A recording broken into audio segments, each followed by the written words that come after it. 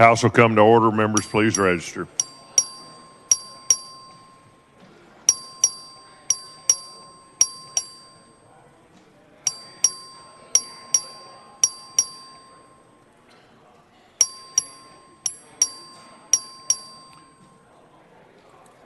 Have all members registered?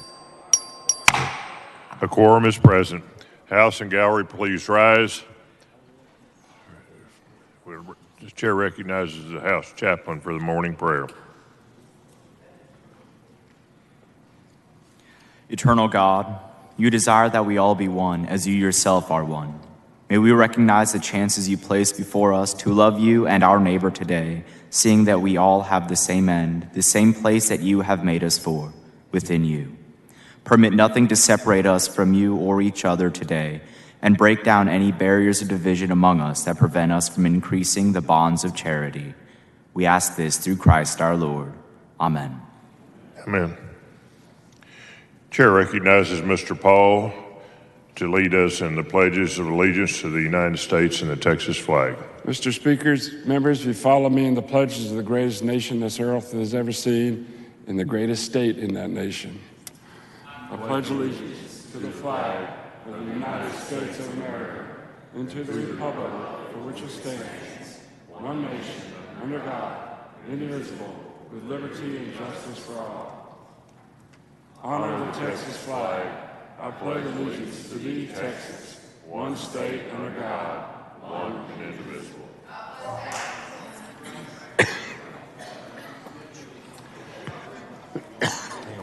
Hang on a second there.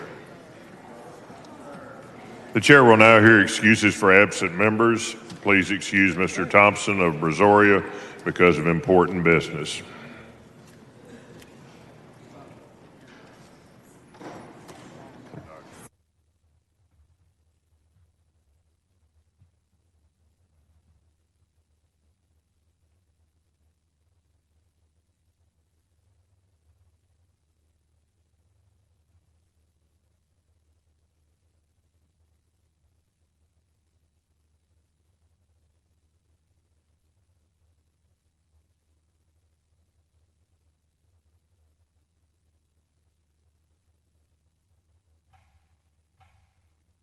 Members, please take your seats.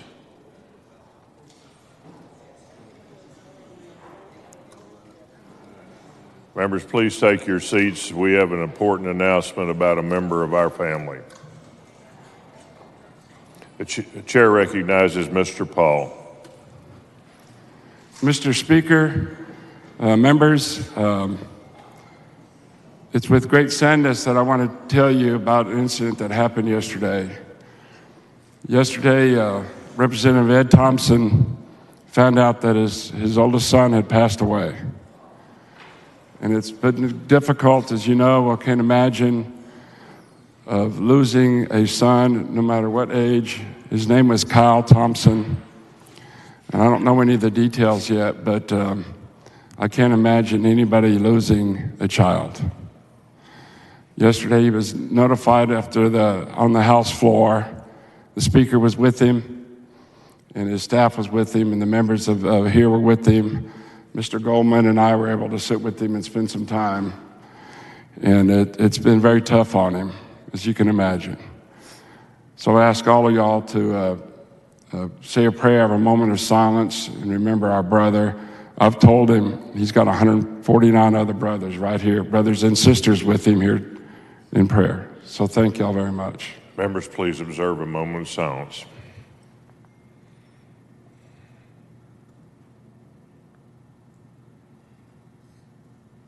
Thank you. Thank you, Mr. Speaker.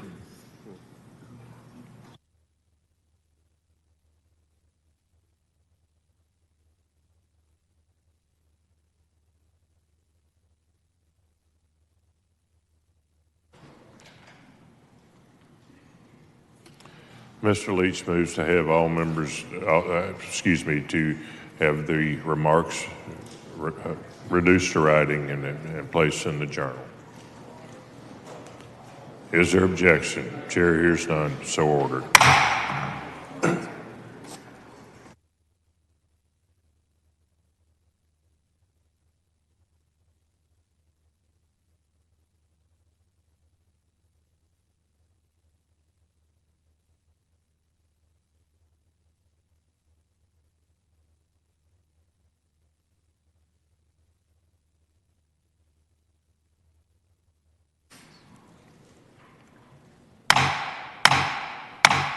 Members, please take your seats. We have two memorial resolutions.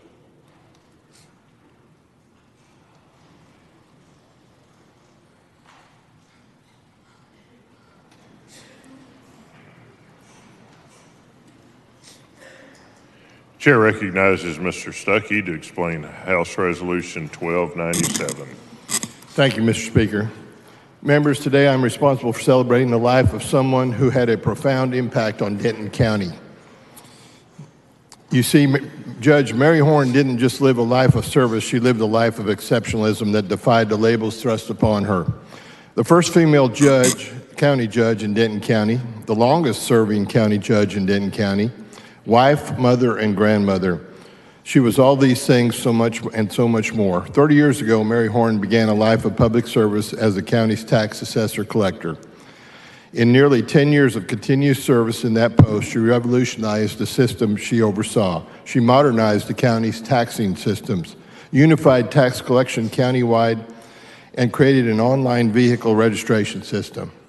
Mary Horn was so good at collecting people's tax dollars that in 2002, the people gave her the authority as county judge to manage those tax dollars, which is why one of the first major accomplishments was to increase the budget reserves that set the stage for the county's AAA bond rating. For almost 20 years, Judge Horn oversaw the most expansive growth in Denton County history. And thanks to her leadership, she brought Denton County into the modern era. 1 week ago on Friday, April 21st, Judge Horn died peacefully at her home at the same time that her husband was here in line as one of the previous state representatives here in District 64. The family is prepared to celebrate her life in the coming weeks. The reality is we could spend several lifetimes celebrating the work, the dedication, and loyalty that Judge Horn showed in Denton County and her constituents. The impact she had on Denton County will continue to be felt for many generations to come. Members, I am a better leader because of Judge Horn. The communities I serve are thriving today because of decisions she made 30 years ago. I ask that we all rise and give a moment of silence in recognition of the legacy of Judge Mary Horn leaves behind, and I appreciate my colleagues in Denton County being up here with me. Members, you've heard the motion. All those in favor, please rise.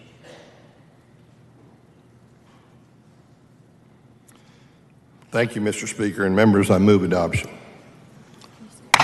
Members, you've heard the motion. Is there any objection? The resolution is unanimously adopted.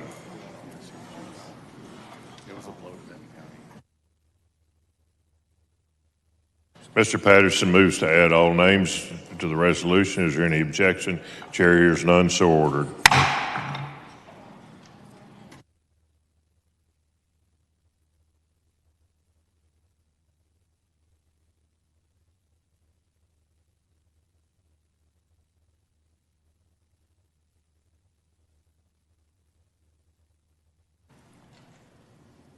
The chair lays out the following previously adopted resolution. The clerk will read the resolution.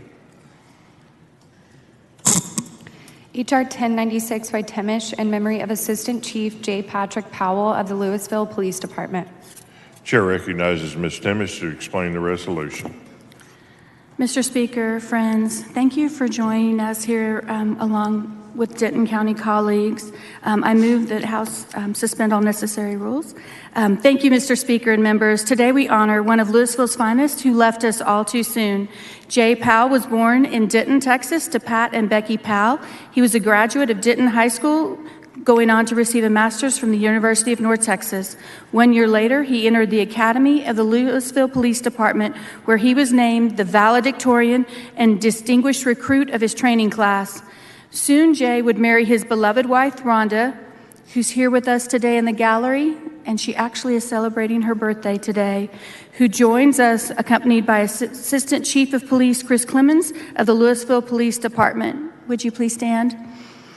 Over the next 3 decades of his career with Louisville PD, Jay Powell would serve as a training officer, led the Support Operations Bureau, provided department leadership in many areas of support and operations, a graduate from the FBI National Academy, and rose to the rank of Assistant Chief, all while winning multiple awards and commendations for his service.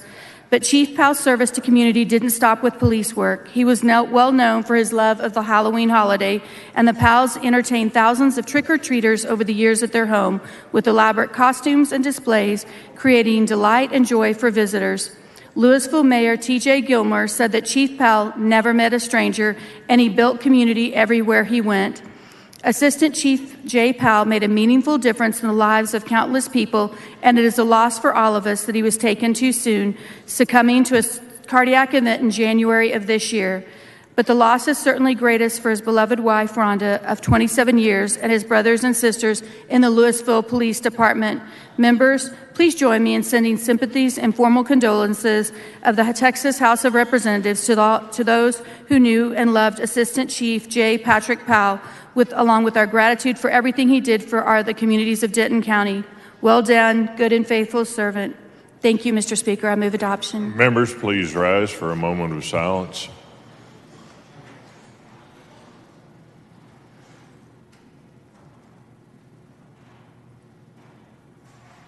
Thank you, members.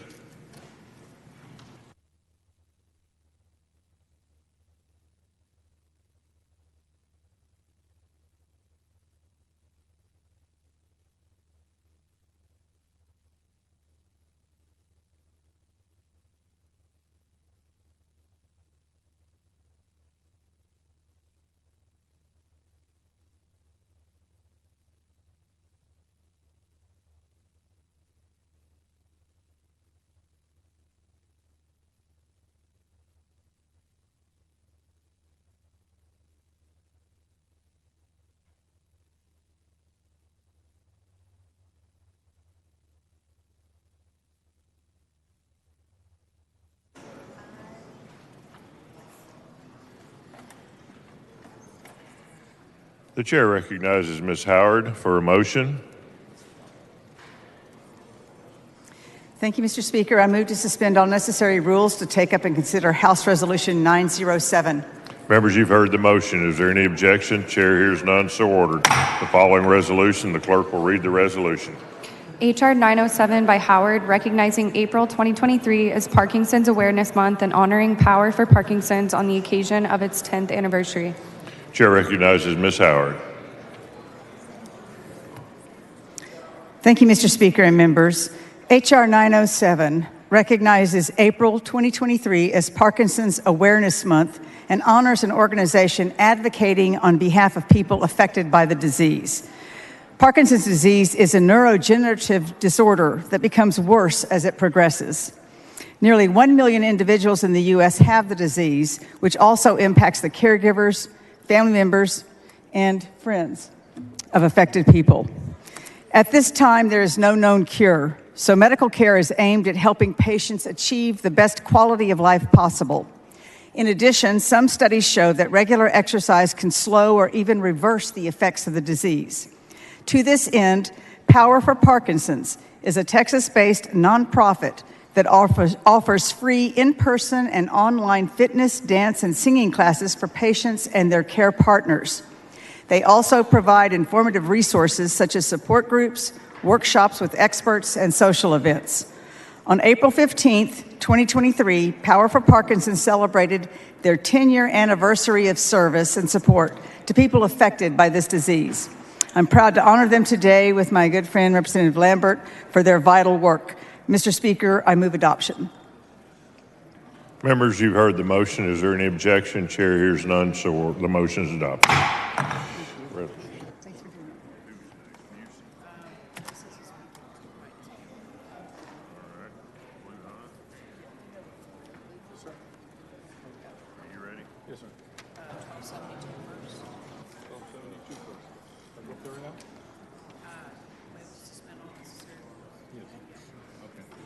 Chair recognizes Mr. Lujan for a motion. Thank you, Mr. Speaker. I move to suspend all necessary rules to take up and consider H.R. 1272. Members, you've heard the motion. Is there any objection? Chair hears none, so ordered. Excuse me. The following resolution, the clerk will read the resolution. H.R. 1272 by Lujan, congratulating Dr. Lloyd Verstuff on his retirement as Superintendent of Southwest ISD. Chair recognizes Mr. Lujan. Move passage. Members, you've heard the motion. Is there any objection? Chair hears none, so ordered.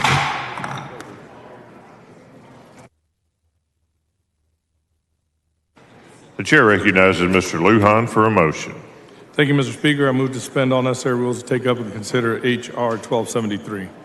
Members, you've heard the motion. Is there any objection? The chair hears none. The rules are suspended. The following resolution, the clerk will read the resolution. H.R. 1273 by Lujan, congratulating Dr. Brian Woods on his retirement as Superintendent of Northside ISD. Chair recognizes Mr. Lujan to explain the resolution. Move passage. Members, you've heard the motion. Is there any objection? Chair hears none. So ordered. Who we got next?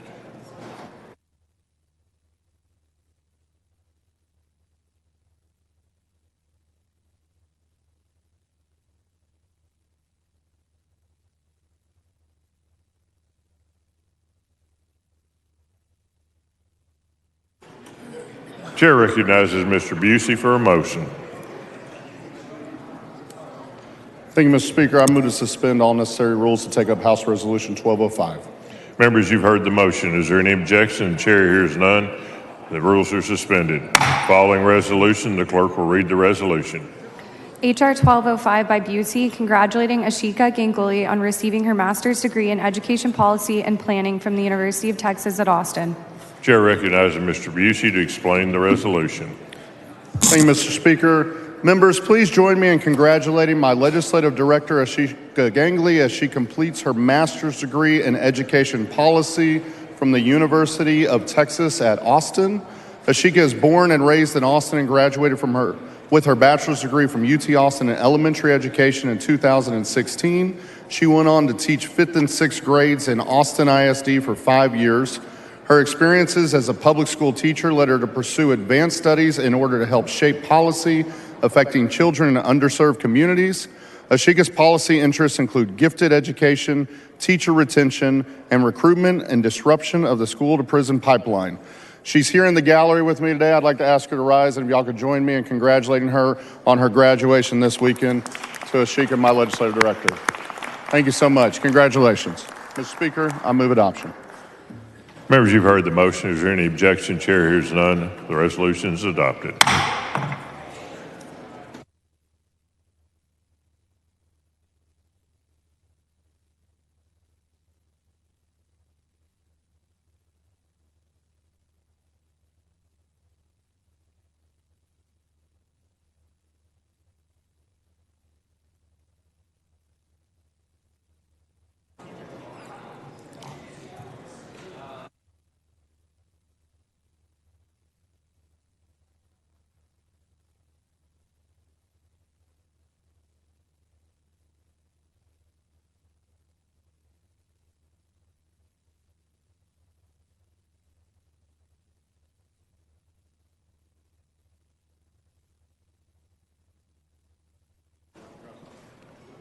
The chair is pleased to recognize Dr. Lamia Cather from Austin, Texas, as our Doctor of the Day.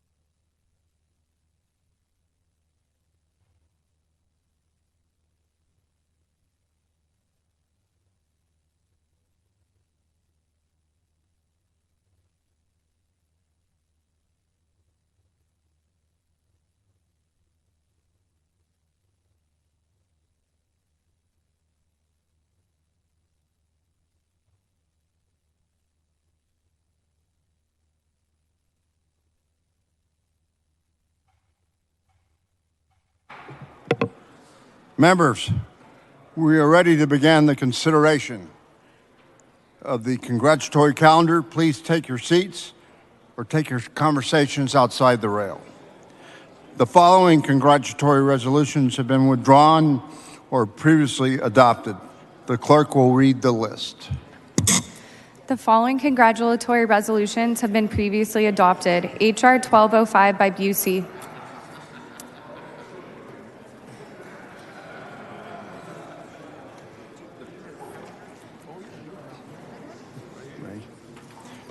The chair lays before the House the following congratulatory resolutions.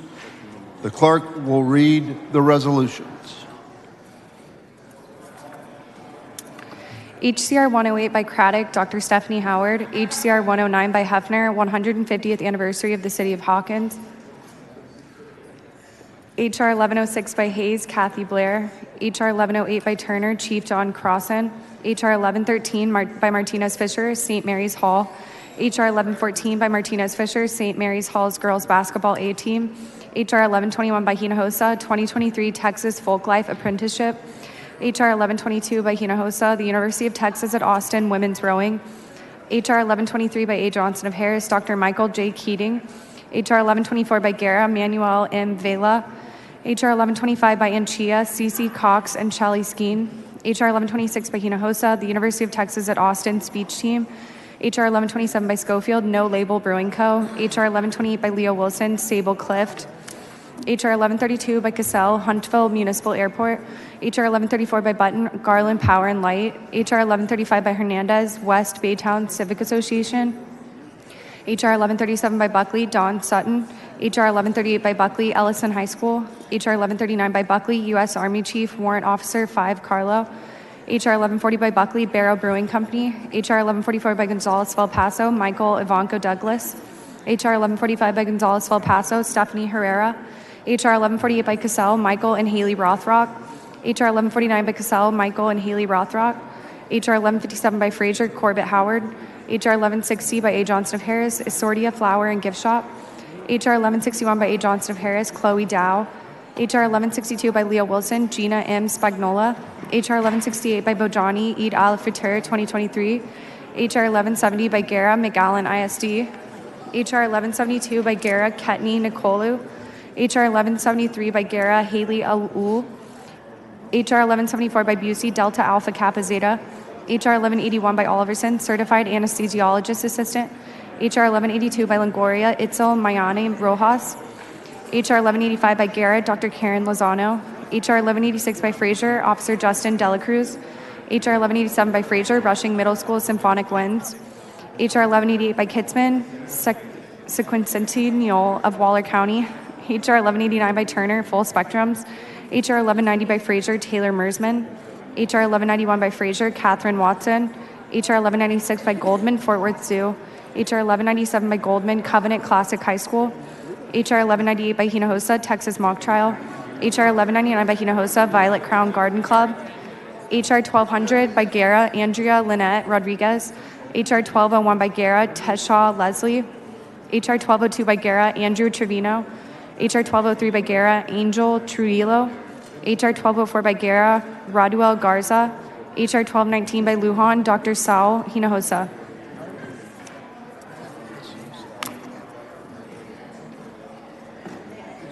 Is there objection to the adoption of the resolutions? Chair hears none. Resolutions are adopted.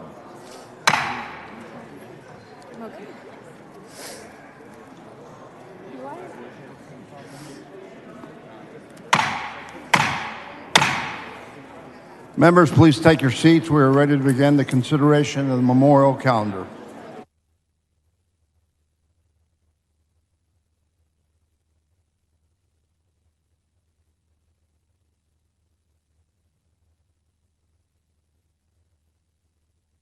Members, please take your seats.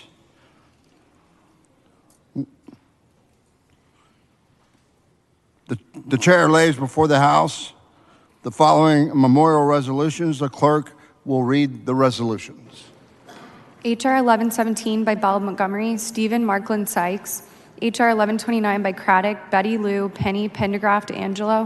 HR 1136 by Buckley, Paul Williams. H.R. 1141 by Buckley, Lou Ellen Truesdale. H.R. 1150 by Hunter, William Ryle Bill Edwards Jr. H.R. 1151 by Hunter, James Robert Lago. H.R. 1152 by Hunter, Gene Graham. H.R. 1153 by Hunter, T. Frank Smith. H.R. 1154 Hunter, Maxine Edmondson Flournoy. H.R. 1155 by Hunter, Mary Patricia Patty P. Miller. H.R. 1156 by Hunter, Jerry Shirley Kolpak. H.R. 1159 by Cassell, Phyllis Barbara Giovanelli. H.R. 1165 by Cassell, Charlie Phelps Peck. H.R. 1169 by Cassell, Joe Michael Cow. H.R. 1171 by Jones, Elaine Patricia Campbell. H.R. 1178 by Herrero, Adolfo G. Ailman. H.R. 1179 by Cassell, Joseph Joe Emmett. H.R. 1180 by Cassell, Robert Liss. H.R. 1192 by Paul Thora Brigance Payne. H.R. 1194 by Oliverson, Lisa Renee Stacy Townsend. All those in favor of the adoption of the resolutions, please rise.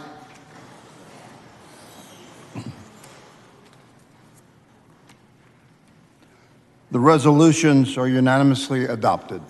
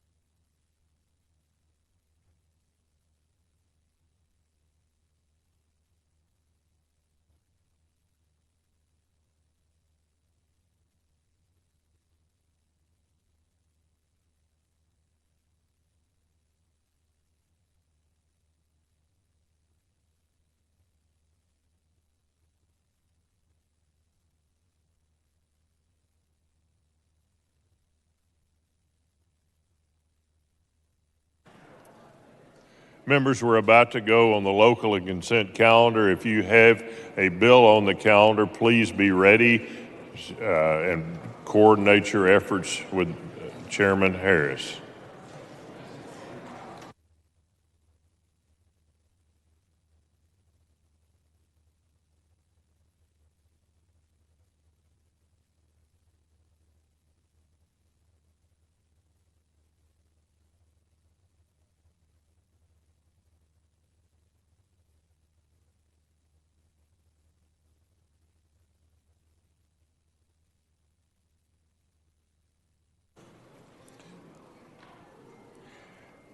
The chair recognizes Representative Harris to explain House Bill 278. This is Philip Cortez's bill licensing certain veterans as peace officers move passage. Members, you've heard the explanation of House Bill 278. Is there objection to consideration? Chair hears none. Chair lays out House Bill 278. The clerk will read the bill. HB 278 by Cortez relating to hiring and licensing. The question occurs on passage to engrossment of House Bill 278. Is there objection? The chair hears none. House Bill 278 is passed to engrossment.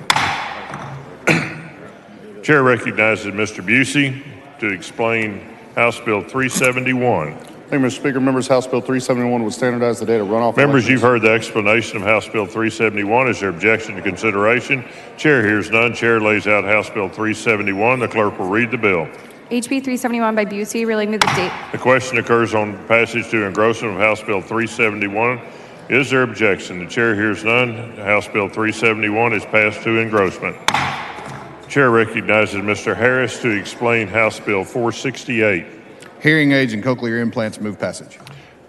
Members, you've heard the explanation of House Bill 468. Is there objection to consideration? The chair hears none. The chair lays out House Bill 468. The clerk will read the bill. HB 468 by theory relating to... The question occurs on passage to engrossment of House Bill 468. Is there objection? The chair hears none. House Bill 468 is passed to engrossment. The chair recognizes Mr. Longoria to explain House Bill 541. Thank you, Mr. Speaker. HB 541 expands. Members, you've heard the explanation of House Bill 541. Is there objection to consideration? The chair hears none. The chair lays out House Bill 541. The clerk will read the bill. HB 541 by Longoria relating to... The question occurs on passage to engrossment of House Bill 541. Is there objection? The chair hears none. House Bill 541 is passed to engrossment.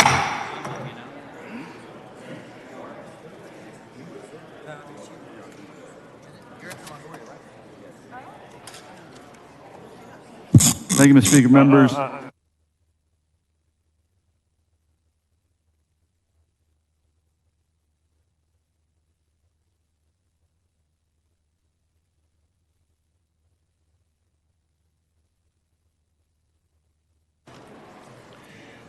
The chair recognizes Mr. Raymond to explain House Bill 562. Thank you, Mr. Speaker. Members, this deals with the confidentiality. Members, you've heard the explanation of House Bill 562.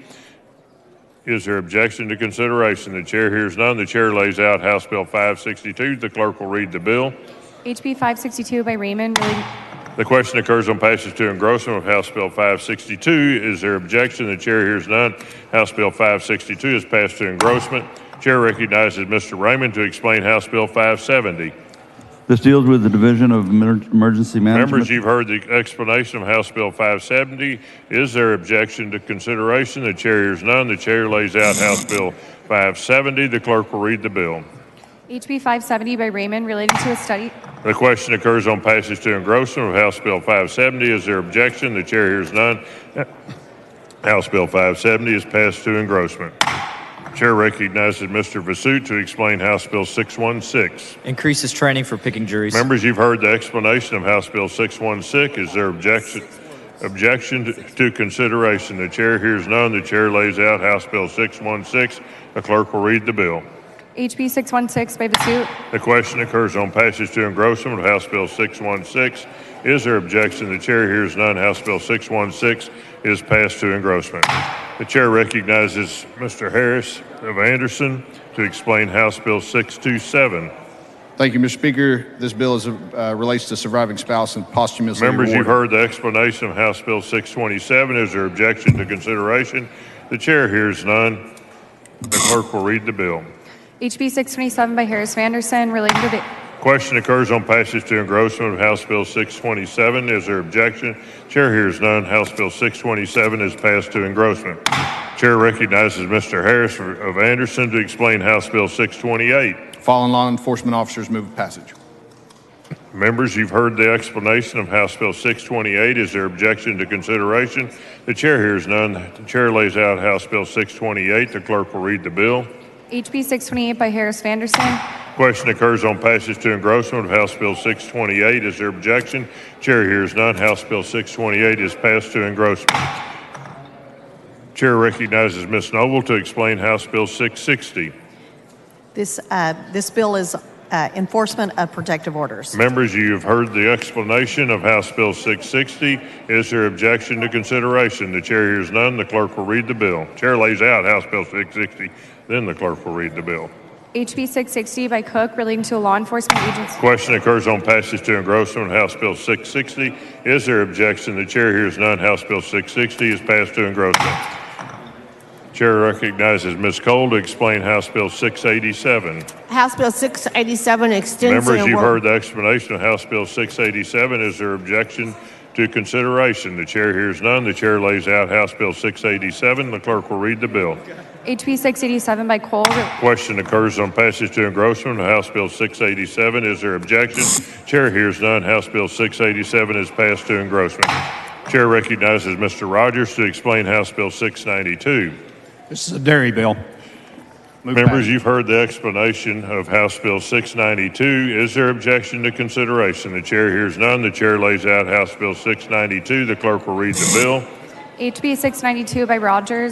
The question occurs on passage to engrossment of House Bill 692. Is there objection? The chair hears none. House Bill 692 is passed to engrossment. Members, the next bill on the calendar, House Bill 703, the Senate companion, is over and eligible. The chair recognizes Mr. Manuel to explain Senate Bill 1052. Mr. Speaker, SB 1052 relating to the compensation of... Members, you've heard the explanation of Senate Bill 1052. Is there objection to consideration? Chair hears none. The chair lays out Senate Bill 1052. The clerk will read the bill. SB 1052 by Springer. Question occurs on passage to engrossment of Senate Bill 1052. Is there objection? Chair hears none. Senate Bill 1052 is passed to engrossment. Representative Manuel moves to lay House Bill 703 on the table subject to call. Is there objection? The chair hears none. The motion is adopted. Chair recognizes Ms. Meza to explain House Bill 786. Study dyslexia in the prisons. Members, you've heard the explanation of House Bill 786. Is there objection to consideration? The chair hears none. Chair lays out House Bill 786. The clerk will read the bill. HB 786 by Meza relating to a report. The question occurs on passage to engrossment of House Bill 786. Is there objection? The chair hears none. House Bill 786 is passed to engrossment. Chair recognizes Mr. Tallarico to explain House Bill 804. Data transparency.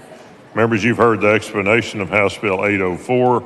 Is there objection to consideration? The chair hears none. The chair lays out House Bill 804. The clerk will read the bill. HB 804 by Tallarico. The question occurs on passage to engrossment of House Bill 804. Is there objection? The chair hears none. House Bill 804 is passed to engrossment. Chair recognizes Mr. Moody to explain House Bill 907. Thank you. House Bill 907 modernizes our statute. Members, you've heard the explanation of House Bill 907. Is there objection to consideration? The chair hears none. The chair lays out House Bill 907. The clerk will read the bill. HB 907 by Moody. The question occurs on passage to engrossment of House Bill 907. Is there objection? The chair hears none. House Bill 907 is passed to engrossment. Chair recognizes Mr. Price to explain House Bill 1002. Mr. Speaker, House Bill 1002 strengthens Members, you've heard the Rango. explanation of House Bill 1002. Is there objection to consideration? The chair hears none. The chair lays out House Bill 1002. The clerk will read the bill. HB 1002 by Price. Question occurs on passage to engrossment of House Bill 1002. Is there objection? House Bill 1002 is passed to engrossment. Chair recognizes Mr. Stuckey to explain House Bill 1034. Wise County HOP Fund Authority. Members, you've heard the explanation of House Bill 1034. Is there objection to consideration? Chair hears none. Chair lays out House Bill 1034. The clerk will read the bill. HB 1034 by Stuckey. Question occurs on passage to engrossment of House Bill 1034. Is there objection? Chair hears none. House Bill 1034 is passed to engrossment. Chair recognizes Mr. Vasut to explain House Bill 1153. The bill is explained. Members, you've heard the explanation of House Bill 1153. Is there objection to consideration? The chair hears none. Chair lays out House Bill 1153. The clerk will read the bill. HB 1153 by Vasut. The question occurs on passage to engrossment of House Bill 1153. Is there objection? Chair hears none. House Bill 1153 is passed to engrossment. Chair recognizes Mr. Rogers to explain House Bill 1410. Mr. Chairman, this bill Members, is you've about heard the hotels in explanation of Possum House Bill 1410. Is there objection to consideration? The chair hears none. The chair lays out House Bill 1410. The clerk will read the bill. HB 1410 by Rogers. The question occurs on passage to engrossment of House Bill 1410. Is there objection? The chair hears none. House Bill 1410 is passed to engrossment. Chair recognizes Ms. Meza to explain House Bill 1432. Removes the burdensome requirement for Members, getting a you've heard the protective order. explanation of House Bill 1432. Is there objection to consideration? Chair hears none. Chair lays out House Bill 1432. The clerk will read the bill. HB 1432 by Meza. The question occurs on passage to engrossment of House Bill 1432. Is there objection? Chair hears none. House Bill 1432 is passed to engrossment. The chair recognizes Mr. Buckley to explain House Bill 1434. Second terms for Members, Alderman. you've heard the explanation of House Bill 1434. Is there objection to consideration? Chair hears none. The chair lays out House Bill 1434. The clerk will read the bill. HB 1434 by Buckley. The question occurs on passage to engrossment of House Bill 1434. Is there objection? The chair hears none. House Bill 1434 is passed to engrossment.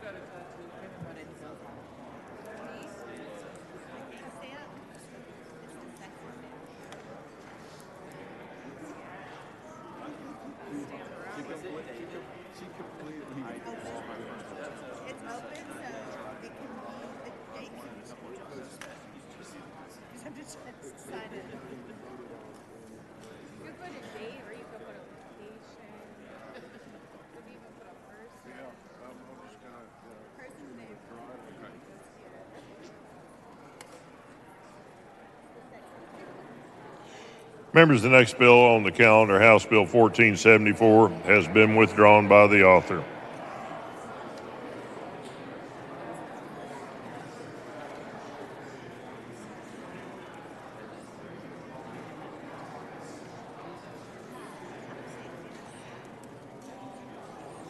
The chair recognizes Ms. Gonzalez of El Paso to explain House Bill 1503.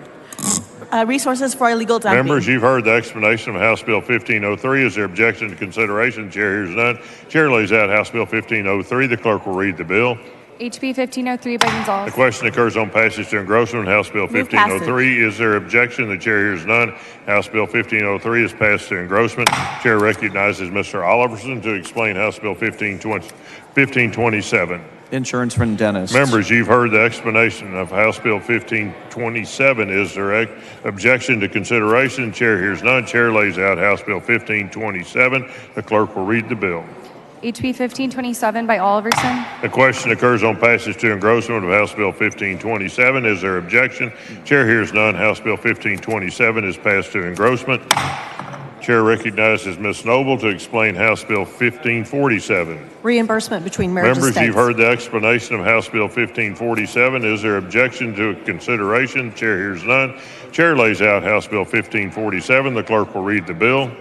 HB 1547 by Cook relating to claims. The question occurs on passage to engrossment of House Bill 1547. Is there objection?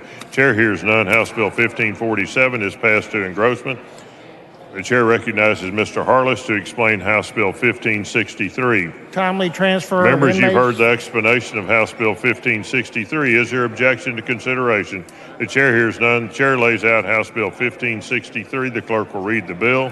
HB 1563 by Harless. The question occurs on passage to engrossment of House Bill 1563. Is there objection? The chair hears none. House Bill 1563 is passed to engrossment. Chair recognizes Mr. Oliverson to explain House Bill 1587. Big annuity stuff. Members, you've heard the explanation of House Bill 1587. Is there objection to consideration? The chair hears none. The chair lays out House Bill 1587. The clerk will read the bill. HB 1587 by Oliverson. The question occurs on passage to engrossment of House Bill 1587. Is there objection? The chair hears none. House Bill 1587 is passed to engrossment. Chair recognizes Mr. Murr to explain House Bill 1597. This bill makes the PUC more efficient. Members, you've heard the explanation of House Bill 1597. Is there objection to consideration? Chair hears none. Chair lays out House Bill 1597. The clerk will read the bill. HB 1597. Question occurs on passage to engrossment of House Bill 1597. Is there objection? Chair hears none. House Bill 1597 is passed to engrossment. Chair recognizes Mr. Burns to explain House Bill 1661. Thank you, Mr. Speaker. Deletes the maximum age. Members, you've heard the explanation of House Bill 1661. Is there objection to consideration? The chair hears none. The clerk will read the bill. HB 1661 by Burns. The question occurs on passage to engrossment of House Bill 1661. Is there objection? Chair hears none. House Bill 1661 is passed to engrossment.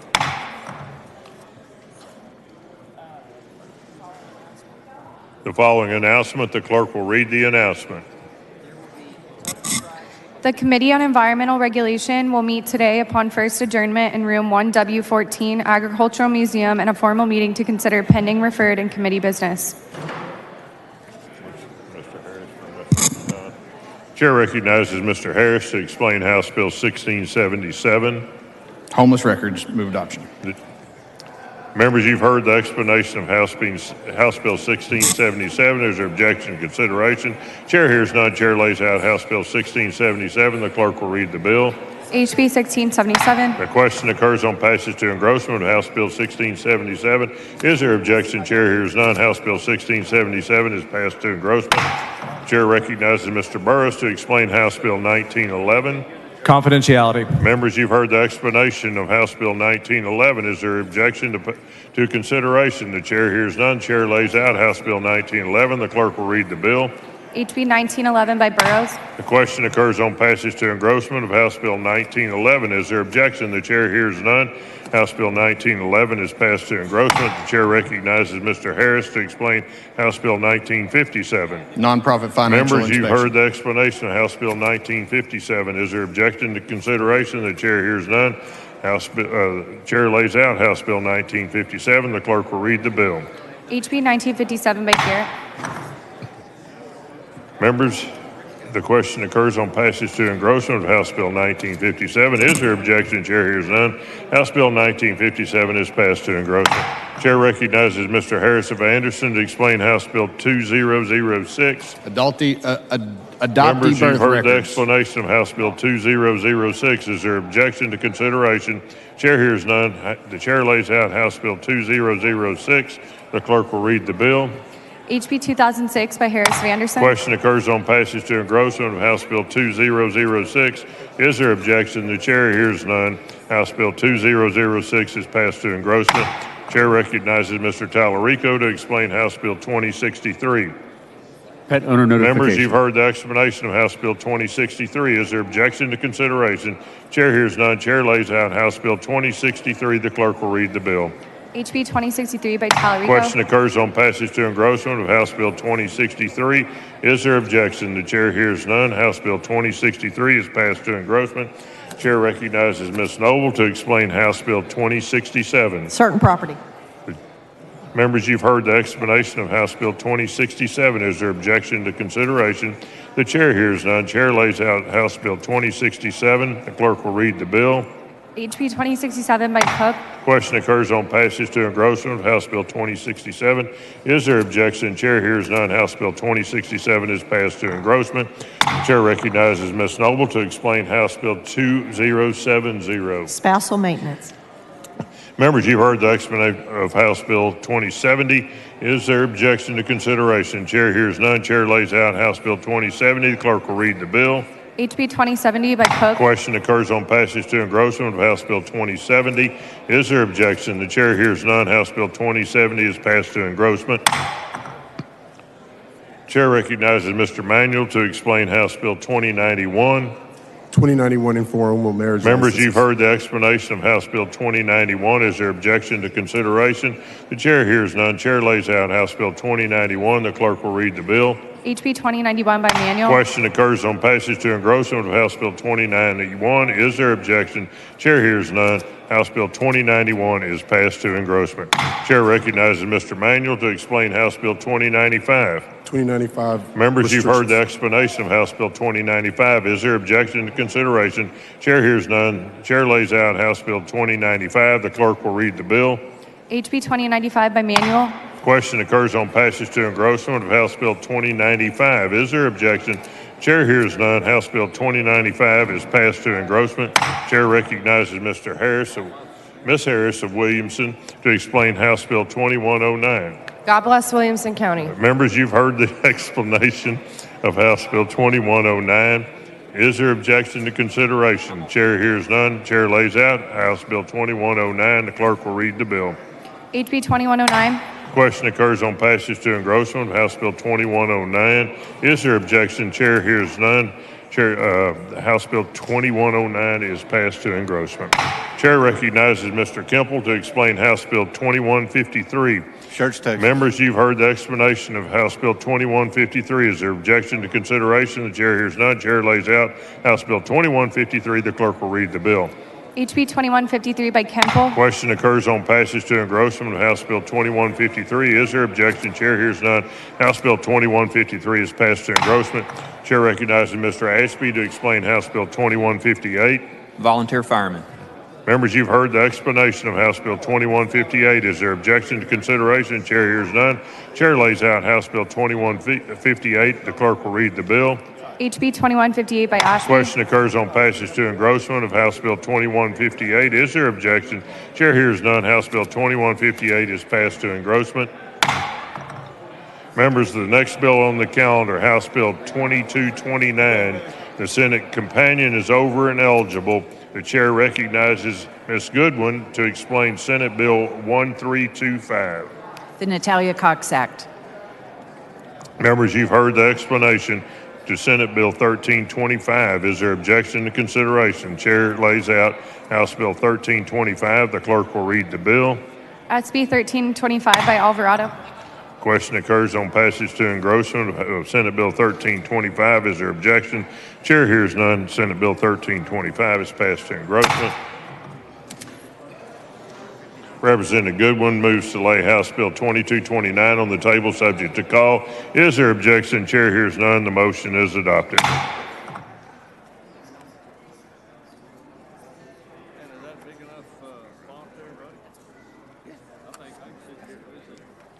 Chair recognizes Mr. Kane to explain House Bill 2259. Mr. Speaker, members, Texas Department of Insurance. Members, you've heard the explanation of House Bill 2259. Is there objection to consideration? The chair hears none. Chair lays out House Bill 2259. The clerk will read the bill. HB 2259 by Kane. The question occurs on passage to engrossment of House Bill 2259. Is there objection? Chair hears none. House Bill 2259 is passed to engrossment. We don't look alike?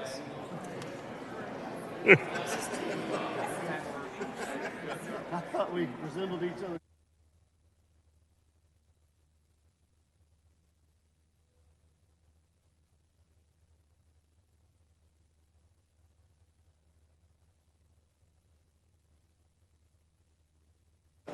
The chair recognizes Mr. Cassell to explain House Bill 2305. Thank you, Mr. Speaker. House Bill 2305. Members, you've heard the explanation of House Bill 2305. Is there objection to consideration? The chair hears none. Chair lays out House Bill 2305. The clerk will read the bill. HB 2305 by Sherman. Question occurs on passage to engrossment of House Bill 2305. Is there objection? Chair hears none. House Bill 2305 is passed to engrossment. Chair lays out the chair recognizes Mr. Kemple to explain House Bill 2353. Seguin, Texas. Members, you've heard the explanation of House Bill 2353. Is there objection, consideration? Chair hears none. Chair lays out House Bill 2353. The clerk will read the bill. HB 2353 by Question occurs on passage to engrossment of House Bill 2353. Is there objection? Chair hears none. House Bill 2353 is passed to engrossment. Chair recognizes Mr. Cortez to explain House Bill 2355. TDI accepting Members, you've gifts and heard the grants. explanation of House Bill 2355. Is there objection to consideration? The chair hears none. Chair lays out House Bill 2355. The clerk will read the bill. HB 2355. Question occurs on passage to engrossment of House Bill 2355. Is there objection? Chair hears none. House Bill 2355 is passed to engrossment.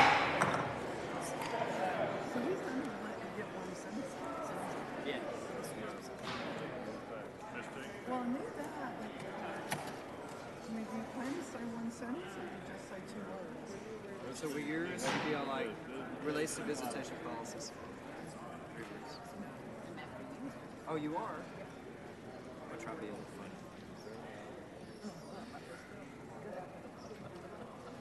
Tell them. This is a hot bill. Right. This is a hot bill. This is a hot.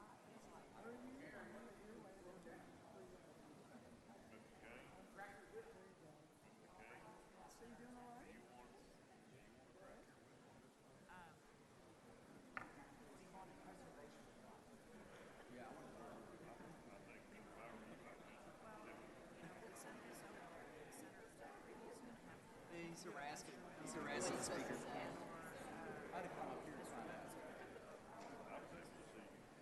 How was that?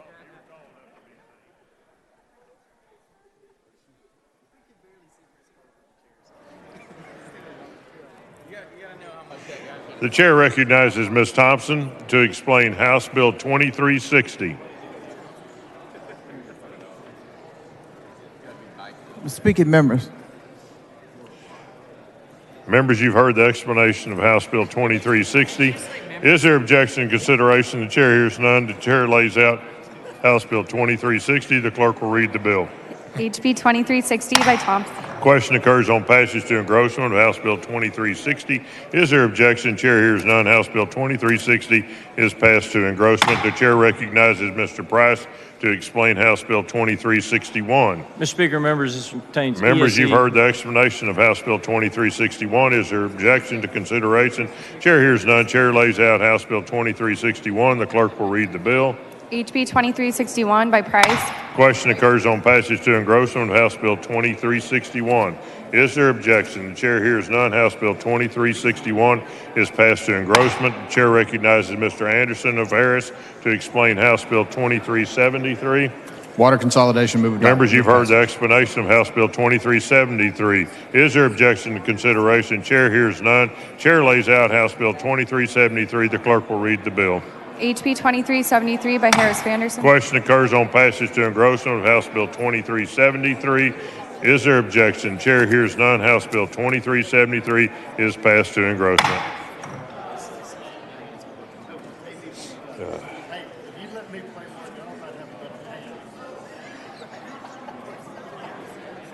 Thank you, Mr. Sherman. I figured you'd appreciate that.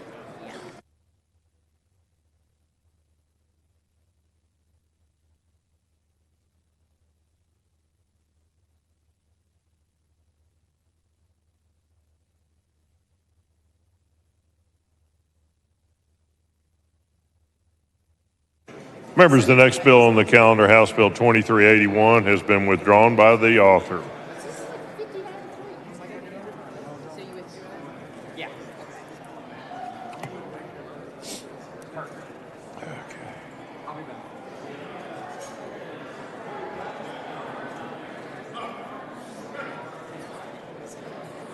The chair recognizes Ms. Morrison to explain House Bill 2497.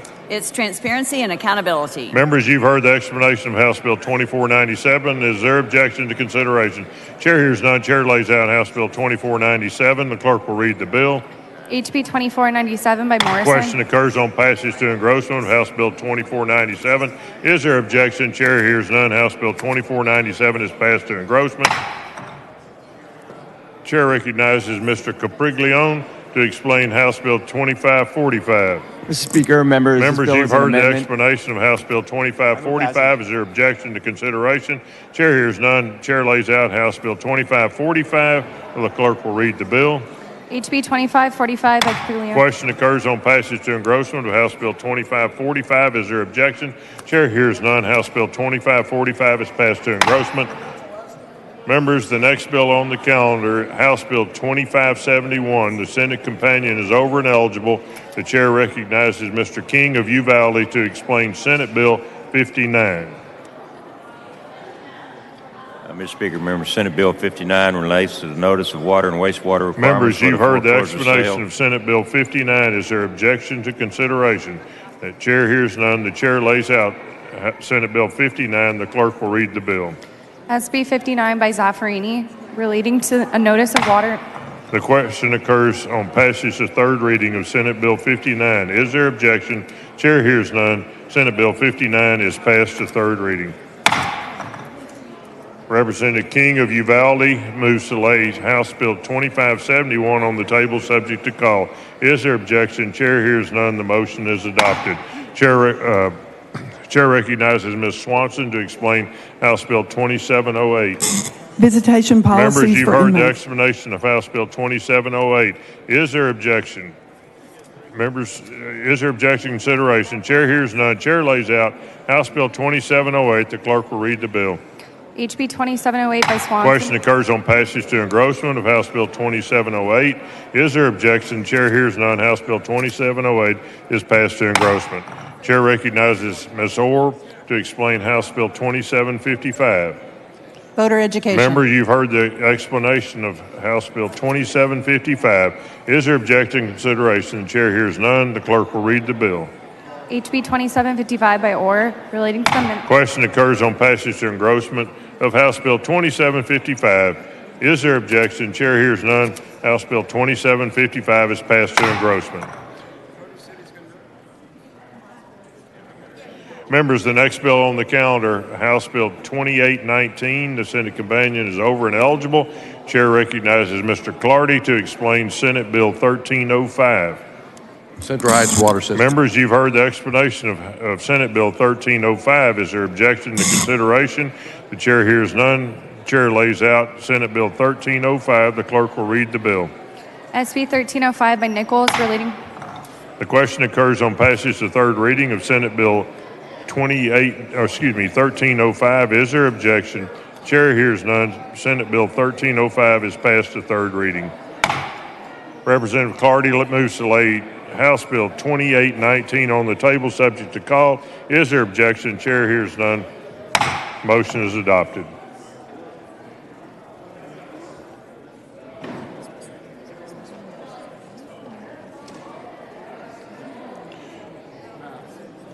Members, the next bill on the calendar is House Bill 2914. The Senate companion is over and eligible. The chair recognizes Mr. Harris to explain Senate Bill 1226. Local Water District move passage. Members, you've heard the explanation of Senate Bill 1226. Is there objection to consideration? The chair hears none. Chair lays out Senate Bill 1226. The clerk will read the bill. SB 1226 by Hughes. The question occurs on passage to third reading of Senate Bill 1226. Is there objection? Chair hears none. Senate Bill 1226 is passed to third reading. Representative Harris moves to lay House Bill 2914 on the table, subject to call. Is there objection? Chair hears none. Motion is adopted.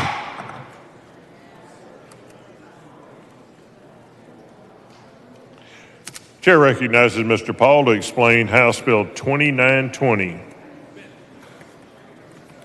Transparency in higher ed. Members, you've heard the explanation of House Bill 2920. Is there objection to consideration? The chair hears none. The chair lays out House Bill 2920. The clerk will read the bill. HB 2920 by Paul, relating to the information. Question occurs on passage to engrossment of House Bill 2920. Is there objection? The chair hears none. House Bill 2920 is passed to engrossment.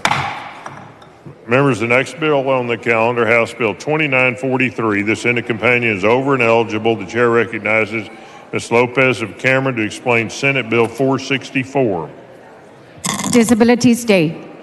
Members, you've heard the explanation of Senate Bill 464. Is there objection to consideration? The chair hears none. The chair lays out Senate Bill 464. The clerk will read the bill. SB 464 by Parker. The question occurs on passage to third reading of Senate Bill 464. Is there objection? The chair hears none. Senate Bill 464 is passed to third reading. Representative Lopez of Cameron moves to lay House Bill 2943 on the table, subject to call. Is there objection? Chair hears none. The motion is adopted. Chair recognizes Mr. Baumgartner to explain House Bill 2958. Thank you, Mr. Speaker. Members, God bless Texas, fallen veterans. Members, and their you've heard the explanation of House Bill 2958. Is there objection to consideration? The chair hears none. The chair lays out House Bill 2958. The clerk will read the bill. HB 2958 by Baumgartner. Question occurs on passage to engrossment of House Bill 2958. Is there objection? Chair hears none. House Bill 2958 is passed to engrossment. Members, the next bill on the calendar, House Bill 2981, has been withdrawn by the author.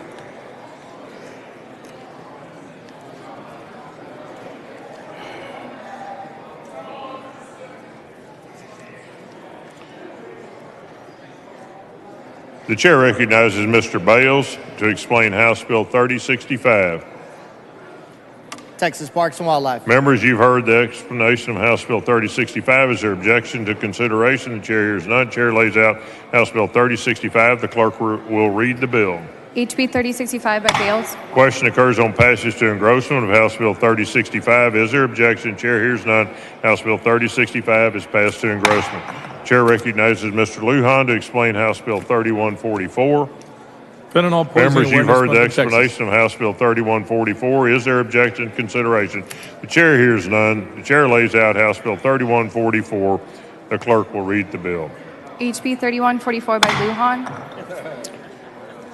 The question occurs on passage to engrossment of House Bill 3144. Is there objection? Chair hears none. House Bill 3144 is passed to engrossment. Chair recognizes Mr. Rogers to explain House Bill 3232.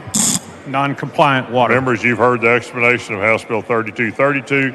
Is there objection to consideration? Chair hears none. Chair lays out House Bill 3232. The clerk will read the bill. HB 3232 by Rogers. Question occurs on passage to engrossment of House Bill 3232. Is there objection? Chair hears none. House Bill 3232 is passed to engrossment. Chair recognizes Mr. Price to explain House Bill 3278. DFCs and GMOs. Members, you've heard the explanation of House Bill 3278. Is there objection to consideration? The chair hears none. Chair lays out House Bill 3278. The clerk will read the bill. HB 3278. Question occurs on passage to engrossment of House Bill 3278. Is there objection? Chair hears none. House Bill 3278 passes to engrossment. Chair recognizes Mr. Lozano to explain House Bill 3310. Deadlines for Members, you've TWIA heard the explanation of House Bill 3310. Is there objection to consideration? The chair hears none. Chair lays out House Bill 3310. The clerk will read the bill.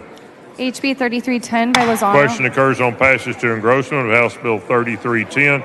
Is there objection? Chair hears none. House Bill 3310 is passed to engrossment. Chair recognizes Mr. Lozano to explain House Bill 3311. Board of Directors. Members, you've heard the explanation of House Bill 3311. Is there objection to consideration? Chair hears none. Chair lays out House Bill 3311. The clerk will read the bill. HB 3311 by Lozano. Question occurs on passage to engrossment of House Bill 3311.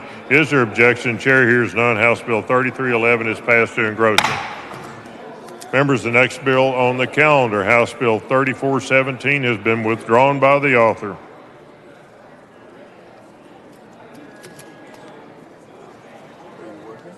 Chair recognizes Mr. Dutton to explain House Bill 3431. Thank you, Mr. Speaker. Members, this is a Members, bill you've that heard the creates explanation of House Bill 3431. Is there objection to consideration? Chair hears none. Chair lays out House Bill 3431. The clerk will read the bill. HB 3431 by Dutton. Question occurs on passage engrossment of House Bill 3431. Is there objection? Chair hears none. House Bill 431 is passed to engrossment. Chair recognizes Mr. Holland to explain House Bill 3437. Thank you, Mr. Speaker. Zach Members, Johnson, you've heard the sitting member. explanation of House Bill 3437. Is there objection in consideration? Chair hears none. Chair lays out House Bill 3437. The clerk will read the bill. HB 3437 by Question Holland. occurs on passage to engrossment of House Bill 3437. Is there objection? The chair hears none. House Bill 3437 is passed to engrossment. Members, the next bill on the calendar, House Bill 3493. The Senate companion is over and eligible. The chair recognizes Dr. Bonnet to explain Senate Bill 1509. ERS. Members, you've heard the explanation of Senate Bill 1509. Is there objection to consideration? The chair hears none. Chair lays out Senate Bill 1509. The clerk will read the bill. SB 1509 by Huffman. The question occurs on passage to third reading of Senate Bill 1509. Is there objection? Chair hears none. Senate Bill 1509 is passed to third reading. Representative Bonin moves to lay House Bill 3493 on the table subject to call. Is there objection? Chair hears none. The motion is adopted. Chair recognizes Mr. Holland to explain House Bill 3507. Zach Johnson, Bass Fishing. Members, you've heard the explanation of House Bill 3507. Is there objection to consideration? The chair hears none. Chair lays out House Bill 3507. The clerk will read the bill. HB 3507 by Holland. Question occurs on passage to engrossment of House Bill 3507. Is there objection? Chair hears none. House Bill 3507 is passed to engrossment. Chair recognizes Ms. Gonzalez of El Paso to explain House Bill 3522. EDAP. Members, you heard the explanation of House Bill 3522. Is there objection to consideration? The chair hears none. Chair lays out House Bill 3522. The clerk will read the bill. HB 3522 by Gonzalez. Question occurs on passage to engrossment of House Bill 3522. Is there objection? The chair hears none. House Bill 3522 is passed to engrossment. Chair recognizes Ms. Gonzalez of El Paso to explain House Bill 3523. Another EDAP bill. Members, you've heard the explanation of House Bill 3523. Is there objection to consideration? Chair hears none. Chair lays out House Bill 3523. The clerk will read the bill. HB 3523. Question occurs on passage to engrossment. House Bill 3523. Is there objection? The chair hears none. House Bill 3523 is passed to engrossment. Chair recognizes Mr. Raymond to explain House Bill 3526. Application Members, for... you've heard the explanation of House Bill 3526. Is there objection to consideration? The chair hears none. The chair lays out House Bill 3526. The clerk will read the bill. HB 3526. Question occurs on passage to engrossment of House Bill 3526. Is there objection? The chair hears none. House Bill 3526 is passed to engrossment. Chair recognizes Mr. Vasut to explain House Bill 3660. Bagheeris and Panthers Law. Members, you've heard the explanation of House Bill 3660. Is there objection to consideration? The chair hears none. The chair lays out House Bill 3660. The clerk will read the bill. HB 3660 by Question occurs on passage to engrossment of House Bill 3660. Is there objection? The chair hears none. House Bill 3660 is passed to engrossment. Chair recognizes Ms. Perez to explain House Bill 3673. Updating the insurance code. Members, you've heard the explanation of House Bill 3673. Is there objection to consideration? The chair hears none. Chair lays out House Bill 3673. The clerk will read the bill. HB 3673 by Perez. Question occurs on passage to engrossment of House Bill 3673. Is there objection? The chair hears none. House Bill 3673 is passed to engrossment. Chair recognizes Mr. Wilson to explain House Bill 3808. And his children. Member, you've heard the explanation of House Bill 3808. Is there objection to consideration? The chair hears none. Chair lays out House Bill 3808. The clerk will read the bill. HB 3808 by Wilson. The question occurs on passage to engrossment of House Bill 3808. Is there objection? The chair hears none. House Bill 3808 is passed to engrossment. Chair recognizes Mr. Harris to explain House Bill 3811. Reclamation districts move. Members, you've heard the explanation of House Bill 3811. Is there objection? Consideration? The chair hears none. Chair lays out House Bill 3811. The clerk will read the bill. HB 3811 by Jaton. Question occurs on passage to engrossment of House Bill 3811. Is there objection? Chair hears none. House Bill 3811 is passed to engrossment. Chair recognizes Mr. Paul to explain House Bill 3893. GCA Members, Directors. you've heard the explanation of House Bill 3893. Is there objection to consideration? Chair hears none. Chair lays out House Bill 3893. The clerk will read the bill. HB 3893 by Paul. Question occurs on passage to engrossment of House Bill 3893. Is there objection? Chair hears none. House Bill 3893 is passed to engrossment. Chair recognizes Mr. Cortez to explain House Bill 4058. Narcan accessibility. Members, you've heard the explanation of House Bill 4058. Is there objection to consideration? Chair hears none. Chair lays out House Bill 4058. The clerk will read the bill. HB 4058 by Cortez. Question occurs on passage to engrossment of House Bill 4058. Is there objection? Chair hears none. House Bill 4058 is passed to engrossment. Chair recognizes Mr. Bales to explain House Bill 4131. Jobs and education. Members, you've for heard the Texas. explanation of House Bill 4131. Is there objection to consideration? Chair hears none. Chair lays out House Bill 4131. The clerk will read the bill. HB 4131 by Bales. Question occurs on passage to engrossment of House Bill 4131. Is there objection? Chair hears none. House Bill 4131 is passed to engrossment. Chair recognizes Ms. Click to explain House Bill 4166. Drug donation. Members, you've heard the explanation of House Bill 4166. Is there objection to consideration? The chair hears none. Chair lays out House Bill 4166. The clerk will read the bill. HB 4166. Question occurs on passage to engrossment of House Bill 4166. Is there objection? The chair hears none. House Bill 4166 is passed to engrossment. Chair recognizes Mr. Price to explain House Bill 4183. JP, waiver of the waiting period. Members, you've heard the explanation of House Bill 4183. Is there objection to consideration? The chair hears none. Chair lays out House Bill 4183. The clerk will read the bill. HB 4183 by Price. Question occurs on passage to engrossment of House Bill 4183. Is there objection? The chair hears none. House Bill 4183 is passed to engrossment. Members, the next bill on the calendar is House Bill 4279. The Senate companion is over and eligible. Chair recognizes Representative Longoria to explain Senate Bill 1514. Thank you, Mr. Speaker. Business Code update, Senate Bill 1514. Members, you've heard the explanation of Senate Bill 1514. Is there objection to consideration? Chair hears none. Chair lays out Senate Bill 1514. The clerk will read the bill. SB 1514 by Schwertner. The question occurs on passage to engrossment of Senate Bill on passage to third reading of Senate Bill 1514. Is there objection? Chair hears none. Senate Bill 1514 is passed to third reading. Representative Longoria moves to lay House Bill 4279 on the table subject to call. Is there objection? Chair hears none. The motion is adopted. Chair recognizes Mr. Guillen to explain House Bill 4300. Thank you, Mr. Speaker. Members, this helps expedite. Members, you've heard the explanation of House Bill 4300. Is there objection to consideration? Chair hears none. Chair lays out House Bill 4300. The clerk will read the bill. HB 4300 by Guillen relating to the expedited. The question occurs on passage to engrossment of House Bill 4300. Is there objection? Chair hears none. House Bill 4300 is passed to engrossment. The chair recognizes Ms. Click to explain House Bill 4331. Drug donation. Members, you've heard the explanation of House Bill 4331. Is there objection to consideration? The chair hears none. Chair lays out House Bill 4331. The clerk will read the bill.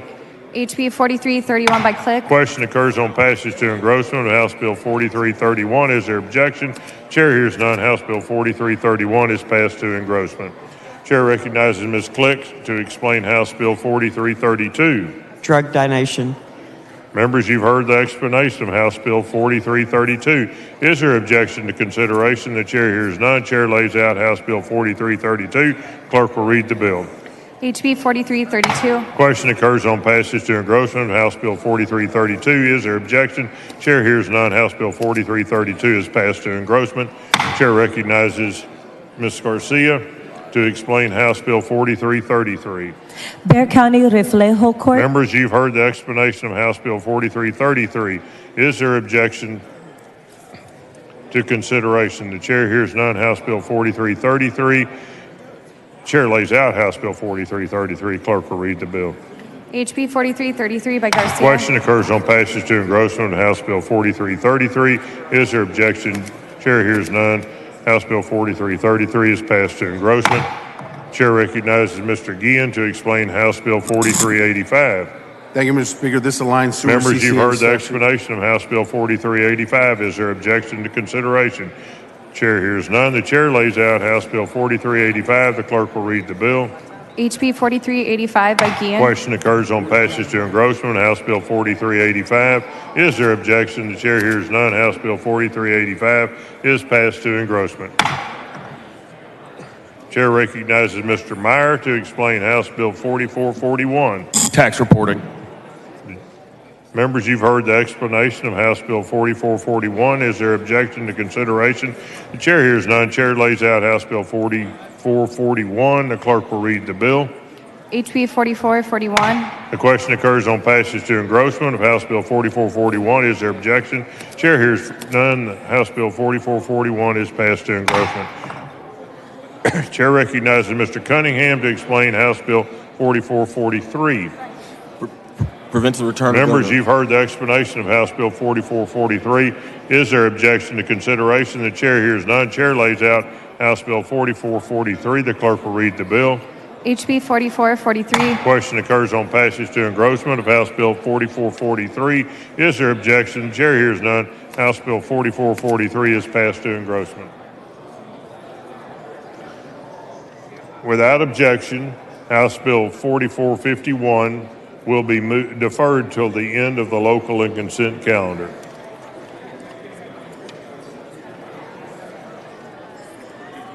We got to be getting close.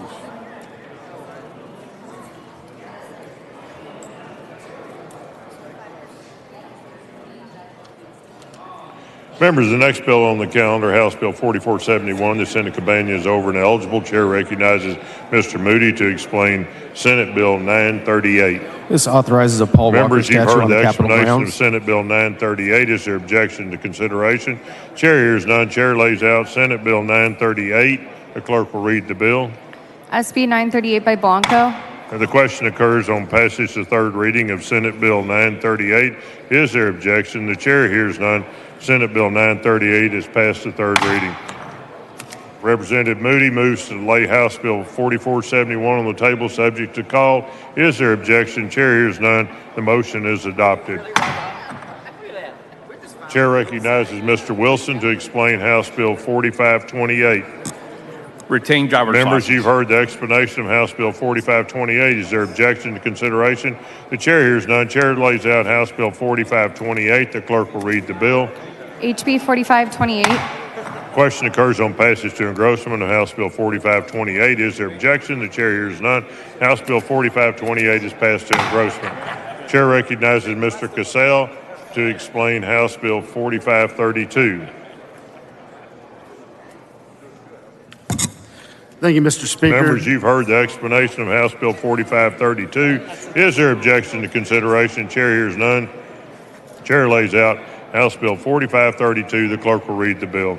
HB 4532 by Cassell. Question occurs on passage to engrossment of House Bill 4532. Is there objection? The chair hears none. House Bill 4532 is passed to engrossment.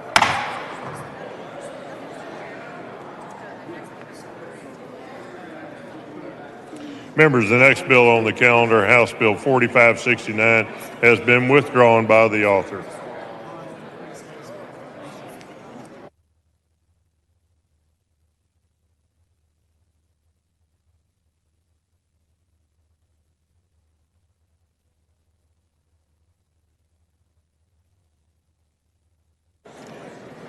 The chair recognizes Mr. Vasut to explain House Bill 4593. This bill's about seeing dead people. Members, you've heard the explanation of House Bill 4593. Is there objection to consideration? The chair hears none. Chair lays out House Bill 4593. The clerk will read the bill.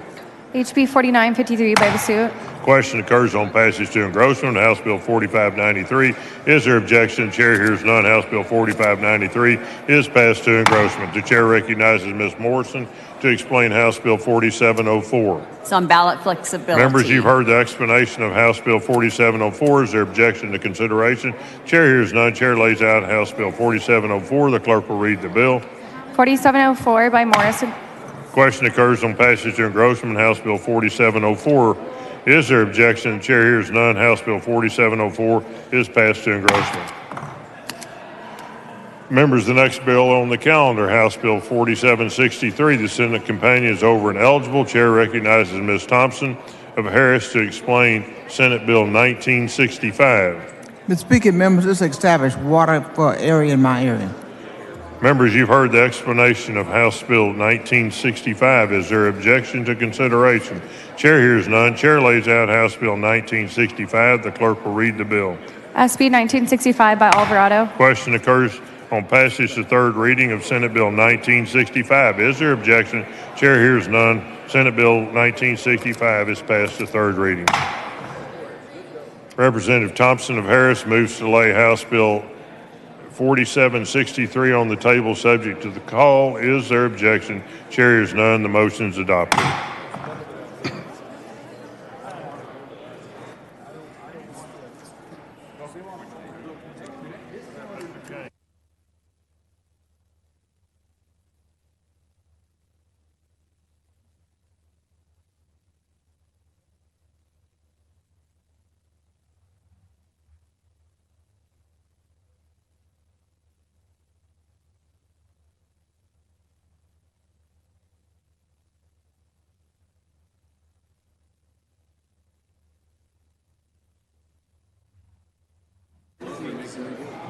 The chair recognizes Mr. Kitzman to explain House Bill 4943.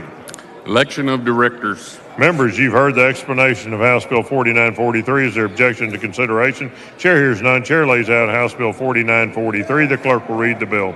HB 4943 by Kitzman. Question occurs on passage to engrossment of House Bill 4943.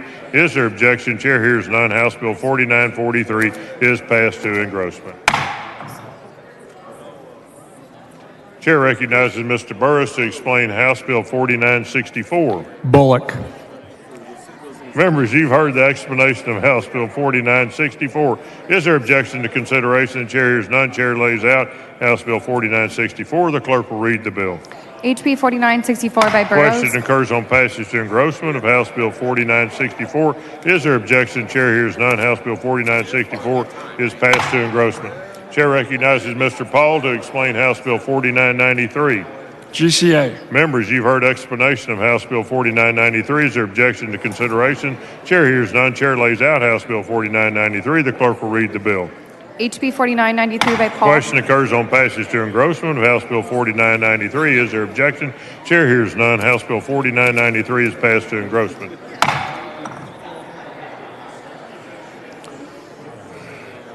Chair recognizes Mr. Kitzman to explain House Bill 5016.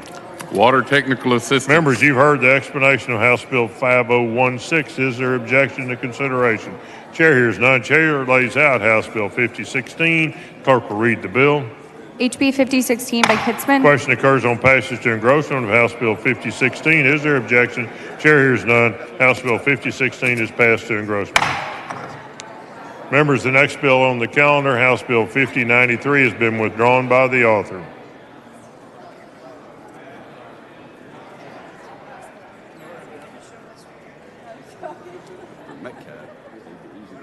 I mean, like stepbrothers. I wouldn't embarrass him.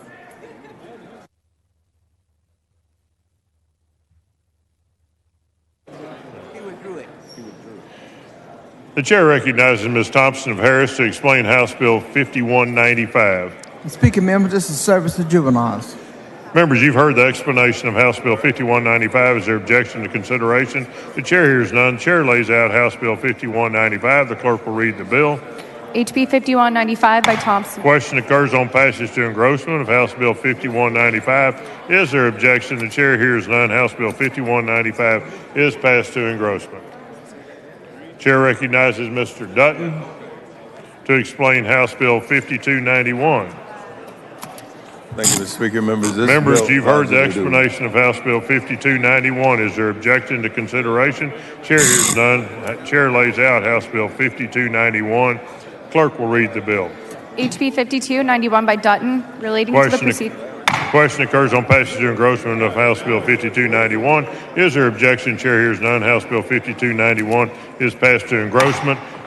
Chair recognizes Mr. Cassell to explain House Bill 5302. Thank you, Mr. Speaker. Members, 5302, the TCQ. Members, you've heard the explanation of House Bill 5302. Is there objection to consideration? The chair hears none. Chair lays out House Bill 5302. The clerk will read the bill. HB 5302 by Cassell. Question occurs on passage to engrossment of House Bill 5302. Is there objection? Chair hears none. House Bill 5302 is passed to engrossment.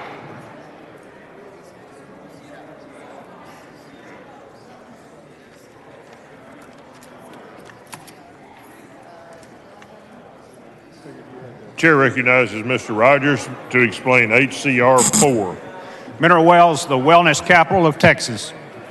Members, the question occurs on adoption of,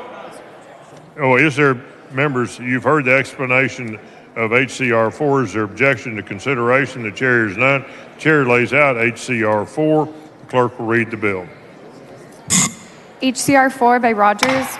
The question occurs on adoption of HCR 4. Members, this is a record vote. The clerk will ring the bell.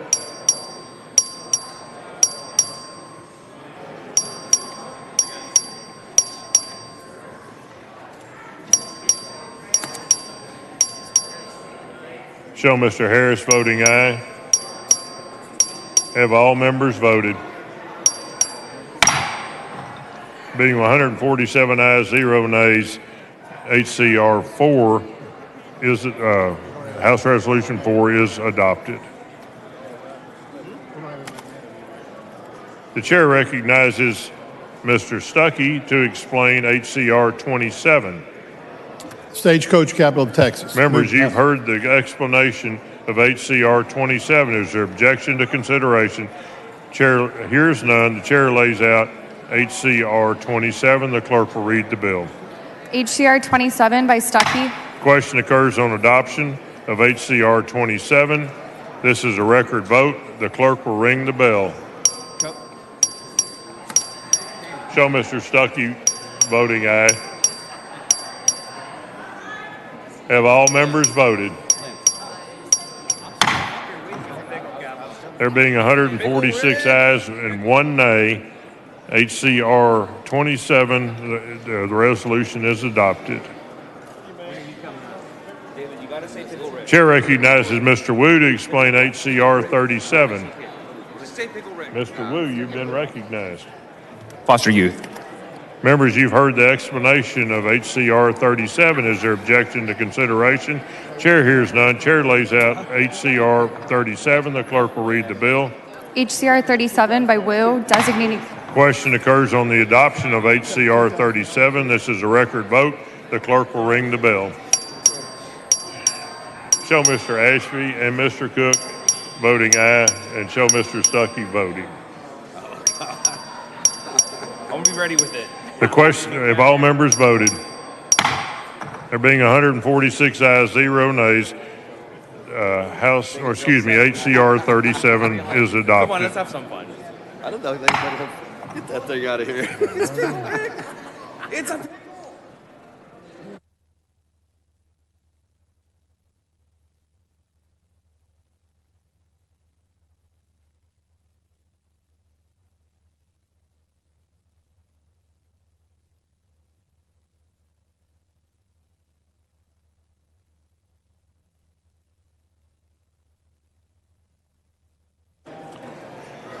Chair recognizes Mr. Cook to explain HCR 45.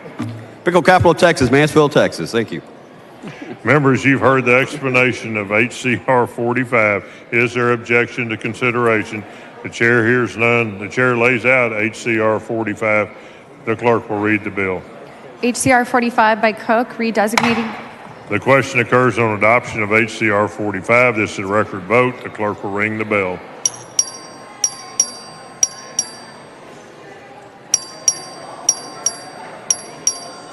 Have all members voted? There being 147 ayes, 0 nays, the resolution is adopted. Chair recognizes Mr. Manuel to explain HCR 61. Port Arthur Trill as the Members, you've Cajun heard the capital of Texas. explanation of HCR 61. Is there objection to consideration? The chair hears none. The chair lays out HCR 61. The clerk will read the bill. HCR 61 by manual, designating Port Arthur. The question occurs on adoption of HCR 61. This is a record vote. The clerk will ring the bell.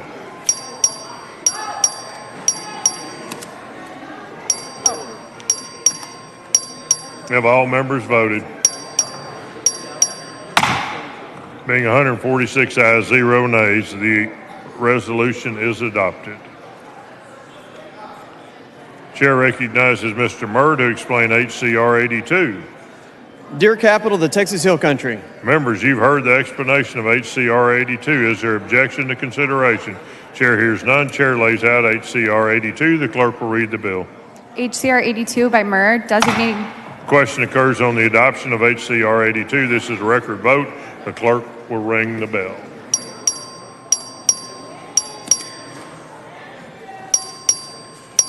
Have all members voted? Being 146 ayes, 0 nays, the resolution is adopted. Chair recognizes Mr. Guillen to explain HCR 83. Thank you, Mr. Speaker. This designates Floresville as the peanut capital of Texas. Members, you've heard the explanation of HCR 83. Is there objection to consideration? The chair hears none. The chair lays out HCR 83.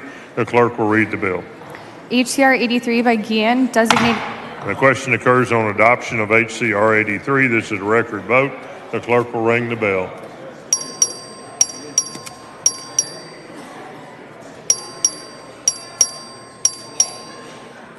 Have all members voted?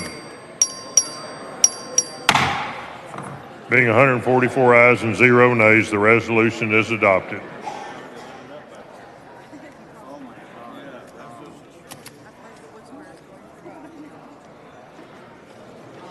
Members, the next bill, House Bill 4451, was deferred to the end of the calendar.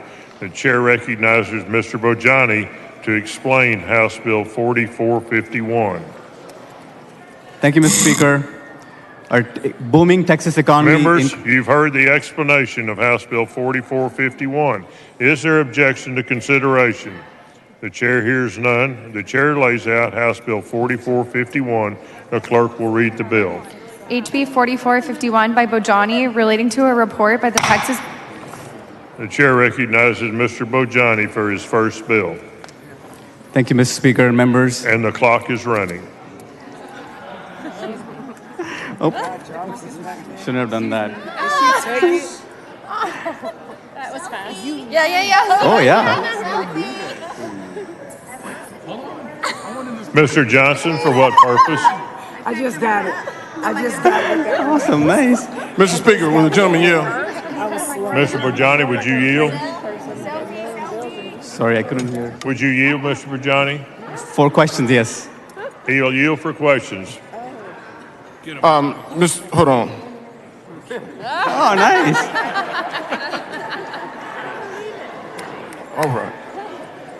All right. Mr. What's your name? Bojani. Bojani. There's a guy that looks like you who sits next to me, but I never see him because he's always up and down the aisles and he's always talking Always to working everybody. hard for my constituents. Would that be you?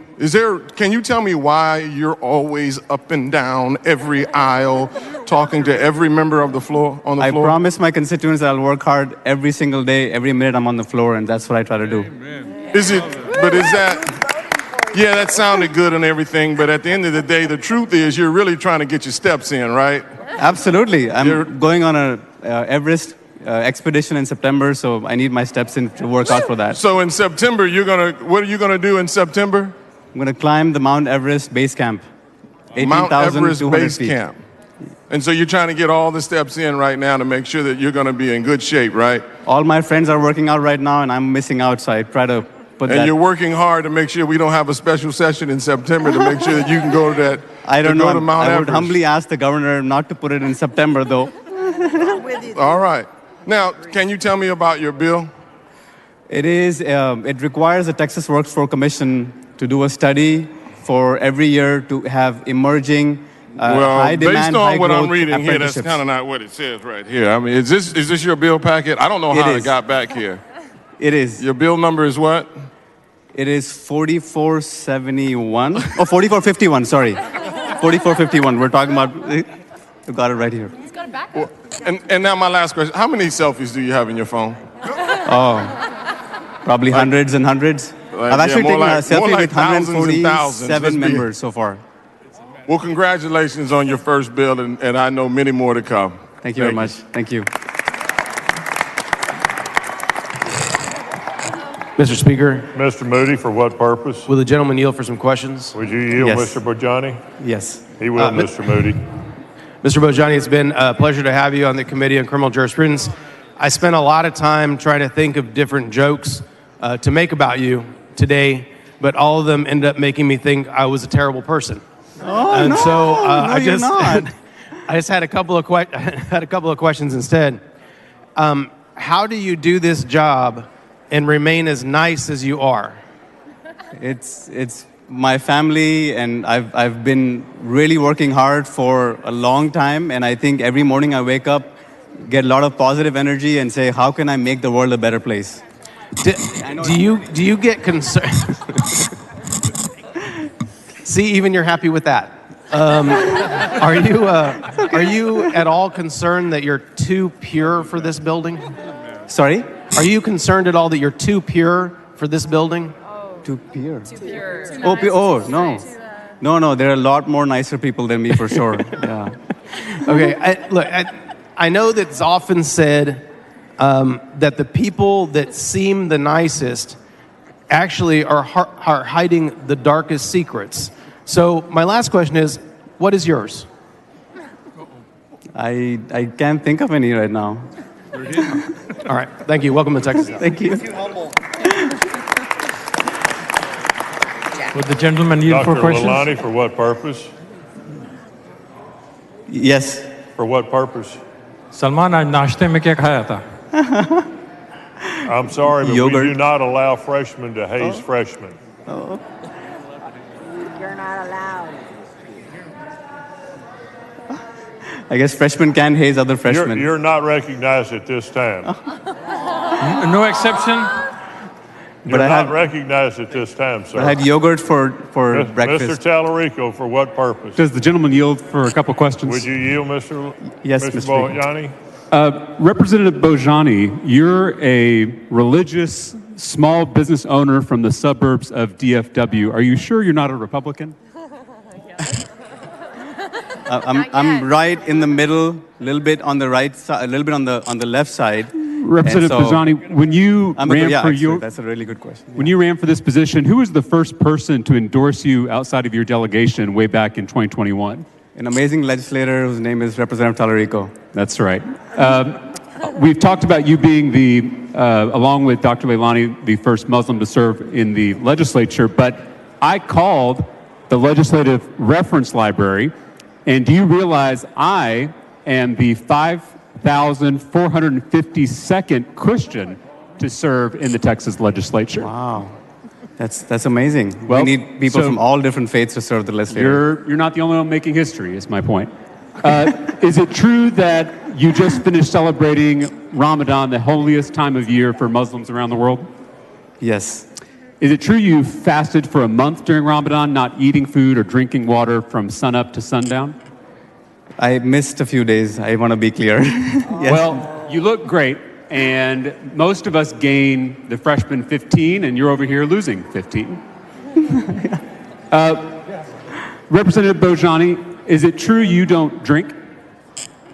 I drink water and milk. I love milk. Is it true you don't drink alcohol? I don't drink alcohol. Is it true you don't curse?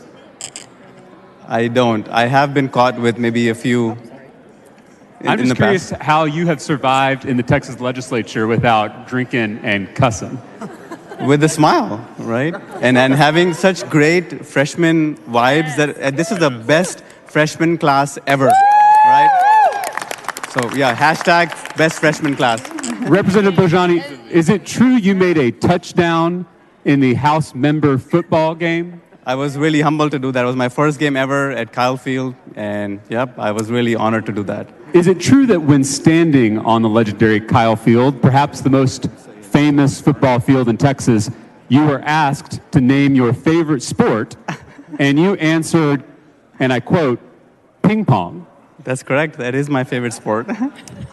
Last question, Representative Bojani, is it true that you came to this country as a teenager and worked 3 minimum wage jobs to support your family before becoming a successful lawyer, businessman, and now state representative? That's true.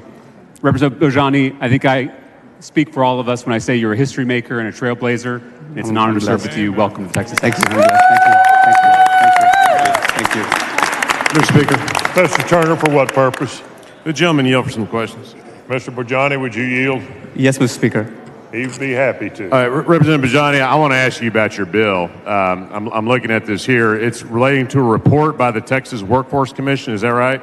Yes, that's correct. So my question is, do you really think we need another report? We need a study desperately to find high growth, high demand apprenticeship programs so that we can have more on-the-job training for the people of Texas. We have a lot of, you are aware, we have a lot of reports in the legislature, are you not? And you need one more? So I know we're running out of time, so I don't think I want to kill your bill. So last question is, do you, this Apprenticeship and Training Advisory Committee that's on page 3 of the bill, what is that? It is to find out the most high demand, high growth careers so that we can have apprenticeship Mr. programs. Bojani, are you aware your bill doesn't have a page 3? Oh, okay. Welcome to the Yeah, House. it is a smaller bill. Thank you. Do we have a time for a selfie, Mr. Speaker? No. I would suggest that you move passage. Move passage. Okay, here, let's do it. The question occurs on passage to engrossment of House Bill 4451. Is there objection? Chair hears none. House Bill 4451 is passed to engrossment. There you go. Now we're going to go. We have to adjourn.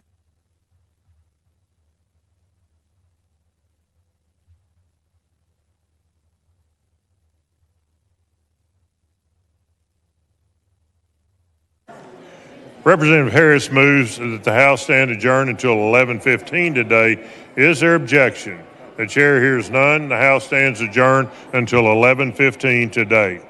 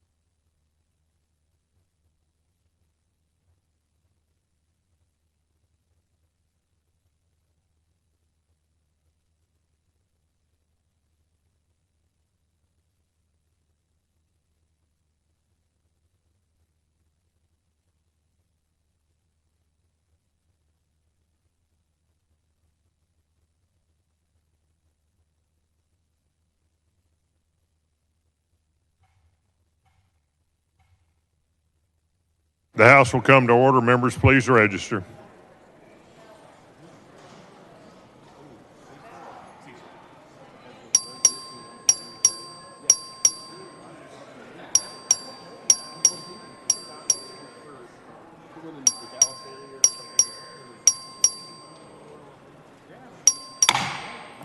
A quorum is present.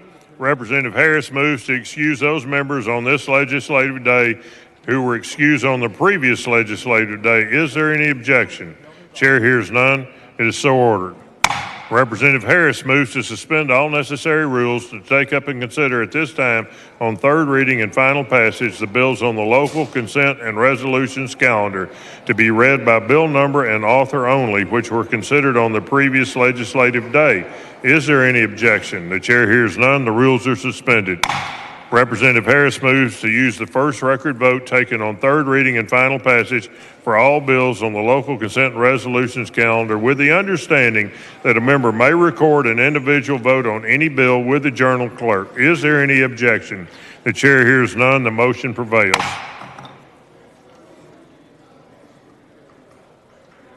I need Mr. Harris. Or Mr. Cortez is doing it.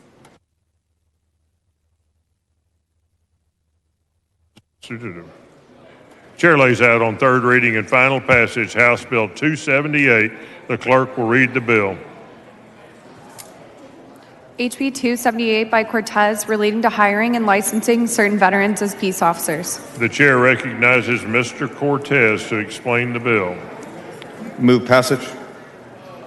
The question occurs on final passage of House Bill 278. This is a record vote. The clerk will ring the bell.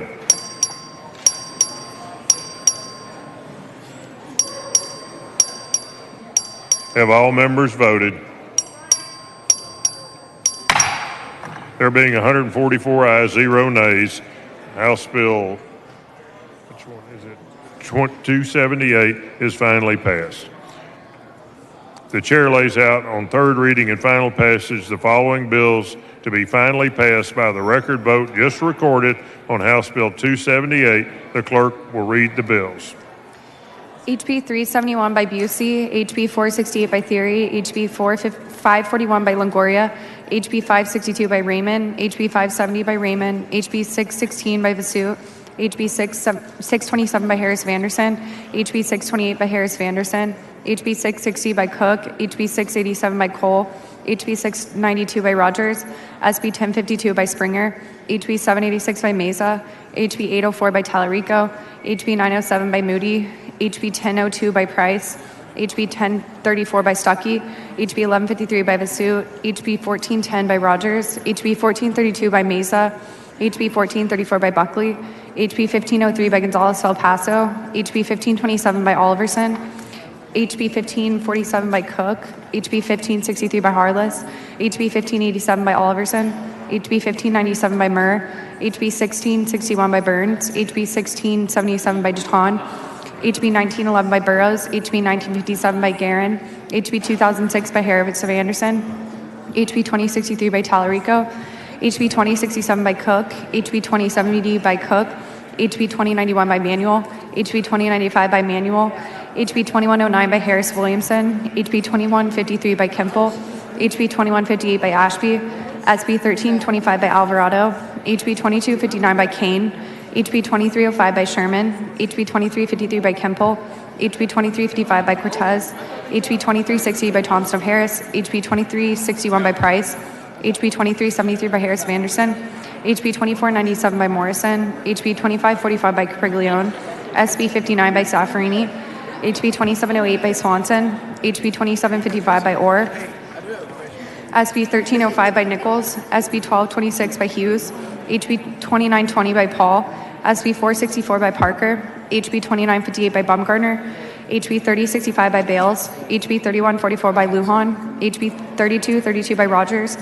HB 3278 by Price, HB 3310 by Lozano, HB 3311 by Lozano, HB 3431 by Dutton, HB 3437 by Holland, SB 1509 by Colkhorst, HB 3507 by Holland, HB 3522 by Gonzalez-El Paso, HB 3523 by Gonzalez-El Paso, HB 3526 by Raymond, HB 3660 by Vasu, HB 3673 by Perez, HB 3808 by Wilson, HB 3811 by Jeton, HB 3893 by Paul, HB 4058 by Cortez, HB 4131 by Bales, HB 4166 by Click, HB 4183 by Price, SB 1514 by Schwertner, HB 4300 by Guillen, HB 4331 by Click, HB 4332 by Click, HB 4333 by Garcia, HB 4385 by Guillen, HB 4441 by Meyer, HB 4443 by Cunningham, SB 938 by Blanco, HB 4528 by Wilson, HB 4532 by Cassell, HB 4593 by Vasu, HB 4704 by Morrison, SB 1965 by Alvarado, HB 4943 by Kitzman, HB 4964 by Burrows, HB 4993 by Paul, HB 5016 by Kitzman, HB 5195 by Thompson of Harris, HB 5291 by Dutton, HB 5302 by Cassell, HB 4451 by Bajani. Don't put me down now.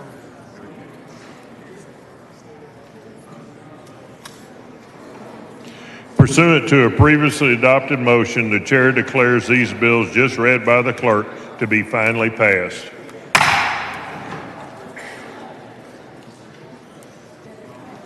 Okay.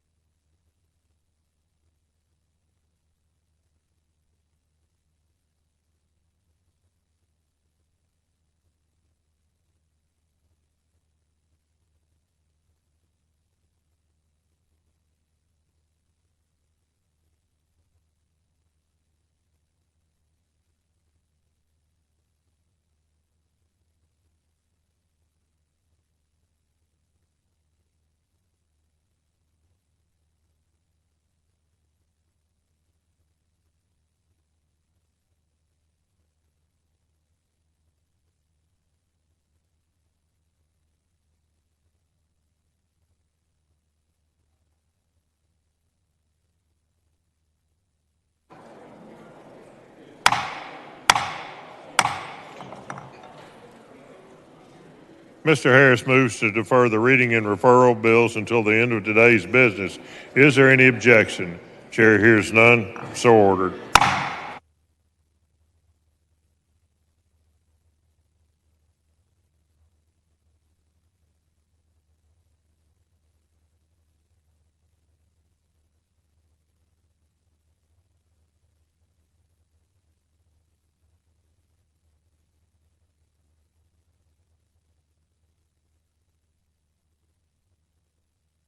The following announcement, the clerk will read the announcement.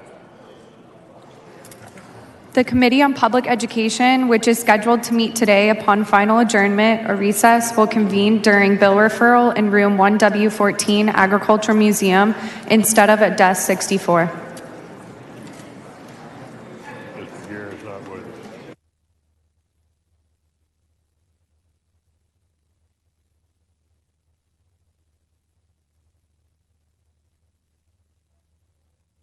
The chair recognizes Mr. Holland for a motion. Thank you, Mr. Speaker. I move to set a congratulatory and memorial resolutions calendar for 9 a.m. Saturday, May 6th. Members, you've heard the motion. Is there any objection? Chair hears none. So ordered. I didn't hear any moaning and groaning.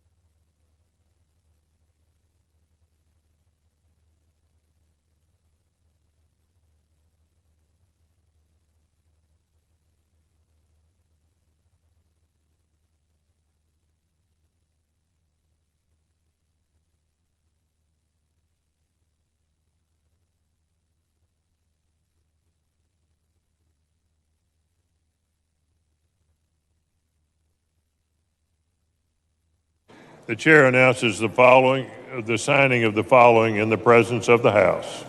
HB 109, HB 450.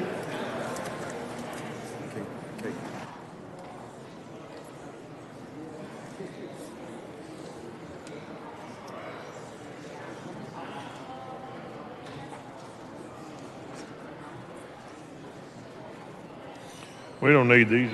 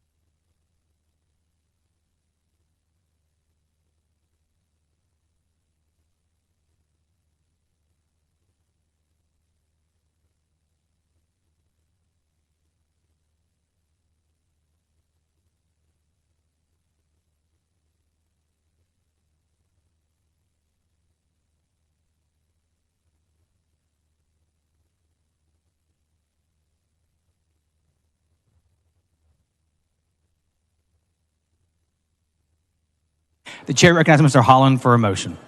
Mr. Speaker, I move that the House grant permission for all committees to meet while the House is in session during bill referral today pursuant to their committee postings or recess motions, and for purposes of this motion, those committees scheduled to meet or upon final adjournment today are authorized to meet upon adoption of today's adjournment motion. Members heard the motion. There's objection. Chair hears none. So ordered.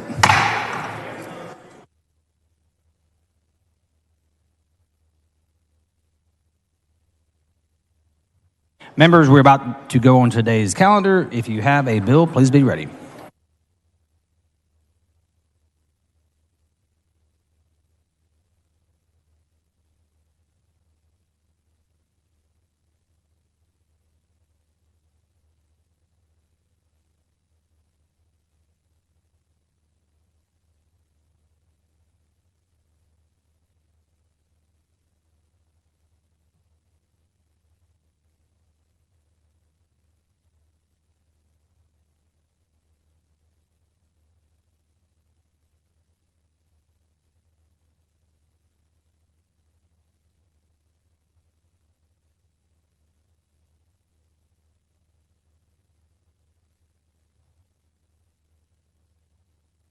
The chair lays out on third reading HB 1540. The clerk will read the bill.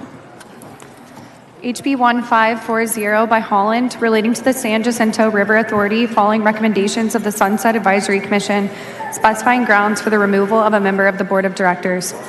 The chair recognizes Mr. Holland to explain the bill. Thank you, Mr. Speaker. Members, this is the sunset bill for the San Jacinto River Authority. I do not have any amendments today. I'd like to thank Chairman Metcalf for all his work on this bill. Move passage.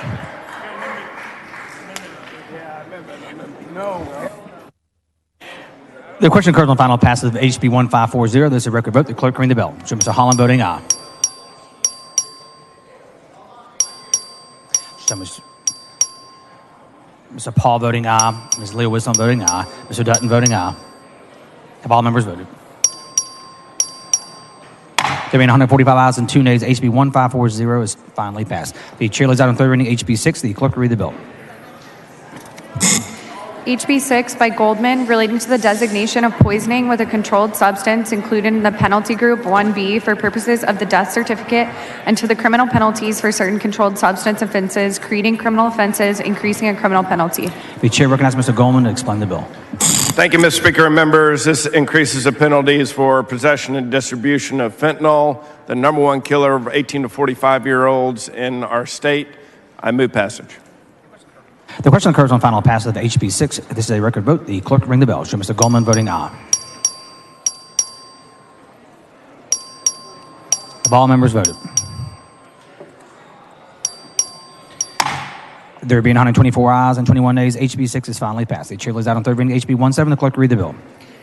HB 17 by Cook, relating to official misconduct by and removal of prosecuting attorneys. The chair recognizes Mr. Cook to explain the bill. Thank you, Speaker. Members, this is the bill we heard yesterday regarding the removal of prosecutors. This is the bill that we're using for removal of politics from prosecution. Would appreciate your support. Move passage. The question occurs on final passage of HB 17. This is a record vote. The clerk will ring the bell. So Mr. Cook voting aye.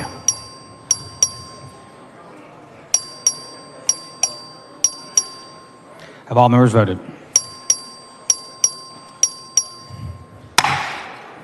There being 97 ayes, 51 nays, HB 17 is finally passed. The chair lays out on third reading HB 1243. The clerk will read the bill. HB 1243 by Hefner, relating to the penalty for the offense of illegal voting, increasing a criminal penalty. The chair recognizes Mr. Hefner to explain the bill. Thank you, Mr. Speaker. Members, this is the bill that returns the penalty for illegal voting back to a felony. Move passage. The question occurs on final passage of HB 1243. This is a record vote. The clerk will ring the bell. Show Mr. Hefner voting aye. Have all members voted?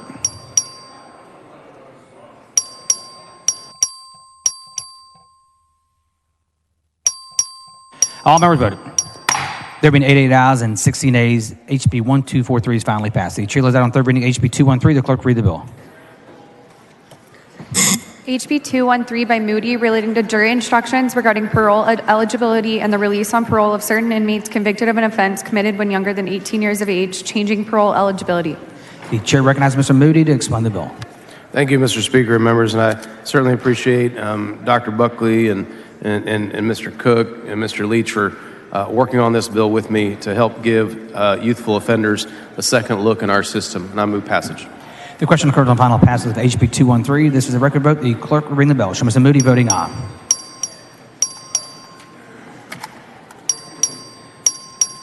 Have all members voted? There being 106 ayes, 41 nays, HB 213 is finally passed. The chair lays out on third reading HB 915. The clerk will read the bill.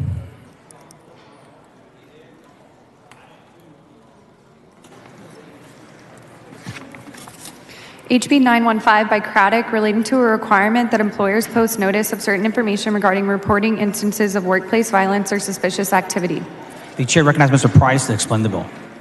Thank you, Mr. Speaker. Members, this is Dean Craddock's workplace violence hotline bill. Move passage. The question occurs on final passage of HB 1915. This is a record vote. The clerk will ring the bell. Show Mr. Price voting aye. Have all members voted? There being 128 ayes and 20 nays, HB 915 is finally passed. The chair lays out on third reading HB 3345. The clerk will read the bill.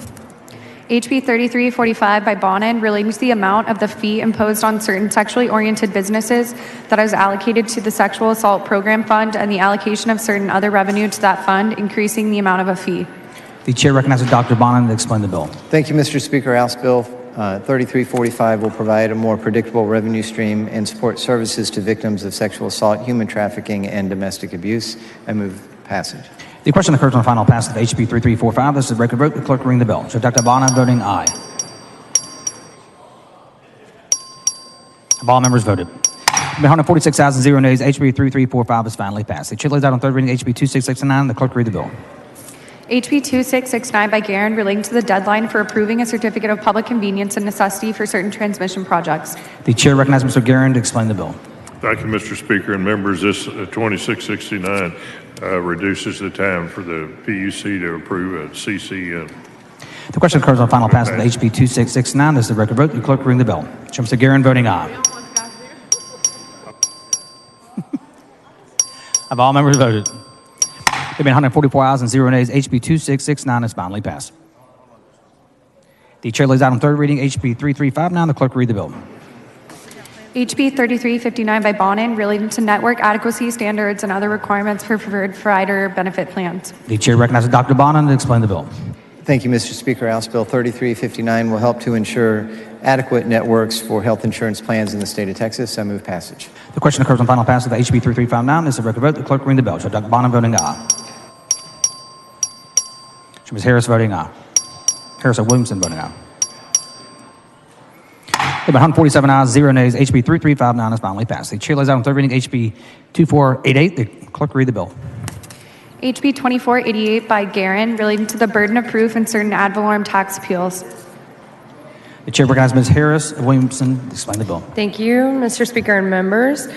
HB 2488 relates to the burden of proof in certain ad valorem tax appeals. Move passage. The question occurs on final passage of HB 2488. This is a record vote. The clerk will ring the bell. Mr. Guerin voting aye. Ms. Harris Williamson voting aye. Have all members voted? There have been 145 ayes, 0 nays. HB 2488 is finally passed. The chair lays out on third reading HB 4041. The clerk will read the bill. HB 4041 by Bonin, relating to directing payment after approval of certain miscellaneous claims and judgments against the state out of funds designated by this act, making appropriations. The chair recognizes Dr. Bonin to explain the bill. Thank you, Mr. Speaker. House Bill 4041 is the miscellaneous claims bill to pay claims on the state of Texas. I move passage. The question occurs on final passage of HB 4041. This is a record vote. The clerk will ring the bell.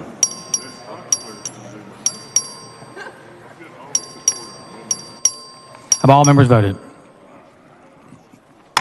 There being 144 ayes and 2 nays, HB 4041 is finally passed, subject to Article 3, Section 49A of the Texas Constitution.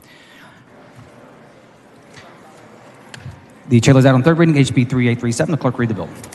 HB 3837 by Guerin, relating to the designation of advanced clean energy products. The chair recognizes Ms. Troxclair to explain the bill.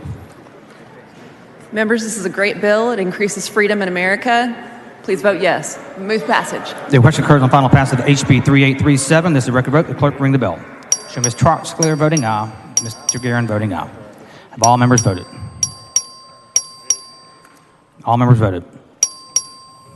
There have been 141 ayes and 6 nays. HB 3837 is finally passed. The chair lays out on third reading HB 3461. The clerk will read the bill.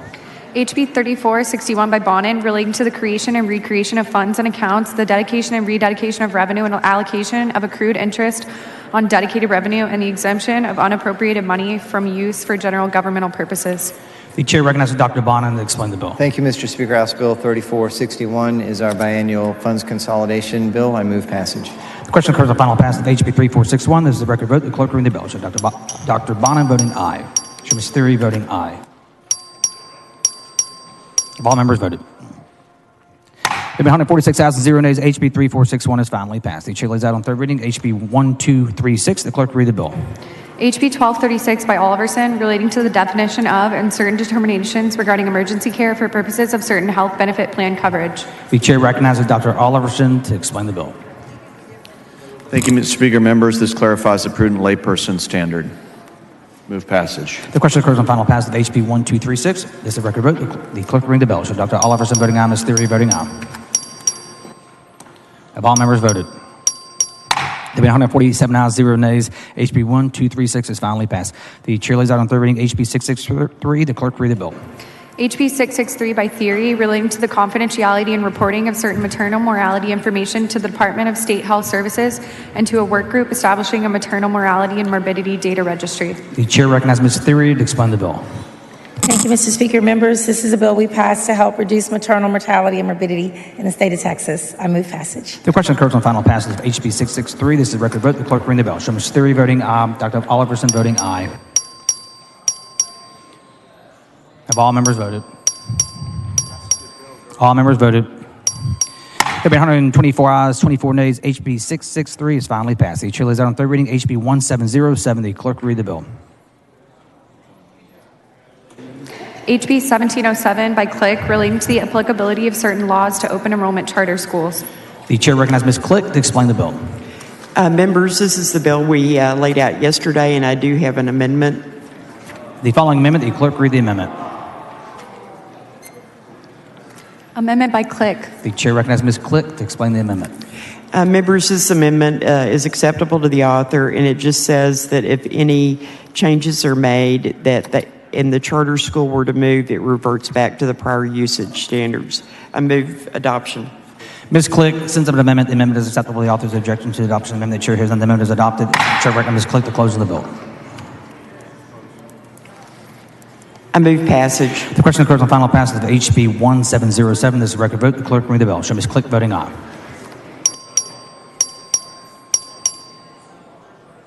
Have all members voted? There have been 101 ayes, 45 nays. HB 1707 is finally passed. The chair lays out on third reading HB 2209. The clerk will read the bill. HB 2209 by Lozano, relating to establishing the Rural Pathway Excellence Partnership Program and creating an allotment and outcomes bonus under the Foundation School Program to support the program. The chair recognizes Mr. Lozano to explain the bill. Thank you, Mr. Speaker. Members, this is a bill that will create more career and tech programs because rural districts do not individually have the economies of scale required to provide a range of specialized college and career pathways. Move passage. The question occurs on final pass of HB 2209. This is a record vote. The clerk will ring the bell. Show Mr. Lozano voting aye. Have all members voted?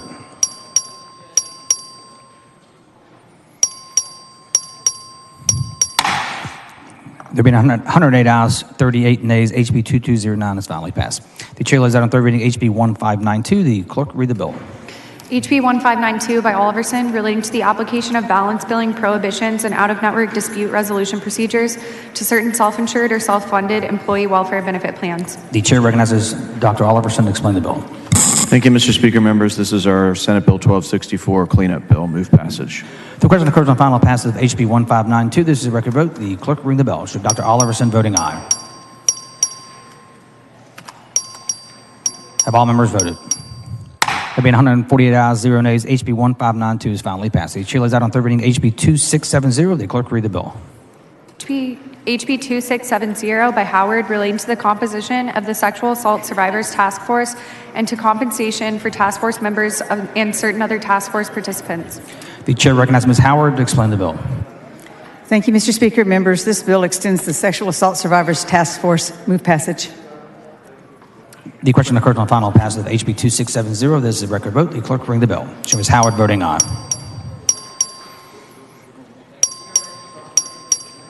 Have all members voted? There have been 109 ayes, 36 nays. HB 2670 is finally passed. The chair lays out on third reading HB 2555. The clerk will read the bill. HB 2555 by Metcalf, relating to transmission and distribution system resiliency planning by and cost recovery for electric utilities. The chair recognizes Mr. Metcalf to explain the bill. Thank you, Mr. Speaker. Members, this Texas Legislature's Infrastructure Resiliency Act, House Bill 2555, to keep Texas strong. I move passage. The question occurs on final passage of HB 2555. This is a record vote. The clerk ring the bell. Mr. Metcalf voting aye. Have all members voted? Mr. Leach voting aye. Mr. Burrows voting aye. Have all members voted? There have been 147 ayes and 0 nays. HB 2555 is finally passed. The chair lays out on third reading HB 3341. The clerk read the bill. HB 3341 by A. Johnston of Harris relating to the eligibility of criminal defendants for an order of non-disclosure of criminal history record information for certain offenses committed when younger than 25 years of age. The chair recognizes Ms. Johnston of Harris to explain the bill. This is the bill we voted out yesterday that allows for those who committed an offense between the ages of 17 and 25 to get a petition for non-disclosure, and I'm happy to have Representative Frederick Frazier now on the bill as well. Move passage. The question occurs on final passage of HB 3341. This is a record vote. The clerk ring the bell. Show Ms. Johnston of Harris voting aye. Have all members voted? There being 91 ayes and 52 nays, HB 3341 is finally passed. The chair lays out on third reading HB 3075. The clerk read the bill. HB 3075 by Cassell relating to the operation of an unmanned aircraft over a correctional facility or detention facility creating a criminal offense. The chair recognizes Mr. Cassell to explain the bill. Thank you, Mr. Speaker. Members, this makes a criminal offense for drones over correctional facilities. The question occurs on final pass of HB 3075. This is a record vote. The clerk ring the bell. Show Mr. Cassell voting aye. Leach voting aye. Have all members voted? There have been 147 ayes, 0 nays. HB 3075 is finally passed. The chair lays out on third reading HB 3192. The clerk read the bill. HB 3192 by Lujan relating to the designation of fentanyl poisoning for purposes of the death certificate. The chair recognizes Mr. Lujan to explain the bill. Thank you, Mr. Speaker. Members, HB 3192 would require the cause of death to be fentanyl poisoning on certain death certificates. Move passage. The question occurs on final pass of HB 3192. This is a record vote. The clerk ring the bell. Show Mr. Lujan voting aye. Have all members voted? There being 132 ayes, 11 nays, HB 3192 is finally passed. The chair lays out on third reading HB 3414. Clerk read the bill. HB 3414 by Oliverson relating to data or information collected by the statewide all-payer claims database and the composition of the stakeholder advisory group. The chair recognizes Dr. Oliverson to explain the bill. Thank you, Mr. Speaker. Members, this bill strengthens and expands our super awesome all-payer claims database, and I move passage. The question occurs on final passage of HB 3414. This is a record vote. The clerk ring the bell. Show Dr. Oliverson voting aye. Have all members voted? There have been 146 ayes, 1 nay. HB 3414 is finally passed. The chair lays out on third reading HB 2696. The clerk read the bill. HB 2696 by Howard relating to the prosecution of the offense of sexual assault. The chair recognizes Ms. Howard to explain the bill. Thank you, Mr. Speaker. Members, HB 2696 defines consent to give prosecutors the tools they need to put sexual assault offenders behind bars. Move passage. The question occurs on final passage of HB 2696. This is a record vote. The clerk ring the bell. Shows Howard voting aye. Have all members voted? There have been 111 ayes, 34 nays. HB 2696 is finally passed. The chair lays out on third reading HB 2478. The clerk read the bill. HB 2478 by Click relating to newborn and infant screening tests. The chair recognizes Ms. Click to explain the bill.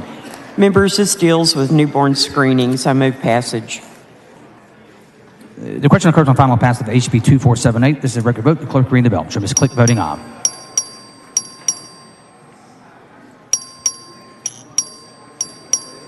Have all members voted? There have been 148 ayes and 0 nays. HB 2478 is finally passed.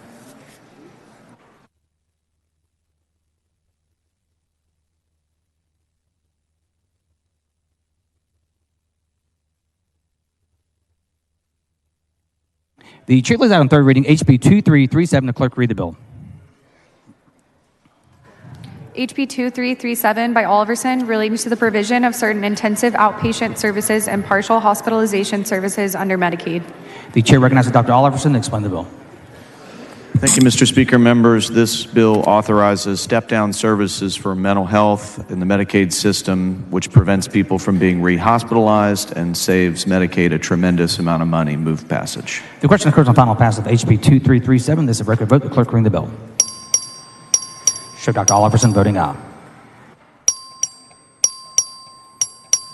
Have all members voted? There have been 124 ayes, 23 nays. HB 2337 is finally passed. The chair lays out on third reading HB 173. The clerk read the bill.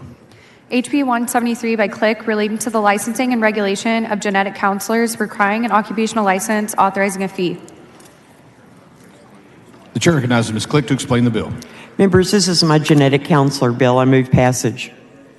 The question occurs on passage of HB 173. The clerk will ring the bell.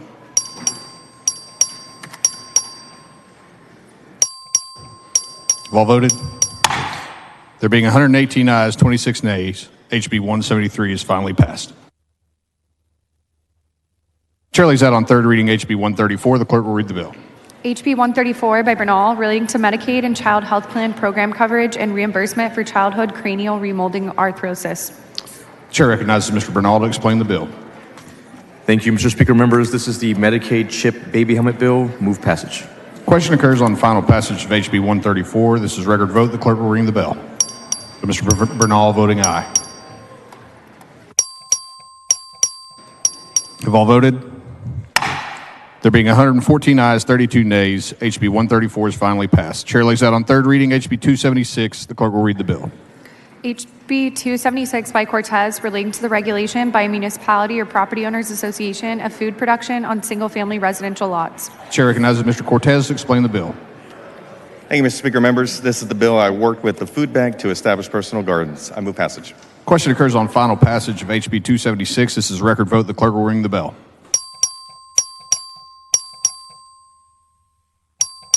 Have all voted? There being 125 ayes, 21 nays, HB 276 is finally passed. Chair lays out on third reading HB 272. The clerk will read the bill. HB 272 by Johnson of Dallas relating to the terminology used to refer to certain disabilities and to an individualized education team for purposes of determining a student's eligibility for special education services and providing those services in public schools. Chair recognizes Ms. Johnson of Dallas to explain the bill. Thank you, Mr. Speaker. Members, this bill changes the term admission review dismissal panel to individualized education plan, and I move passage. Question occurs on final passage of HB 272. This is record vote. The clerk will ring the bell. Have all voted? There being 131 ayes, 15 nays, HB 272 is finally passed. Chair lays out on third reading HB 1673. The clerk will read the bill.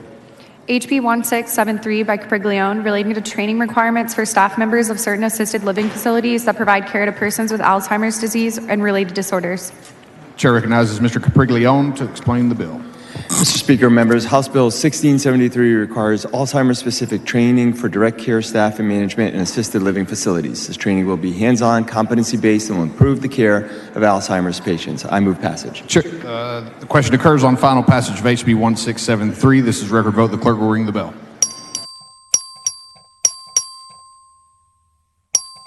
Have all voted? There being 131 ayes, 14 nays, HB 1673 is finally passed. The chair lays out on third reading HB 1184. The clerk will read the bill. HB 1184 by Rose relating to access to criminal history record information for use in certain research or statistical projects. Chair recognizes Ms. Rose to explain the bill. Thank you, Mr. Speaker. House Bill 1184 allow researchers to access criminal history information in the most efficient manner possible. Move passage. Question occurs on final passage of HB 1184. The clerk will ring the bell. Have all voted? There being 122 ayes, 23 nays, HB 1184 is finally passed. Chair lays out on third reading HB 841. The clerk will read the bill. HB 841 by Ordaz relating to certain judicial statistics and related information gathered by the Texas Judicial Council. Chair recognizes Ms. Ordaz to explain the bill. Thank you, Mr. Speaker. Members, this is the bill that will improve court performance through case-level data. I move passage. Question occurs on final passage of HB 841. This is record vote. The clerk will ring the bell. Show Ms. Ordaz voting aye. Have all voted? There being 132 ayes, 14 nays, HB 841 is finally passed. The chair lays out on third reading HB 626. The clerk will read the bill. HB 626 by Spiller relating to the salaries of sheriffs and to state assistance payments to offset the cost of sheriff salaries in certain counties. Chair recognizes Mr. Spiller to explain the bill. Thank you, Mr. Speaker. Members, this bill increases minimum salary of county sheriffs with a population of 50,000 or less. The goal of this bill to address salary discrepancies. I move passage. Question occurs on final passage of HB 626. This is a record vote. The clerk will ring the bell. Have all voted? There being 141 ayes, 5 nays, HB 626 is finally passed. Chair lays out on third reading HB 3956. The clerk will read the bill. HB 3956 by Smith relating to the creation of DNA records for a person arrested for felony offense and the expunction of DNA records in certain circumstances. Chair recognizes Mr. Smith to explain the bill. Thank you, Mr. Speaker. Member, this bill will strengthen the process for DNA collection. This is about justice. Thank you very much. I move passage. The question occurs on final passage of HB 3956. This is a record vote. The clerk will ring the bell. Have all voted? There being 130 ayes, 11 nays, HB 3956 is finally passed. Chair lays out on third reading HB 4700. The clerk will read the bill. HB 4700 by Clardy relating to the creation and operations of a healthcare provider participation program by the Nacogdoches County Hospital District. The chair recognizes Mr. Clardy to explain the bill. Thank you, Speaker. Members, this is Local Provider Participation Fund bill for Nacogdoches. It'll extend the sunset date until December 31, 2027. Move passage. Question occurs on final passage of HB 4700. This is record vote. The clerk will ring the bell. Have all voted? There being 117 ayes, 26 nays, HB 4700 is finally passed. Chair lays out on third reading HB 4844. The clerk will read the bill. HB 4844 by Herrero relating to the use of a broker for the sale of real property by the Nueces County Hospital District. The chair recognizes Mr. Hunter to explain the bill. Thank you, Mr. Speaker. Members, this sets guidelines for using a broker by the Nueces County Hospital District. Move passage. Question occurs on final passage of HB 4844. This is record vote. The clerk will ring the bell. Have all voted? There being 139 ayes, 2 nays, HB 4844 is finally passed. Chair lays out on third reading HB 4885. The clerk will read the bill. HB 4885 by Landgraf relating to programs established and funded under the Texas Emissions Reduction Plan. Chair recognizes Mr. Landgraf to explain the bill. Thank you, Mr. Speaker. Members, this bill modernizes TERP and helps keep federal overregulation out of Texas. I move passage. The question occurs on final passage of HB 4885. This is record vote. The clerk will ring the bell. Show Mr. Canales voting aye. Show Mr. Jones of Dallas voting aye. Have all voted? There being 108 ayes, 37 nays, HB 4885 is finally passed. Chair lays out on third reading HB 3577. The clerk will read the bill. HB 3577 by Thompson of Brazoria relating to the issuance of title to a salvage pool operator for certain motor vehicles. The chair recognizes Mr. Canales to explain the bill. Mr. Speaker, members, this is Representative Thompson's bill related to the issuance of title salvage pool operators. I move passage. Question occurs on final passage of HB 3577. This is record vote. The clerk will ring the bell. Have all voted? There being 146 ayes, 0 nays, HB 3577 is finally passed. Chair lays out on third reading HB 3754. The clerk will read the bill. HB 3754 by Tallarico relating to a suit for dissolution of a marriage and associated suit affecting the parent-child relationship when a party is pregnant. The chair recognizes Mr. Tallarico to explain the bill. Thank you, Mr. Speaker. Members, this bill allows courts to resolve divorce suits separately from parent-child relationship suits without jeopardizing either, and I move passage. Question occurs on final passage of HB 3754. This is a record vote. The clerk will ring the bell. Show Mr. Tallarico voting aye. Have all voted? There being 110 ayes, 33 nays, HB 3754 is finally passed. Chair lays out on third reading HB 3550. The clerk will read the bill. HB 3550 by Rose relating to standards for and services provided by prescribed pediatric extended care centers. Chair recognizes Ms. Rose to explain the bill. Thank you, Mr. Speaker. Members, House Bill 3550 removes unnecessary and overly burdensome regulations of PPEX while keeping a strong regulatory frame place. Move passage. Question occurs on final passage of HB 3550. This is a record vote. The clerk will ring the bell. Show Ms. Rose voting aye. Have all voted? There being 109 ayes, 33 nays, HB 3550 is finally passed. Chair lays out on third reading HB 3466. The clerk will read the bill. HB 3466 by Campos relating to the administration of a grant program for the establishment and expansion of community collaboratives. Chair recognizes Ms. Campos to explain the bill. Thank you, Mr. Speaker. Members, this bill will provide administrative improvements to the Community Collaborative Grant Program. These improvements will lead to more transparency and more accountability. I move passage. The question occurs on final passage of HB 3466. This is a record vote. The clerk will ring the bell. Ms. Campos voting aye.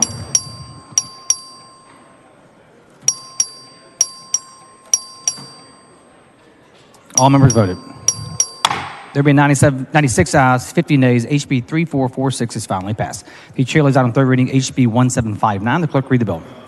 HB 1759 by Busey relating to ticket sales for charitable raffles conducted by the charitable foundations of certain professional sports teams. The chair recognizes Mr. Busey to explain the bill. Thank you, Mr. Speaker and members. House Bill 1759 would allow sports teams foundations to conduct 50-50 raffles via interactive media platforms, help make more money for charity. I move passage. The question occurs on final passage of HB 1759. This is record vote. The clerk ring the bell. Mr. Busey voting aye. Mr. Bumgarner voting aye. Have all members voted? There being 94 ayes, 53 nays, HB 1759 is finally passed. The chair lays out on third reading HB 1290. The clerk read the bill. HB 1290 by Campos relating to the confiscation or misappropriation by a nursing facility of certain federal payments to a Medicaid recipient, increasing an administrative penalty. The chair recognizes Ms. Campos to explain the bill.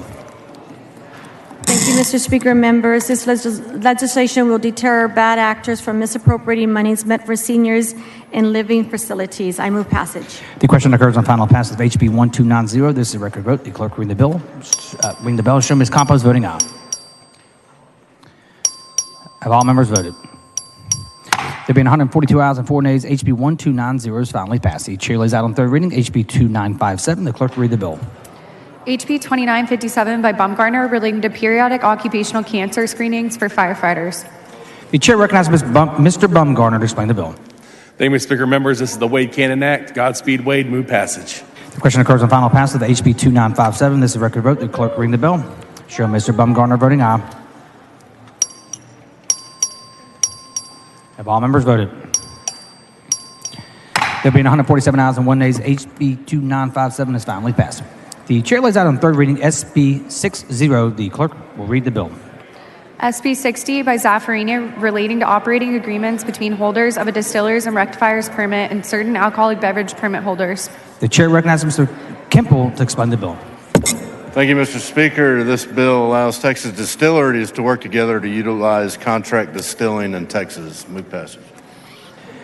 The question occurs on final passage of SB 60. This is a record vote. The clerk will ring the bell. Show Mr. Kemple voting aye. Show Mr. Schaefer voting aye. Have all members voted? There being 146 ayes, 0 nays, SB 60 is finally passed.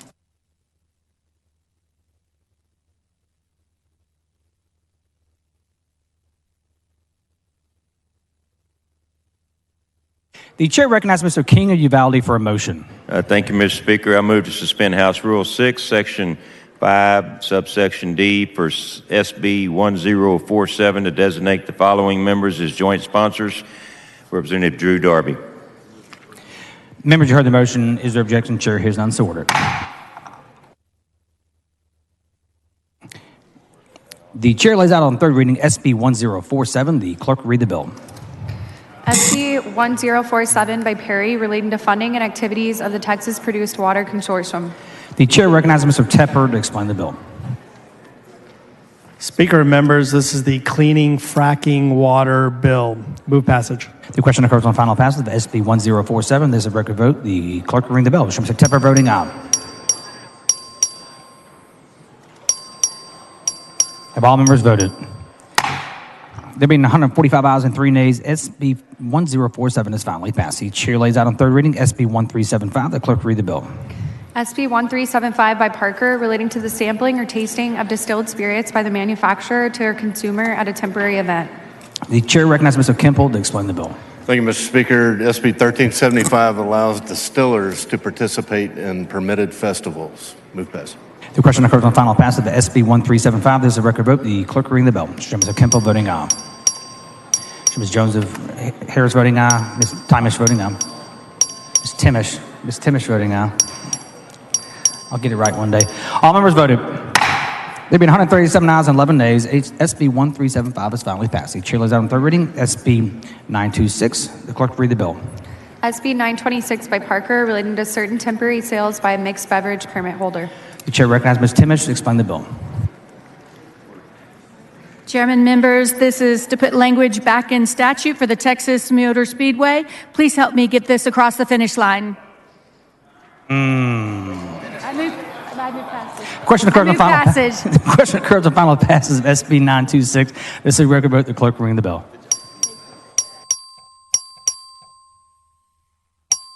Have all members voted? There being 134 ayes and 14 nays, SB 926 is finally passed across the finish line. The chair lays on third reading SB 2144. The clerk will read the bill. SB 2144 by Parker relating to advanced air mobility technology. The chair recognizes Mr. Cook to explain the bill. Thank you, Speaker. Members, this is the Jetsons bill related to advanced air mobility. Move passage. The question occurs on final pass of SB 2144. This is a record vote. The clerk will ring the bell. Show Mr. Cook voting aye. Dr. Buckley voting aye. Have all members voted? There being 126 ayes and 20 nays, SB 2144 is finally passed. The chair lays out on third reading SB 861. The clerk will read the bill. SB 861 by Hughes relating to coordination of vision and eye care benefits under certain insurance policies and vision plans. The chair recognizes Dr. Buckley to explain the bill. Mr. Speaker, members, this bill will help you save money when you go to the optometrist. I hope you see fit to vote aye. Move passage. I'm not sure if that was English, but the question occurs on final passage of SB 861. This is a record vote. The clerk will ring the bell. Show Dr. Buckley voting aye. Have all members voted? There have been 147 ayes and 0 nays. SB 861 is finally passed. Mr. Speaker. Mr. Pursuit, for what purpose? I'd like to reduce to writing whatever that was by Chair Buckley on SB 861, placed in the journal. Members, you heard the motion. God bless the journal clerk. Is there objection? Chair hears none, so ordered.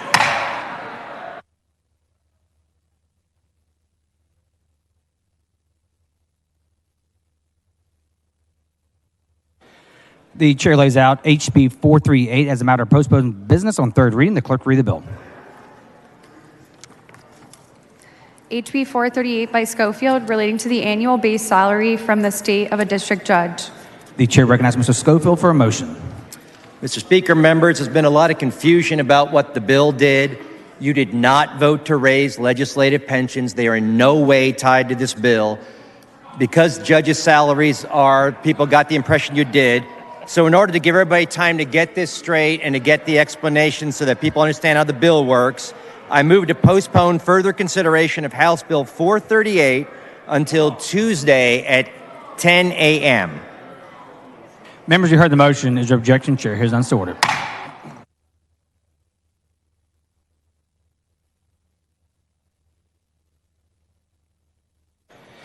Please excuse Mr. King of Hemphill because of important business on the motion of Mr. Kempel's objection. Chair hears none, so ordered.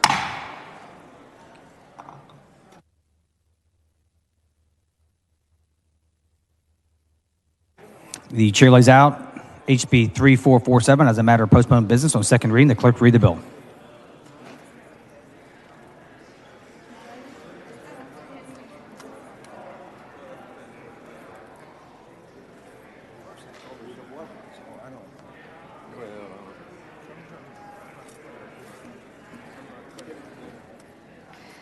HB 3447 by Bonin relating to the establishment and administration of the Texas Aerospace Research and Space Economy Consortium and the Texas Space Commission. The chair recognizes Dr. Bonin to explain the bill. Thank you, Mr. Speaker. House Bill 3447 will create the Texas Space Commission along with a higher education research consortium to help Texas remain its preeminent position and leadership in the space economy and exploration. I move passage. The question occurs on passage to engrossment of HB 3447. A record vote has been requested. The clerk ring the bell. Chair Dr. Bonin voting aye. Ms. Click voting aye. Have all members voted? There being 129 ayes and 15 nays, HB 3447 is passed to engrossment.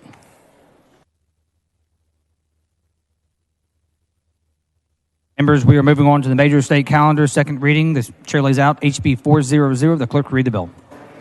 HB 400 by Click relating to innovation grant programs to support residency training programs in psychiatric specialty fields and recruitment, training, and retention programs in behavioral health fields. The chair recognizes Ms. Click to explain the bill. Members, the interim report for Youth Health and Safety Select Committee identified severe workforce shortages in every area of mental and behavioral health This bill would help remedy this massive workforce shortage by establishing 2 new grants. Thank you, Mr. Speaker. I move passage. The question on the clerk on passing the engrossment, HB 400. This is a record vote. The clerk, no, pardon, this is not a record vote. All in favor say aye. Opposed say nay. The ayes have it. HB 400 is passed the engrossment. The chair lays out on second reading HB 504. The clerk will read the bill. HB 504 by Wu, relating to the issuance of a warrant authorizing the use of a no-knock entry by a peace officer. The chair recognizes Mr. Wu to explain the bill. Thank you, Mr. Speaker. Members, this is a bill that we actually had worked out last session. This is a compromise legislation between all the stakeholders, including law enforcement, to ban no-knock warrants in Texas with certain exceptions. And we passed this bill out last time almost unanimously. Unfortunately, it was used as a hostage for negotiations last time, and unfortunately, they shot the hostages. Move passage. The question occurs on passing the engrossment, HB 504. This is a record vote. The clerk will ring the bell. Show Mr. Wu voting aye. Have all members voted? There being 116 ayes and 25 nays, HB 504 is passed the engrossment. The chair lays out on second reading HB 3659. The clerk will read the bill. HB 3659 by Hefner, relating to civil asset forfeiture proceedings, to the seizure and forfeiture of certain property, and to the reporting and disposition of proceeds and property from civil asset forfeiture. The chair recognizes Mr. Hefner to explain the bill. Thank you, Mr. Speaker. Members, House Bill 3659 will provide greater transparency and necessary reform to the practice of civil asset forfeiture. The legislation will promote a greater balance between law enforcement and protections for Texans and their property. We've got some extra reporting in here, a minimum amount that can be seized, and I'm going to move passage. The question occurs on passing the engrossment, HB 3659. This is a record vote. The clerk will ring the bell. Show Mr. Hefner voting aye. Yeah. Have all members voted? There being 140 ayes and 3 nays, HB 3659 is passed the engrossment. The chair lays out on second reading SB 10. The clerk will read the bill. SB 10 by Huffman, relating to benefits paid by the Teacher Retirement System of Texas. The chair recognizes Dr. Bonin to explain the bill.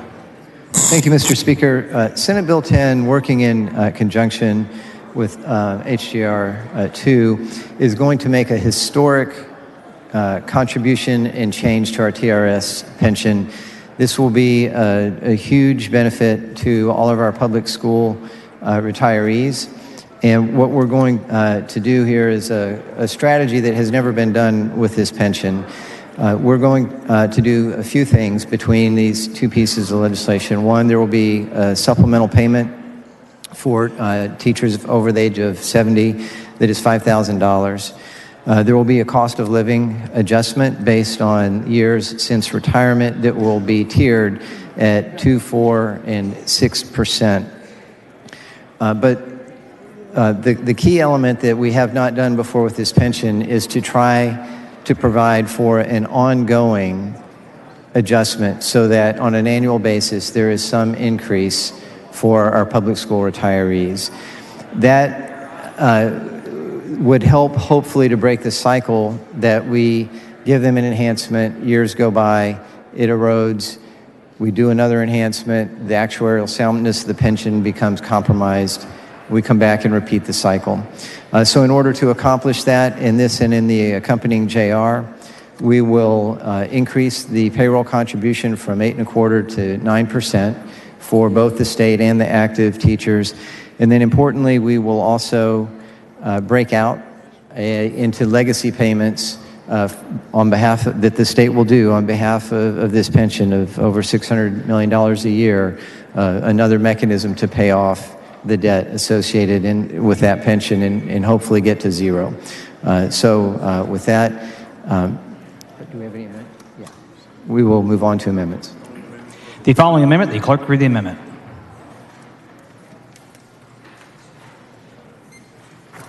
Amendment by Bonin. The chair recognizes Dr. Bonin to explain the amendment. Thank you, Mr. Speaker. This amendment is going to do a few things. It'll make some technical corrections And it also makes the supplemental payment effective regardless of the passage of the constitutional amendment. In doing so, this ensures that regardless of the election in November, the teachers will see a supplemental payment. It changes the amortization period from 30 to 31 years. It changes average rate of return to annualized rate of return. It adds TRS board flexibility in determining the rate of returns. And then again, it adds the $1.6 billion for the one-time 13th check. I move adoption. Dr. Bonin sends up an amendment. The amendment is acceptable with the author's objection to the adoption amendment. The chair hears none. The amendment is adopted. Following amendment, the clerk read the amendment.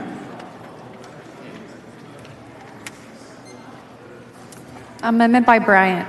The chair recognizes Mr. Bryant to explain the amendment. Thank you very much, Mr. Speaker. Members, this amendment would cure a problem that had been addressed in the Senate but is not currently addressed in this substitute. It includes in the increases in retirement payments those teachers who retired in 2021. Now remember, that's 2 years ago, and that retirement took place in the midst of a pandemic and extensive inflation.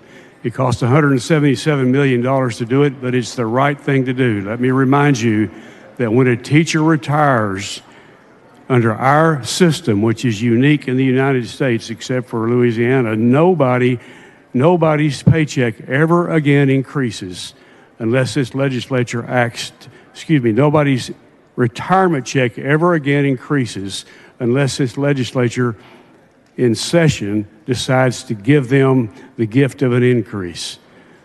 These 2021 retirees deserve to be part of this. I urge you to vote for the amendment.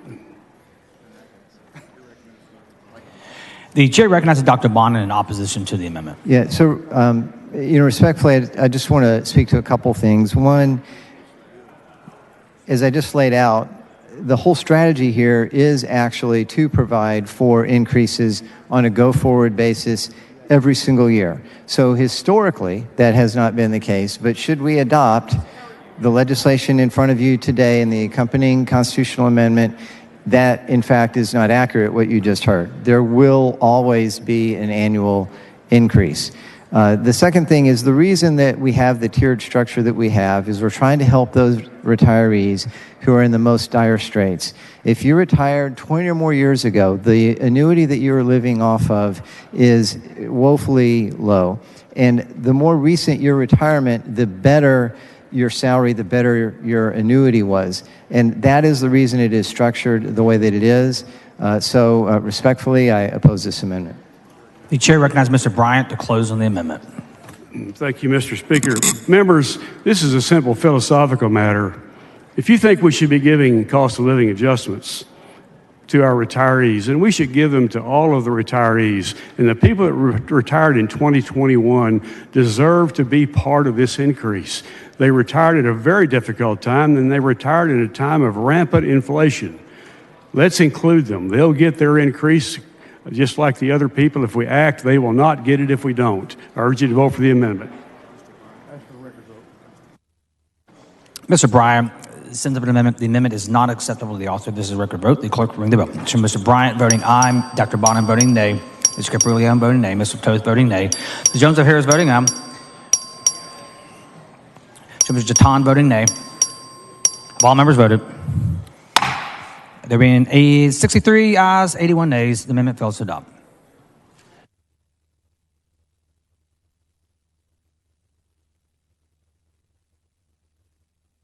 The following amendment, the clerk read the amendment. Amendment by Bryant. The chair recognizes Mr. Bryant to explain the amendment.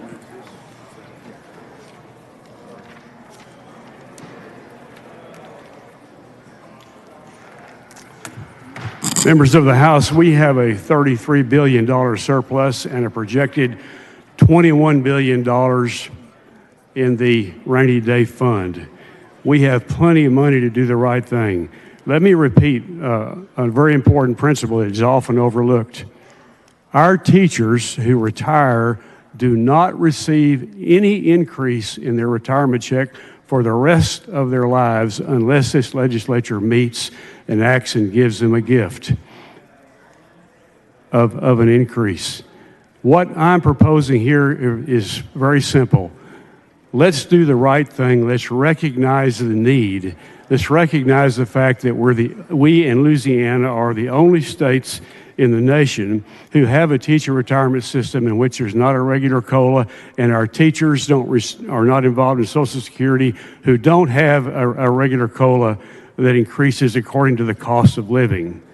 What I'm proposing here is simply that we include those teachers that are going to be affected by this increase in a meaningful way rather than a way that is so parsimonious.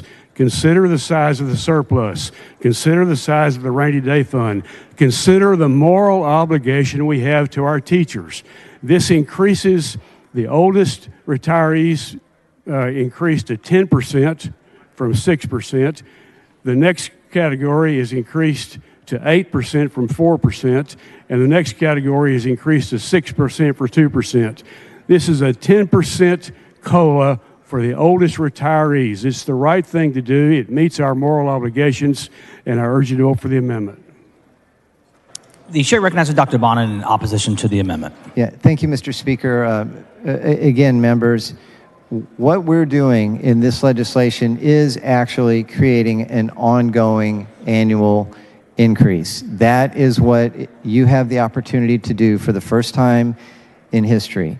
Unfortunately, also in this amendment, there is no strategy for paying for the further increase in the COLA that's being proposed. So unfortunately, I oppose this amendment. The chair recognizes Mr. Bryant to close on the amendment. Yes, there is a means of paying for it. There's a $33 billion surplus.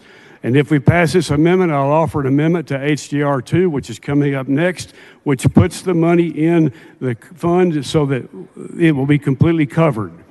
The point of the matter is that our teachers deserve a great deal more than this. I mean, I don't understand how we can sit here and recognize that some of these teachers have not had a COLA increase for 19 years. A few others had some back in 2013. These people teach our children. They taught us. We have a moral obligation to them. I'm simply saying let's give the oldest category of retirees a 10% increase, the next category an 8% increase, and the next category a 6% increase. Surely, if we have a surplus, this is the year that we can do this. I urge you to vote for the amendment. Mr. Bryant sends up an amendment. The amendment is not acceptable to the author. The question occurs on the adoption of the amendment. This is a record vote. The clerk will ring the bell. Mr. Bryant voting aye, Dr. Bonin voting nay, Mr. Capriglione voting nay, Mr. Darby voting nay. Have all members voted? There being 67 ayes, 79 nays, the amendment fails to adopt. The following amendment, the clerk will read the amendment.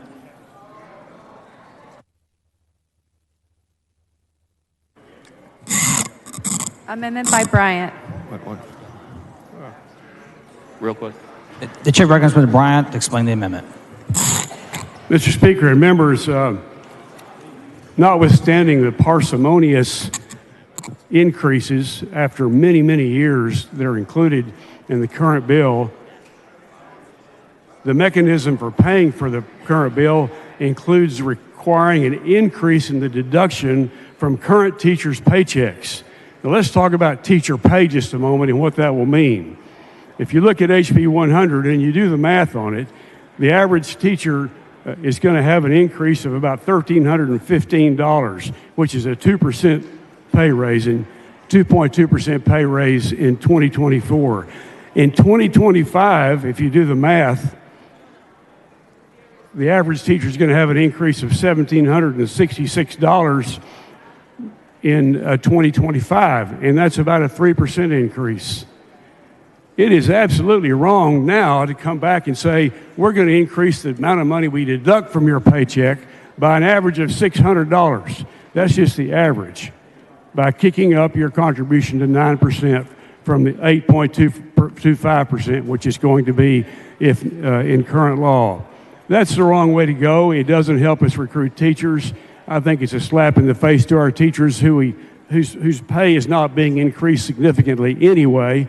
I urge you to vote for the amendment to eliminate Section 3 of this bill and eliminate the requirement that the teachers have to increase the amount of money deducted from their paychecks. Instead, the state would cover that part. I urge you to vote for the amendment. The chair recognizes Dr. Bonin in opposition to the amendment.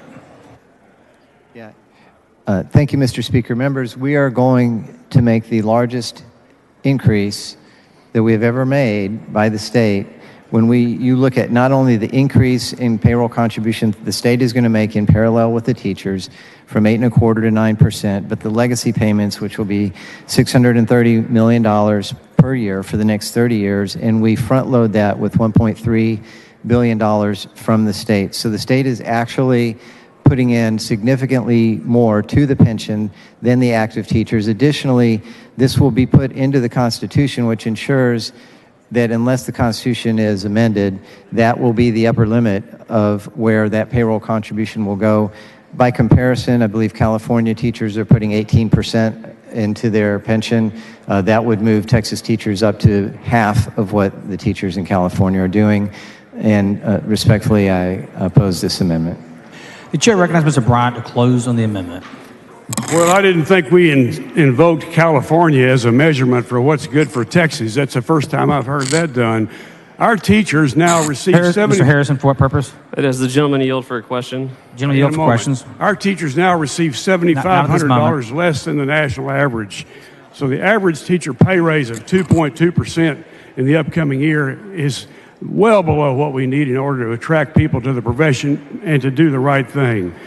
To compound that by increasing the deduction from their paycheck is absolutely the wrong way to go. This amendment would say we're not going to increase the deduction from teachers' paychecks.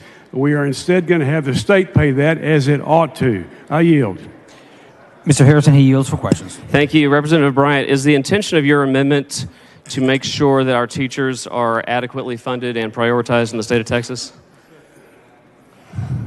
The intention of my amendment is to make sure that we don't cut their pay after barely increasing it by an average of $600 a month by making them contribute that to help pay for Thank the you, Representative. teacher retirement system so it's increase. fair to say you are concerned about appropriate compensation for teachers in the state of Texas?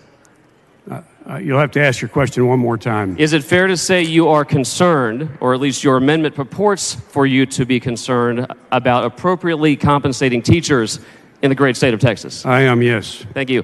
How did you vote yesterday on my amendment to HB 100, which would have forced schools to set aside half of their budget to pay teachers? I would ask you, sir, did you co-sponsor the bill that increased teacher pay by $7,500? Mr. Speaker, point of parliamentary inquiry. Please state your inquiry. How was when the point of parliamentary inquiry was raised yesterday when I was on the front mic as to whether questions could be asked for the front mic, what was the answer to that question? You'll have to ask me again. I didn't understand the question. Questions originate from the back microphone, Mr. Harrison. Thank you very much. Please confine your remarks to the subject at hand, not votes that were taken yesterday. Thank you. Thank you, Mr. Speaker. Do I have the time? Yes. Gentlemen and ladies, if you're concerned about increasing teacher pay, then let's don't start off by cutting the small increase that we've already done. That's what the bill does. It makes the current teachers begin to pay for this new plan. Let's not make them help pay for this new plan. Let's instead do what we ought to do. Let's contribute enough money to the system so that there is not going to be a pay cut right after we give them a pay increase. $600 a month on average is a lot of money. I urge you to vote for the amendment, protect our teachers, and let's meet our responsibilities to them with this amendment.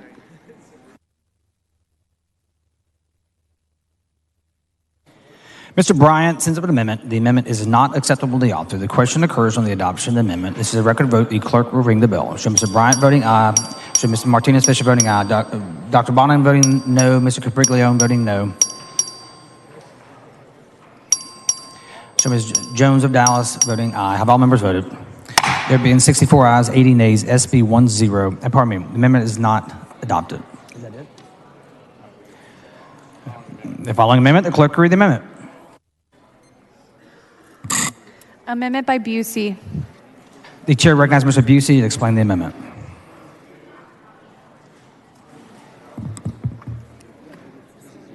Thank you, Mr. Speaker. This amendment would direct TRS to complete a biennial report to the legislature outlining the effect of inflation on annuities received by members, and I believe it is acceptable to the author. Mr. Busey sends up the amendment. The amendment is acceptable to the author. The objection to the adoption of the amendment. The chair hears none. The amendment is adopted. Following amendment, the clerk read the amendment. Amendment by Martinez Fisher. The chair recognizes Mr. Martinez Fisher to explain the amendment. Thank you, Mr. Speaker. Members, this is an amendment. If you recall, there's three moving pieces to this legislation. There's the Appropriations Act that actually funds it. It's going to pay for it. There is the enabling legislation, which is this. And then there's the JR, which is the voter approval to spend the money. And so on budget night, if you recall, this House unanimously adopted a $900 million expenditure to pay for the active teacher contribution for the first 2 years. And that's what $900 million will get you. And so this amendment, the enabling, if you look at it, it just changes the contribution year from 2024 to 2026. All this does is it, in the enabling legislation, it's the second part of the three-legged stool. It just tells everybody that that $900 million that we appropriated will go to the teacher contribution, and we will delay that contribution for 2 years. I hope this amendment is acceptable to the author. The chair recognizes Dr. Bonin to speak in opposition to the amendment. Thank you, Mr. Speaker. Unfortunately, this would require an additional $900 million. Again, we are making the largest contribution to this is the biggest structural improvement in this pension that we've ever attempted, and I'm happy to yield for questions. Mr. Martinez Fisher, for what purpose? Mr. Speaker, will the gentleman yield? The gentleman yield for questions? Happy to take questions. Yields. Thank you, Mr. Speaker. Thank you, Chairman Bonin. Chairman, we were having a conversation about this, and I expressed to you my intent was to not spend additional money. This was to put in the enabling the deferment of the contribution for 2 years.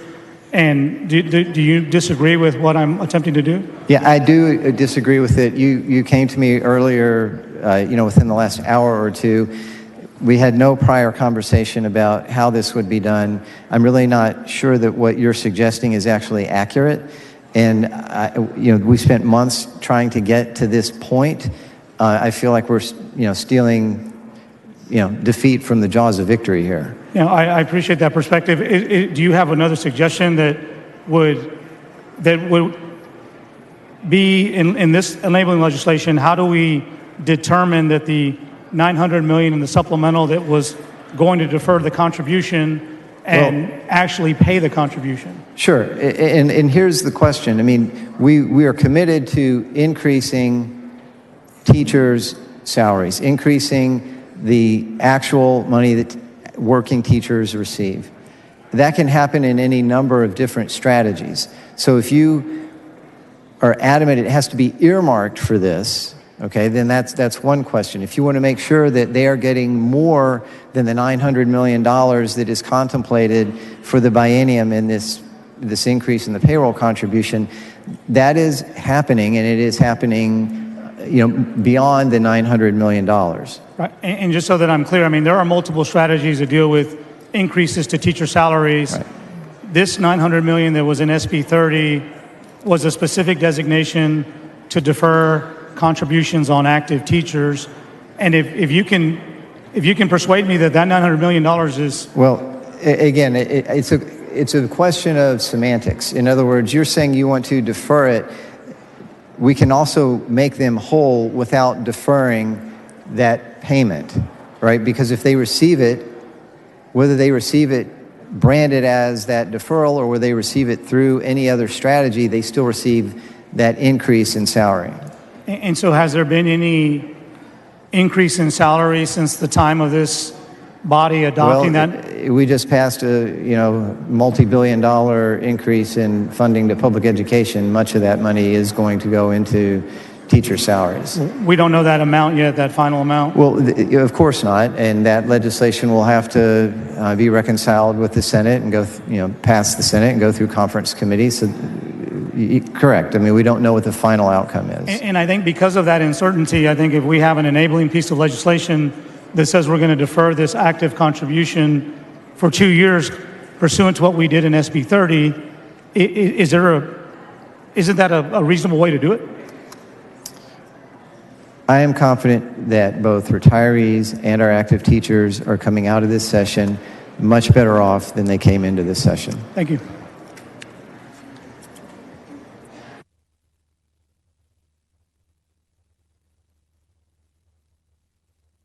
The chair recognizes Mr. Martinez Fisher to close on the amendment. Thank you, Mr. Speaker. I think the debate speaks for itself. We don't know what's going to happen. We pass a budget. We put our expression of the House of what we want to see happen. This House unanimously said, we're going to take $900 million and we're going to put it into active teachers to defer and defray contributions for retirees. So what we did when we did that, we said we believe in our teachers. We want to help them there.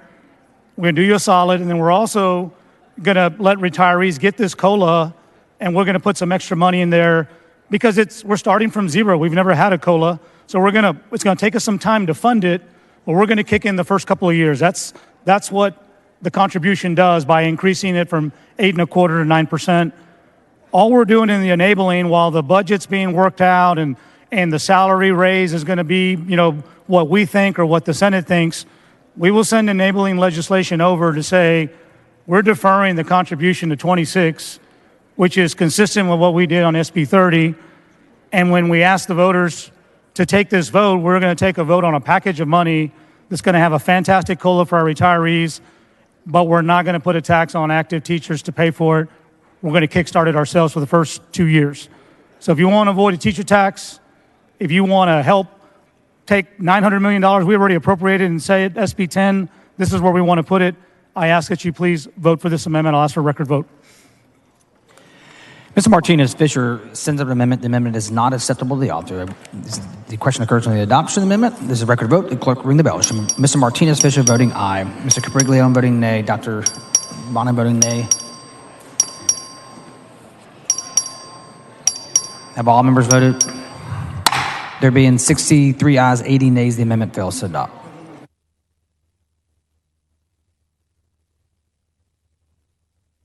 Any member wishes to speak for, against, or on the bill? Seeing none, the chair recognizes Dr. Bonin to close on the bill. Thank you, Mr. Speaker. I move passage. The question occurs on passage to engrossment of SB 10. All in favor say aye. Opposed say nay. The ayes have it. SB 10 is passed to engrossment.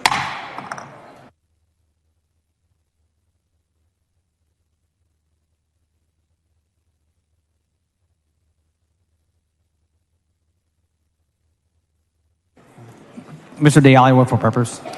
Yes, Mr. Speaker. I move to have the dialogue between Dr. Bonin and Mr. Bryant as to Amendments 2 and 3 be reduced to writing and placed in the journal. Members heard the motion of objection. Chair hears none, so ordered.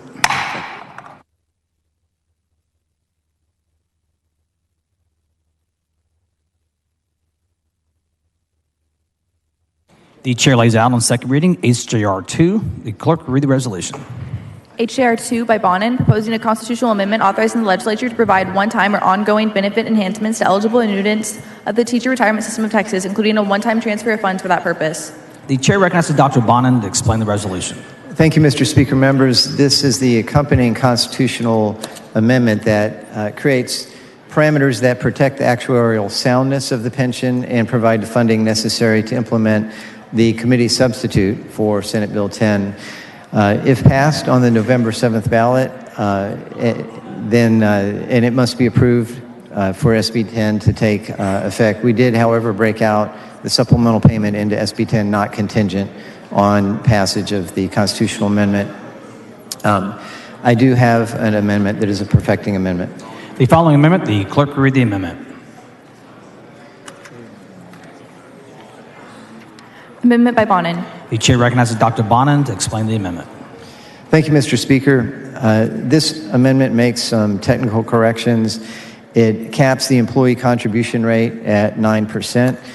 In doing so, this amendment commits the state to not further increase the requirement of our active teachers, which was not previously guaranteed and can be statutorily changed. Additionally, to account for the appropriation, which is now included in SB 10 that funds the supplemental payment, the amount in HJR 2 has been reduced to $1.9 billion according to what we just did. It adds this adds the 9% employee contribution cap. It adds provision allowing future benefit enhancements to be funded through the pension if the debt is fully retired.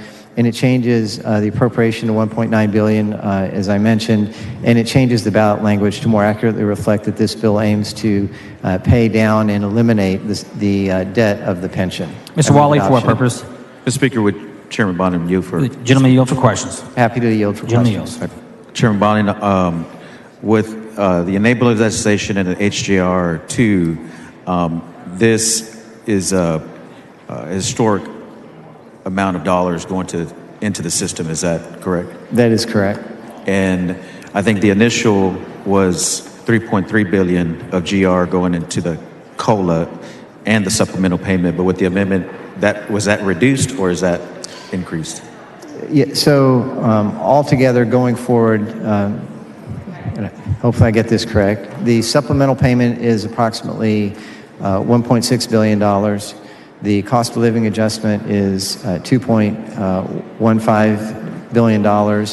We put $1.3 billion up front and with respect to the legacy or annual payments, and those will ultimately be $630 million a year for 30 years. And should we be disciplined and stick to that, that would actually eliminate this pensions debt.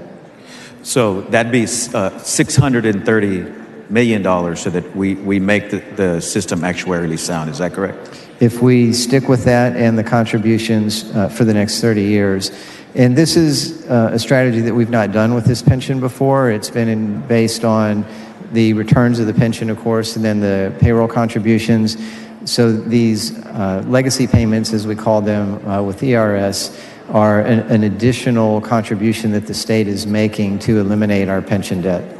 And it's the reason for doing that is because in the past we've been kind of doing stopgap measures, and this, whereas the HJR2, you're trying to make it a more permanent solution. We're trying to make it a permanent solution where we not only maintain the soundness of the pension, but over time we eliminate its debt, and we create a mechanism whereby our public school retirees receive an increased benefit every single year. And over time, an increased benefit so that they're not having to come back every session. A little bit every year, correct. Correct. Thank you. Mr. Martinez Fisher, for what purpose? Mr. Speaker, will the gentleman yield for questions? Gentleman yield for questions. Yes. Gentleman yields. Thank you, Mr. Speaker. Thank you, Chairman Bonin. Chairman, I'm looking at your amendment, and you might have answered it, but I was engaged in conversation here. The page 2, line 11, page 2, line 27, where you're striking 3.45 and substituting 1.9. Yeah. Can you just explain that?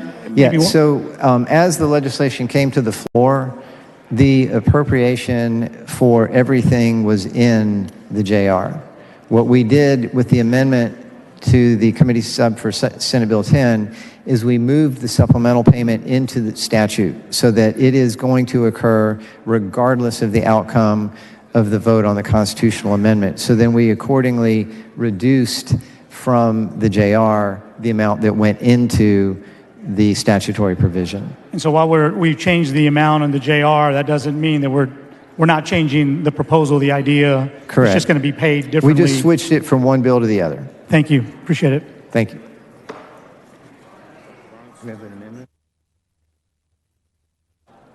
Move passage. Dr. Bonin sends out an amendment. The amendment is acceptable to the author. The objection to the adoption of the amendment, the chair hears none. The amendment is adopted. The following amendment, the clerk read the amendment.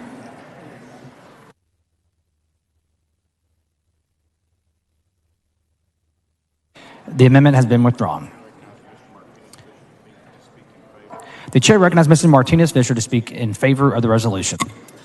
Thank you, Mr. Speaker. Members, I appreciate the dialogue. I hope we understand the discussion as this bill moves forward. This is a great proposal. We have $900 million out there we need to stay on top of to make sure it's going to fund this teacher retirement system program the way we intended to in the budget. And I want to thank Dr. Bonin. I appreciate it. I ask you to vote in favor of the HJR. The chair recognizes Dr. Bonin to close on the resolution. Thank you, Mr. Speaker. Members, I really appreciate your time today. This is the most bold effort to address our retired public school employees' pension that we've ever done. It will lead this pension to being actuarially sound. It will allow our retirees to have an annual ongoing increase, and I think you should be really proud of the work that we're doing. I move adoption. I move passage. The question occurs on the adoption of HJR 2. This is a record vote required by the Constitution. The clerk will ring the bell. To Dr. Bonham voting aye. Mr. Holland voting aye. Have all members voted? There being 147 ayes and 0 nays, HJR 2 is adopted. The chair lays out on second reading HJR 138. The clerk will read the bill. HJR 138 by Holland, proposing a constitutional amendment providing for the creation of the Land and Water Conservation Fund, dedicating a certain money in that fund to the conservation of, restoration of, or public access to land, water, and natural resources in this state, and providing for the transfer of certain general revenue to the Economic Stabilization Fund, the Land and Water Conservation Fund, and the State Highway Fund. The chair recognizes Mr. Holland to explain the resolution. Thank you, Mr. Speaker. Members, this HJR creates the Texas Land and Water Conservation Fund, assisting in preserving critical natural resources in Texas, providing for future public access to land, water, and protection of precious natural resources and other conservation initiatives. Members, it's time for Texas to get serious and be intentional about securing more public lands for our future, our children and grandchildren's future, and for centuries to come. This is not a red issue. This is not a blue issue. This is a Texas issue. I urge you to vote yes on this HJR. Move passage. The question occurs on the adoption of HJR 138. This is a record vote required by the Constitution. The clerk will ring the bell. Mr. Holland voting aye. Have all members voted? There being 139 ayes and 3 nays, HJR 138 is adopted. The chair recognizes Mr. Harris of Anderson for recognition. Thank you, Mr. Speaker. Members, if you would, please join me real quick in welcoming the Palestine High School Choir who came down today and performed in the Rotunda earlier. Guys, y'all please stand up, be recognized. Welcome to the Texas House.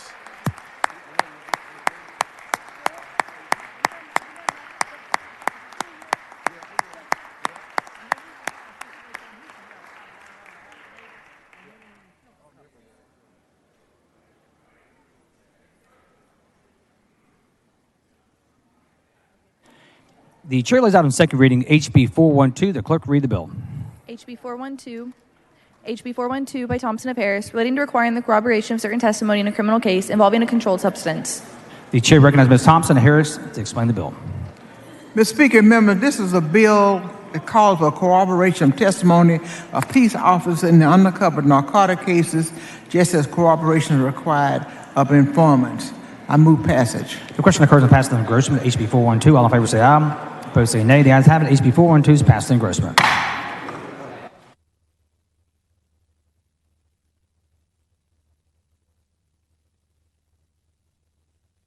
The chair lays out on second reading HB 1561. The clerk will read the bill.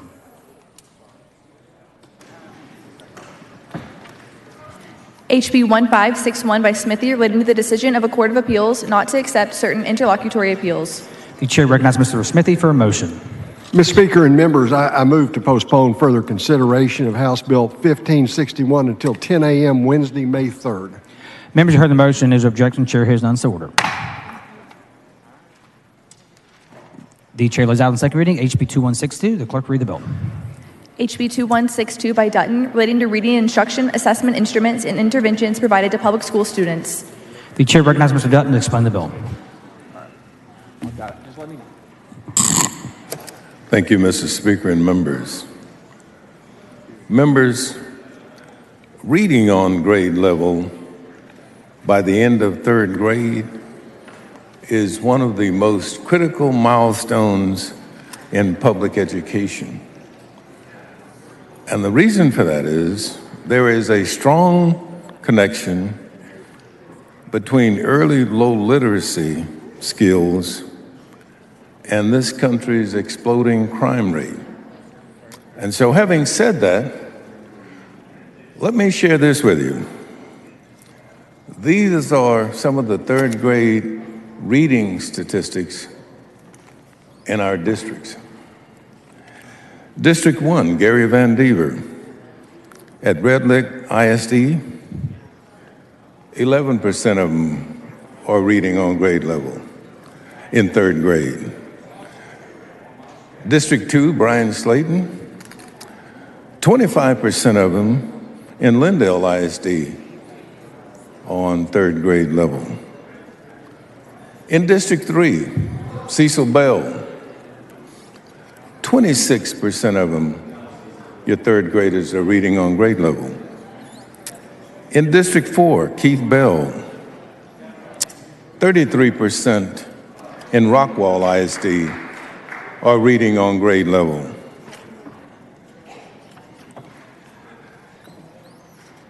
In Cole Hefner's district,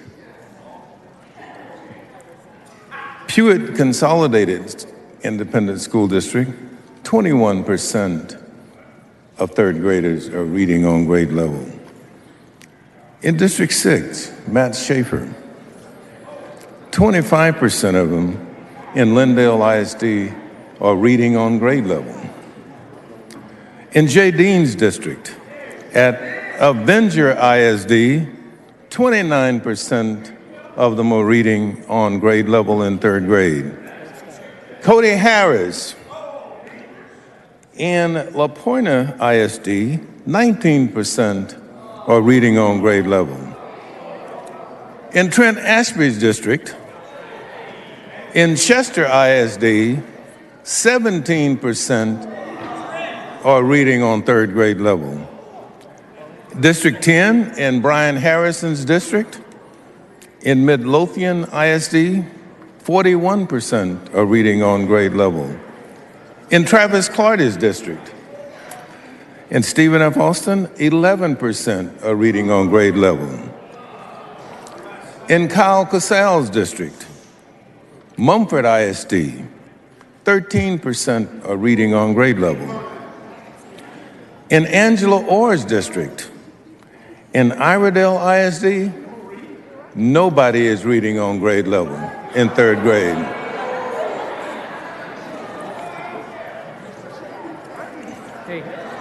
In Steve Toth's district, Conroe ISD, 38% are reading on grade level. Can you repeat that? 38% are reading on grade level in Steve Toth's district in Conroe ISD. Come on. That's what this bill is about. In Will Metcalf's district, at Richards ISD, 14% are reading on grade level. In Stan Gertie's district, at Gauls ISD, 13% are reading on grade level. In Ernest Bale's district, in Devers ISD, 5% are reading on grade level. In Ellen Troxclair's district, 30% are reading on grade level in third grade. In Terry Wilson's district, 28% in Orinda Charter School ISD. In the Speaker's district in Nederland ISD, 35% are reading on grade level. In Earhart, in Christian Manuel's district, 28% are reading on grade level in third grade. In Terry Leo Wilson's district, at Barbers Hill ISD, 24% are reading on third grade level. In Greg Bonham's district in Friendswood ISD, 27% are reading on grade level. In Cody Vasut's district in Angleton ISD, 39% are reading on grade level. In J.C. Chaton's district at Katy ISD, 32% of third graders are reading on grade level. And I could go on and on. If you'd like to see what your district is doing, if you'd like to see what they're doing, come in, I'll show you. I'll show you what they're doing. Keep going. Gary Gates in Katy ISD, 32%. In Ed Thompson's district in Friendswood, 27%. Mr. Speaker. Mr. Toth, for what purpose? Will the gentleman yield Will the for a gentleman question? yield for questions? I'll be glad to yield for a question. How much of this was caused Sorry? unintentionally by the closing of our schools? I'm sorry? How much of this was caused unintentionally by the closing of our schools? How much of it was The caused? fact that our kids are not reading on grade level, as they should.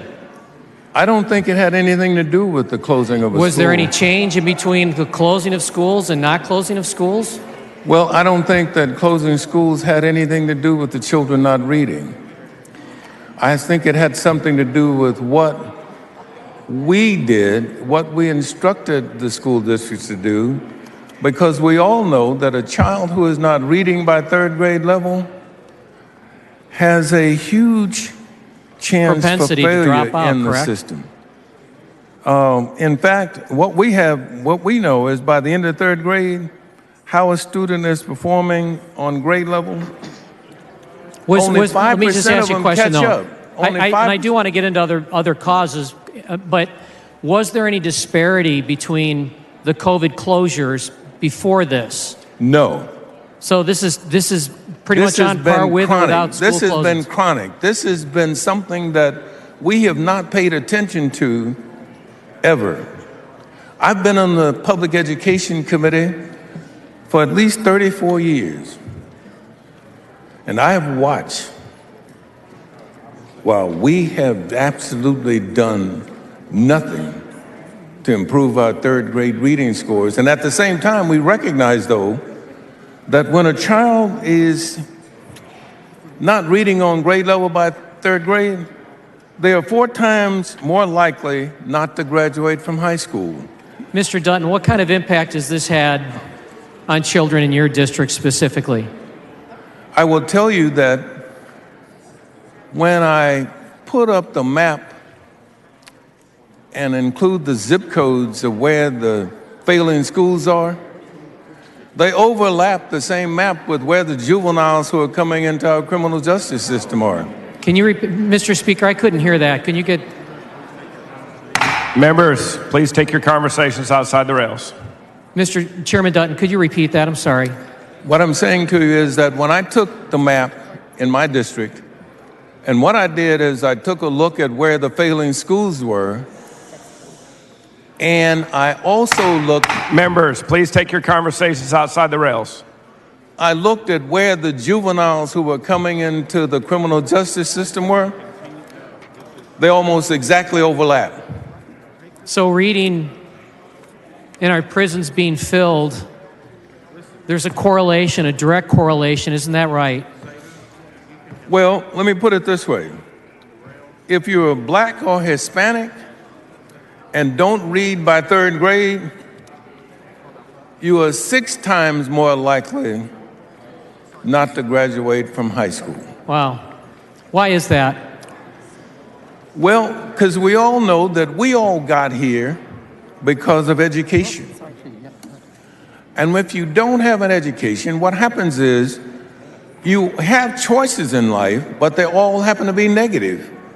And so when you're choosing among negatives, sometimes that's not the best thing for you to do. And all of us want the same thing for our children, to create a future where they have positive choices. And if you don't have an education, and if you don't start reading, at least by third grade, you simply won't get there.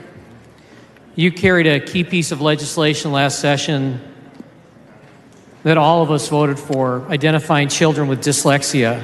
Yes. And I want to thank you for your courage and your leadership in being such a champion of our dyslexic children across the state of Texas. And that's one of the greatest impediments to children not reading, which is why we did that bill and why we're doing it again in concert with you. Thanks for your leadership. Thank you. Mr. Speaker, does the Representative gentleman Bales, yield? for what purpose? Does the gentleman yield? Does the gentleman Yes, yield? I yield, Gentleman Mr. yields. Speaker. Chairman Dutton, in your earlier statements, you chose to point out one of the districts in my schools is Devers ISD, only being on a 5% reading at grade level. Is that correct? Third grade, yes. Third grade. However, for the last 3 years, they've been one of the few districts in the state of Texas who have been on exemplary rating. And then you're using this for a point to say these are failing school systems. This is one of the highest performing schools in the state of Texas. And I'm not saying, I'm not using it to be descriptive of the whole district. What I'm telling you, though, is that if we don't change the paradigm for our third graders, what I'm trying to get you to focus on is that if we can focus on third grade reading scores, there are states, for example, I went and looked at what other states were doing. One of the states we used to think of in Texas was, we used to say, thank God for Mississippi because they were always doing worse than Texas. Well, when it comes to education, we can't do that anymore. You know why? You know what they did?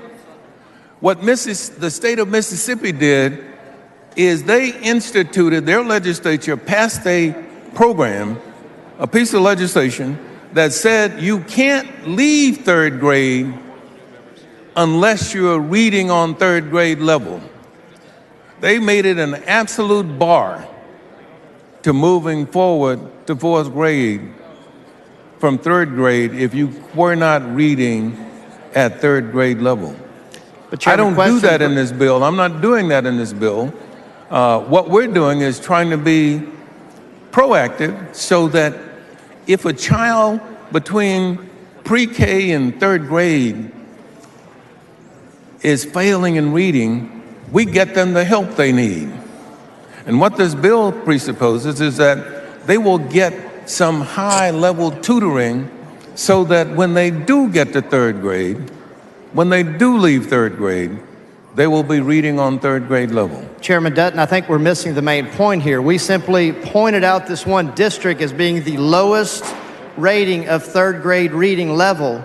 However, they have proven to be one of the best educated districts, exemplary level. So are we trying to make a resolution for a problem that doesn't exist? If we've already shown that the curriculum that we have in place can be very effective. I'm just reciting the scores. I'm just reciting the scores. I'm not trying to make a prediction about what that school district is. I'm just telling you what the scores say. And so I'm like the scorekeeper. I'm not doing anything else. I just read it off here. That would point out I read the it off here. irony It and came the from ineffectiveness TEA. of the scoring. If we show that that is failing, however, they are actually exemplary. I think can't- that needs to be pointed out, the ineffectiveness of that actual rating system. I can't hear Mr. Members, Representative Dutton and Bales have a hard time hearing each other. Please take your conversation outside the rail, please. Thank you, Mr. Speaker. I'm sorry, Mr. Bales. What were we saying? I said, if this is the metric that you choose to come before the body and convey as the need for this legislation, I think it's very important to point out the ineffectiveness of this metric when we show that we have failing at 5%. However, with proper education, with the curriculums that we already have in place, allowing the teachers to do their job to teach these students, they can be very effective to bring them to a level which they are excelling in the state of Texas. So I just think that's an important point that needs to be brought up, and we need to not take out the teachers from this equation. And we are trying to, as a body, legislate what they have to do on a one-size-fits-all approach. And perhaps that's not the best path we need to take as the state of Texas. Well, that's not what this bill does. I would invite you to read the bill, because what the bill says is that we're going to start an emphasis on teaching reading. And we're going to make sure that every child who leaves third grade, as much as we possibly can, is reading on third grade level. Chairman Dutton, my wife is a teacher, and she teaches RTI, which is response to intervention, at the third grade level. And all I hear about time and time again is how we as a state take away her ability to be an effective teacher and voice to teach these kids. And that's what I want to make sure that we're not doing with this legislation. So I appreciate your bill. Right. I would never do such a thing, sir. Mr. Speaker, Representative Hinojosa, for what purpose? will the gentleman yield for a question? Yes. Gentleman yield a question. Gentleman yields. Representative two. Dutton, do you have amendments on this bill? I do. Okay, I'll wait for those amendments to ask questions. All right. Thank you. Representative Harrison, for what purpose? Thank you. Will the gentleman yield? Yes. The gentleman yields. Thank you, Representative. You were talking about your concern about student academic achievement in Texas. What percentage of our colleagues, or do you think even the average Texan, is aware of the average reading and writing proficiency levels for students in third grade and eighth grade in Texas? Well, they're probably not listening to them, because I maintain that these students who are failing in third grade are actually trying to say something to us, but they're saying it in a negative way, because the way they're responding is negative. But I think they're painting because like we know, Representative Harrison, if a child doesn't have the necessary skills to be a success in life, they're going to make the wrong choices. And most of that begins with third grade. I think, I've said it before, you know, we've had dropout prevention programs, and we target them in ninth grade because we think that's when kids drop out. I've said, no, that's not when kids drop out. Kids drop out in third grade when they can't read.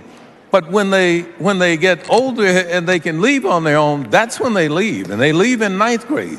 So when they start getting behind in third grade, do they typically get back and catch up and get ahead by eighth grade, or do they continue falling behind? 2 years later, only 5% of those who are behind have ever caught up.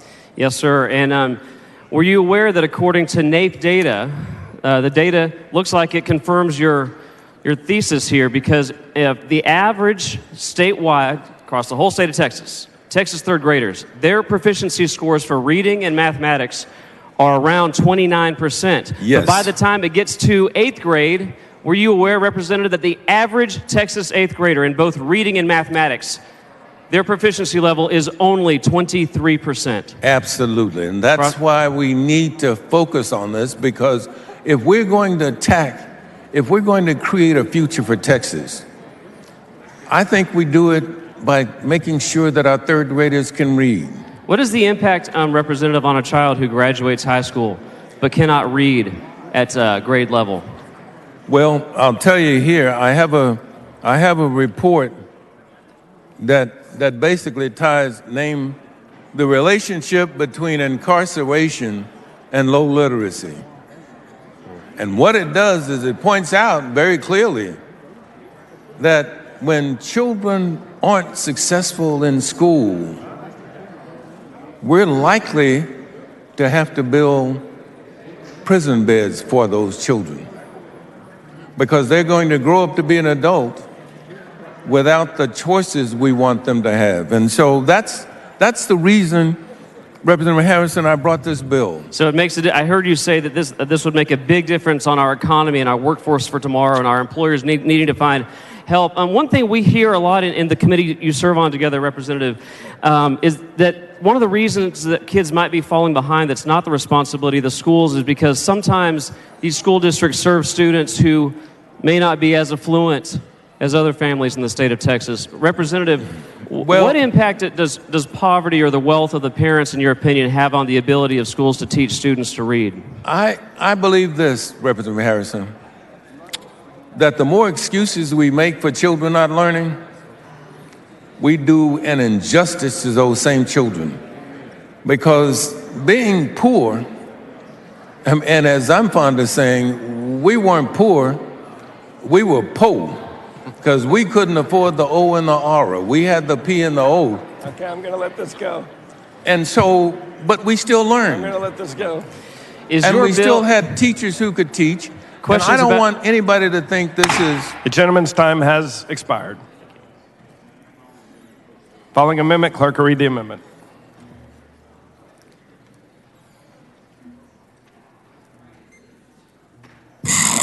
Amendment by Dutton. Chair recognizes Representative Dutton to explain the amendment.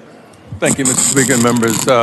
In the bill, when we initially filed it, what we did is we set up a procedure whereby a child who had failed the reading instrument 2 times could actually cause to choose a tutor, and the district would pay up to $1,000 for that tutor. We took that out. We took that out with this amendment, and so that amendment got out because it created a fiscal note. We're using the regional service centers as the basis for doing this, so we don't have to do that. The amendment also allows the parent to choose or select a tutor from a list that's provided by the district.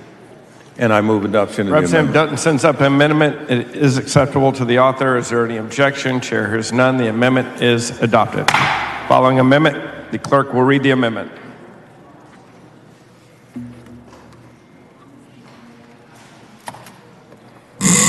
Amendment by Rogers. Chair recognizes Dr. Rogers to explain the amendment. Thank you, Mr. Speaker. Members, this amendment will allow school districts to continue using the diagnostic assessment that they select, provided that it is a high-quality, research-based assessment as determined by the Commissioner. I'd like to thank Chairman Dutton for allowing me to bring this amendment. The amendment is acceptable to the author. Dr. Rogers sends up an amendment. It is acceptable to the author. Is there any objection? Chair is none. The amendment is adopted. Does anyone else wish to speak on for or against House Bill 2162?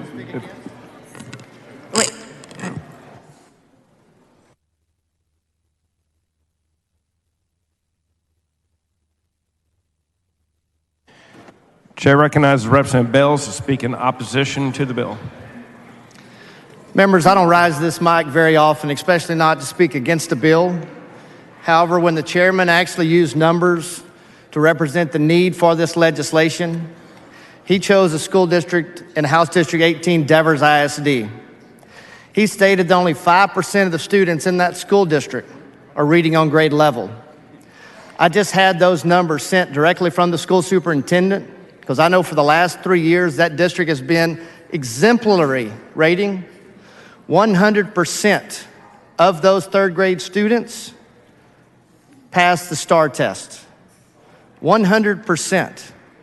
So I have a question. When we come to this front mic and we quote numbers that say that this group of kids is only on a 5% grade reading level, but 100% of those students actually pass that STAR exam, and this is one of the highest ranked districts in the state. Perhaps we have problems if this is the numbers and the rationale that we use to support this legislation. And with that, I ask for your vote against this bill. Thank you.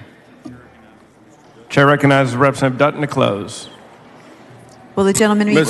Representative Hinojosa, for what purpose? Will the gentleman yield for questions? Yield for questions? Yes. The gentleman yields. Thank you, Mr. Speaker. Mr. Dutton, I'm not exactly sure what the amendments did, and that's why I want to ask you some questions. All right. Two of my big concerns with this bill, and the reason I voted no in committee, is one, it starts testing our little kids, our kindergartners through third graders. And I think there's far too much testing happening in our school districts already. Well, far too many mandates. We don't do diagnostic testing, but this bill presupposes diagnostic testing, not finality testing or exit testing. That's not what it does. But don't teachers already have ways that they assess their children because they're professionals who have been educated and gone to school and have experience with testing these children or assessing them without providing another standardized test that's selected by the TEA? If it's going to help the students, I mean, if it's going to create more students who can read, I hope you wouldn't have a problem with that. I'm not sure that all the mandates we put on our school districts and teachers is helping any students learn any better.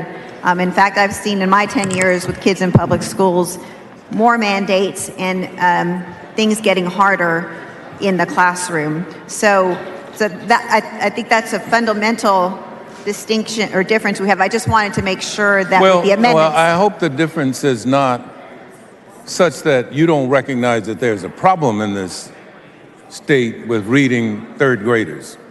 I do recognize there's a problem, but I think the problem comes with all the mandates this state puts on our teachers and our classrooms and doesn't even give them 5 minutes to just teach the children. So you believe that there's some 900 pages in the education code. So you believe that if we take out all 900 pages, education in Texas would get better? Well, I think that's an overstatement. I think we put way too many mandates on our teachers and our classrooms and our school districts. Well, I think you're probably right, but I think that if something is going to be done, I wish we could have one line that says the legislature proposes that teachers teach and students learn. That's all we need to do if that could work, but I don't think that necessarily works. Teachers, as you've said, I mean, not teachers, but school districts, as you said, have come here to ask us to do some of these things. For example, the school districts come here and ask us to do something about bullying. Now, personally, I don't think they ought to come in and ask us to do. I think bullying ought to be like the toilets backing up in the restroom. You go fix it. But so some of what you're complaining about in terms of in the education code are things that the school districts have actually come here and asked us to do. And then they turn around and complain that we did it. I appreciate that. So I just want to make sure the testing for the kindergarten through the third graders is still in the bill, even with your amendments? Yes. Okay, and then the second part that... Diagnostic testing, I don't want to leave that out. Okay, and then the second, and it's testing until the child performs satisfactorily, and it's pretty prescriptive about when they can test and what tests they use. And so then, my understanding, the original bill was then if they're still not performing satisfactorily, the school district pays for, out of its own money, a private tutor for the student. Is that still in the bill? That's selected by the parent, yes. That's still, if the child is not able to get on reading grade level after having two instruments of diagnosticians establishing whether they are, the parent would have the right to select from a list that the district provides of tutors who could help that child. And that's still in the bill, yes. Okay. All right. One of my challenges there, too, is we're putting this unfunded mandate on school districts when we're telling them exactly how to remediate these kids. The kids are still not meeting these standards, even though the districts are doing this prescribed state mandate. And I'm not sure why the state doesn't put its money where its mouth is and pay for the private tutoring rather than have the school district do this. I think that works two ways. I think that we pay the school district to educate them, and if they don't, they ought to give us the money back. Thank you. Representative Harrison, for what purpose? Does the gentleman yield for a question? Gentleman yield for question? Is there anything more Gentleman important yields. that we should be offering financial incentives, either positive or negative, to for school districts to do than to make sure our children in the state of Texas can read on grade level? That's what we pay them to do. That's Is that what the they intention got of the your money bill? to do. Yes. That's the intention of your bill. Do you believe Yes. parents are in a position to be able to make and should be the ones making education decisions for their kids? Absolutely. I've heard people say that your bill is a voucher bill, Representative. Is this bill a voucher bill? In absolutely no way is this about your bill. Yeah, when I heard this in committee hearing, I didn't see it or hear any way in which this could possibly be construed as being a voucher bill. That was not in the original bill, nor was it in the substitute. So And to make sure I understand your bill correctly, as I remember it from the hearing, an ISD has 2 full years, all of first grade and all of second grade, and then third grade, to make sure that kid can read at a third grade level. Is that yes, right? That's correct. And all your bill does is say, if the district, for whatever reason, has failed to get that kid reading at a third grade reading level, which you established earlier, if they get off track, they never get back on, that the school would have the option of bringing in some outside help to get that third grader onto reading level. Is that what your bill does? That's exactly what the bill does. Thank you for reading the bill. Thank you for caring about Texas students. This is a great bill, and I urge my colleagues to support it. Well, thank you. Let me close with this. Too often, we have entered education as a us versus them kind of thing, as a one person on one side, one person on the other side, traditional school districts on one side, charter schools on the other side, Republicans on one side, Democrats on one side, the North versus the South. But at the end of the day, kids don't care about that. What kids care about is learning. Mr. Speaker. Representative Bernal, for what purpose? Gentleman yield for a clarifying question. Yes. Chairman Dutton, there's some conversation and some confusion about part of the bill, and I think it would benefit the body for us to just have a conversation and clear that up. There is a $1,000 per student element to the bill. Is that correct? No, that's eliminated. That's eliminated. Yes. And so at this, but the bill still has a fiscal note. Is that correct? It has a fiscal note, yes. And the fiscal note, if it's not related to the $1,000 piece, what is that money for? It's still for the tutoring, but what we did is we unhitched $1,000. I see. We don't do that. And so the tutoring, is it required that tutoring happen outside the school, or could that pay for tutoring No, inside the I'm school glad as you well? asked that, because now what the school district can do, based on the amendment I put on, the school district can just hire one of its own teachers. And so that to means do that while there might be some outside the school tutoring, the district can keep that money and then Absolutely. have the after-school tutoring happen on campus On with campus, in the school. With district personnel. Yes. It's not required that it's a third party that does it. Absolutely not. Thank you, sir. All right, thank you. Well, let me say this in closing, members. And I'll say to Mr. Bales, I don't know. I got these numbers from TEA about what the reading scores were in everybody's district, in every member's district. You can come and see them right here. And it clearly says in Devers ISD, it is 5%. And I don't know if that's true, false, or indifferent, but I know that it came from TEA. Now, let me say this in closing. You know, number of organizations, I counted them, about 11 or 12 of them, were opposed to this bill. I don't know why they would be opposed to this bill, except that they want the status quo to remain the same. And this body ought not to be acceptable of the status quo, because all of us have to go home and we have to face and live around these same children who are not getting educated. And I can tell you what's going to happen if we continue to do that. I think it's time for us to do something. We can listen to these organizations, or you can hear these third graders. And I think we ought to today decide that we're going to listen to the third graders, and I move passage of House Bill 2162. Question occurs on passage to engrossment of House Bill 2162. A record vote has been requested. A record vote is granted. The clerk will ring the bell. Shall Representative Dutton voting aye, Representative Harrison voting aye. Shall Representative Kane voting aye. Shall Representative Schofield voting aye, Representative Bales voting nay. Have all voted? Have all voted? There being 54 ayes and 87 nays, House Bill 2162 fails to pass to engrossment.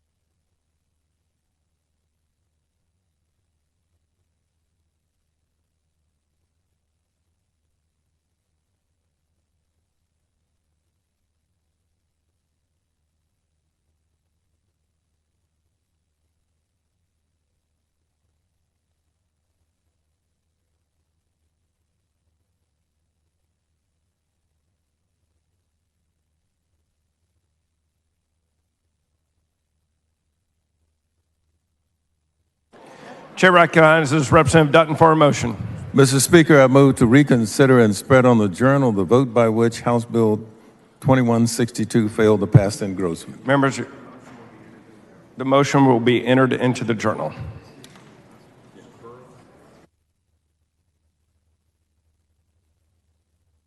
Chair recognizes Representative Burrows for a motion.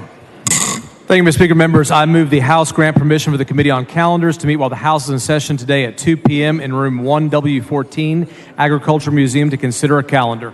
Members, you heard the motion. Is there objection? Chairs none. The motion is adopted. Following announcement, the clerk will read the announcement. The Committee on Calendars will meet today at 2 p.m. in room 1W14, Agricultural Museum, in a formal meeting to consider a calendar.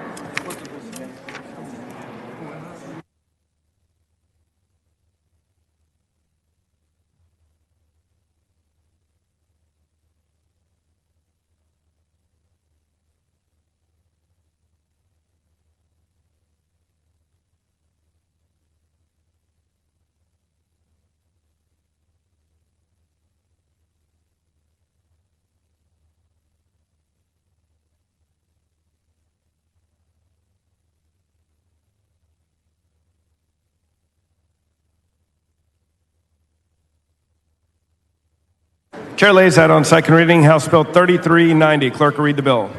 HB 3390 by Hunter, relating to the provision of information regarding distributed generation and certain electrical loads. Chair recognizes Representative Hunter to explain the bill. Thank you, Mr. Speaker. Members, this is allowing distributed generation to be included in ERCOT analysis in connection with our grid analysis, and I move passage. Question occurs on passage to engrossment, House Bill 3390. All those in favor say aye. All those opposed say nay. The ayes have it. House Bill 3390 is passed to engrossment. Chair lays out on second reading House Bill 2926. Clerk will read the bill. HB 2926 by Turner, relating to certain claims for benefits or compensation by certain public safety employees and survivors of certain public safety employees. Chair recognizes Representative Turner to explain the bill. Thank you, Mr. Speaker. Members, last session we passed Senate Bill 22 to help first responders who continue to report to work during the pandemic, putting themselves and their families at risk. Representative Patterson did a great job shepherding that legislation. Over the interim, Business and Industry Committee looked at the implementation of this bill, discovered there were some problems that needed to be addressed.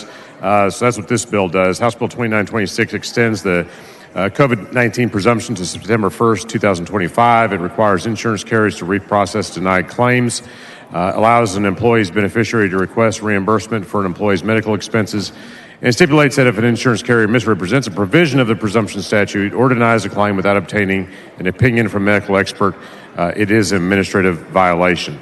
And I have an amendment. Following amendment, clerk will read the amendment. Amendment by Turner. Chair recognizes Representative Turner to explain the amendment.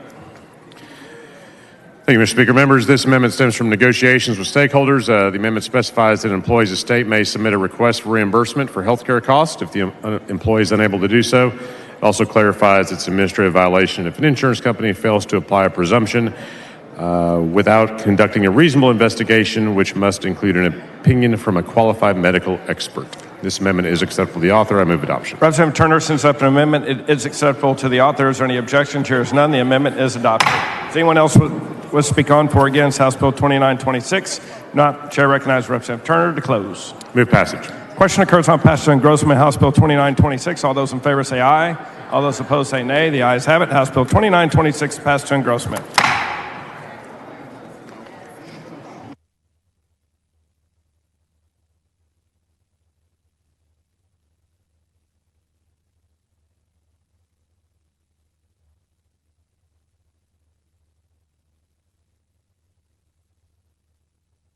Chair lays out House Bill 3508, and the clerk will read the bill.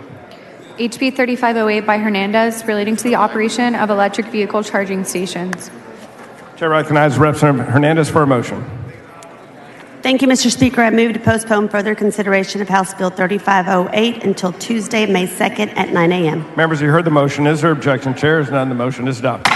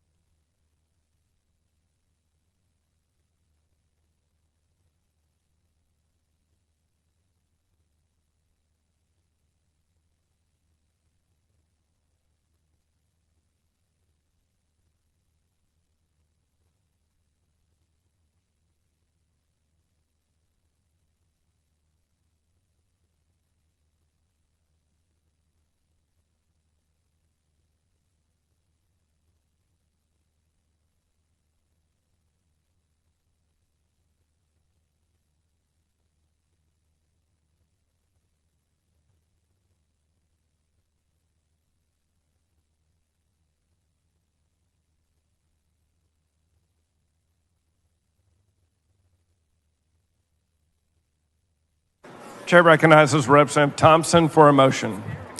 Mr. Speaker, I move to reconsider and spread on the journal the vote by which House Bill 2162 failed to pass engrossment. The motion will be entered into the journal.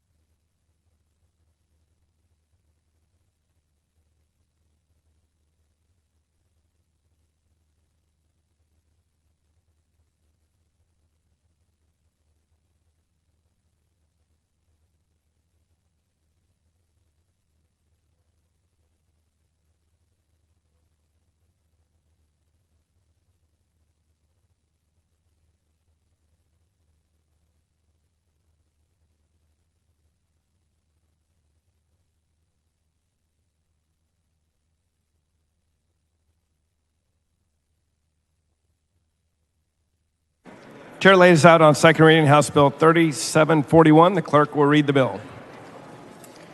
HB 3741 by Canales relating to the regulation by the Texas Department of Transportation of right-of-way landscaping.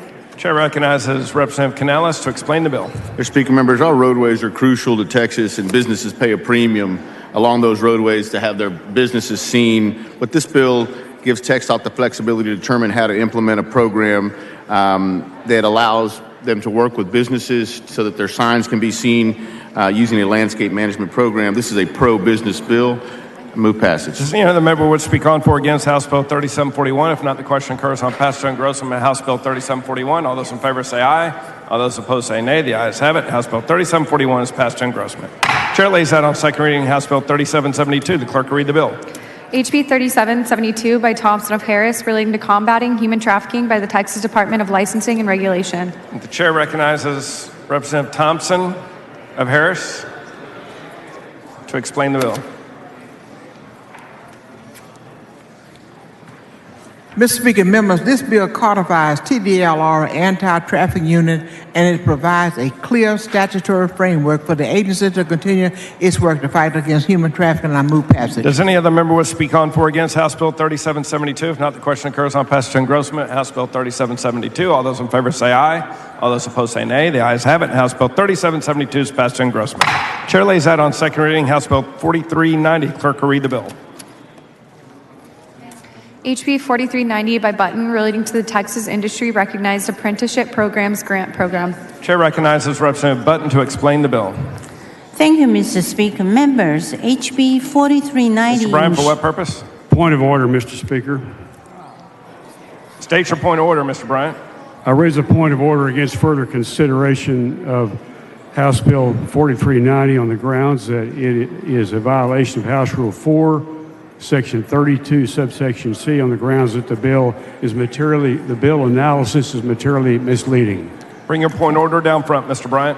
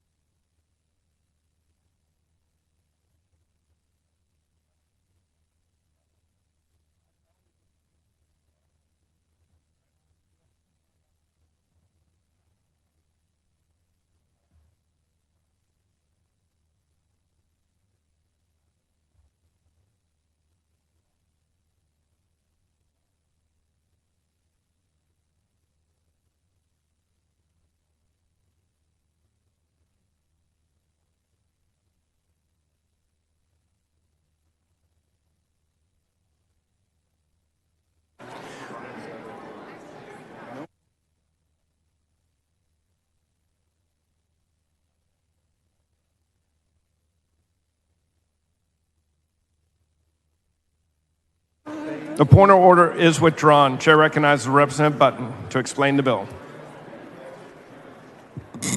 Thank you, Mr. Speaker. Members, HB 4390 ensures the state's industry-recognized apprenticeship grant program is responsive to Texas's unique workforce needs and creates more apprenticeship opportunities for Texans.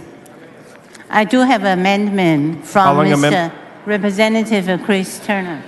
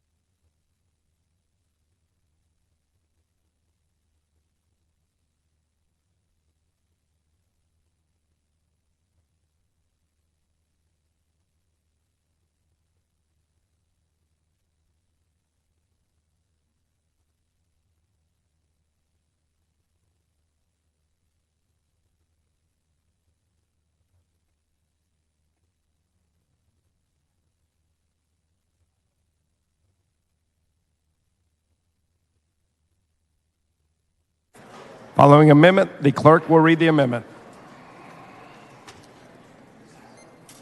Amendment by Turner. Chair recognizes Representative Turner to explain the amendment. Thank you, Mr. Speaker. Members, this amendment that Representative Bryan and I are offering, and we appreciate Chairwoman Button working with us on this. This simply excludes building trades from this bill. Move adoption. Representative Turner sends up an amendment. It is acceptable to the author. Is there any objection? Chair has none. The amendment is adopted. Does anyone else wish to speak on for or against House Bill 4390? If not, the chair recognizes Representative Button to close. I close. Question occurs on passage to engrossment of House Bill 4390. All those in favor say aye. All those opposed say nay. The ayes have it. House Bill 4390 is passed to engrossment. Chair lays out on second reading House Bill 4520. The clerk will read the bill. HB 4520 by Harris of Anderson, relating to employment and retirement consequences for an educator convicted of or placed on deferred adjudication community supervision for the sale, distribution, or display of harmful material to a minor. Chair recognizes Representative Harris of Anderson to explain the bill. Thank you, Mr. Speaker. Members, this bill would revoke both the pension and license of an educator who is convicted of the sale, distribution, or display of harmful material to a minor, and I move passage. Does anyone else wish to speak on for or against House Bill 4520? If not, question occurs on passage to engrossment. House Bill 4520. All those in favor say aye. All those opposed say nay. The ayes have it. House Bill 4520 is passed to engrossment.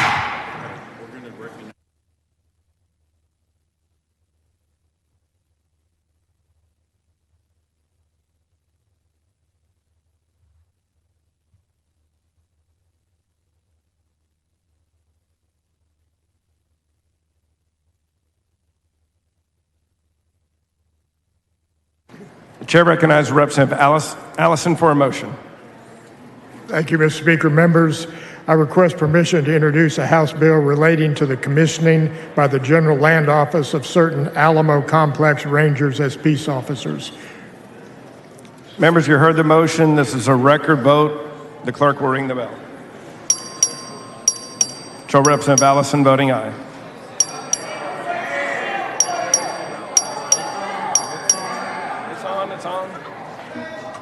Mr. Speaker, shall Representative Paul voting aye. Have all voted? There being 120 ayes and 3 nays, permission to introduce is granted.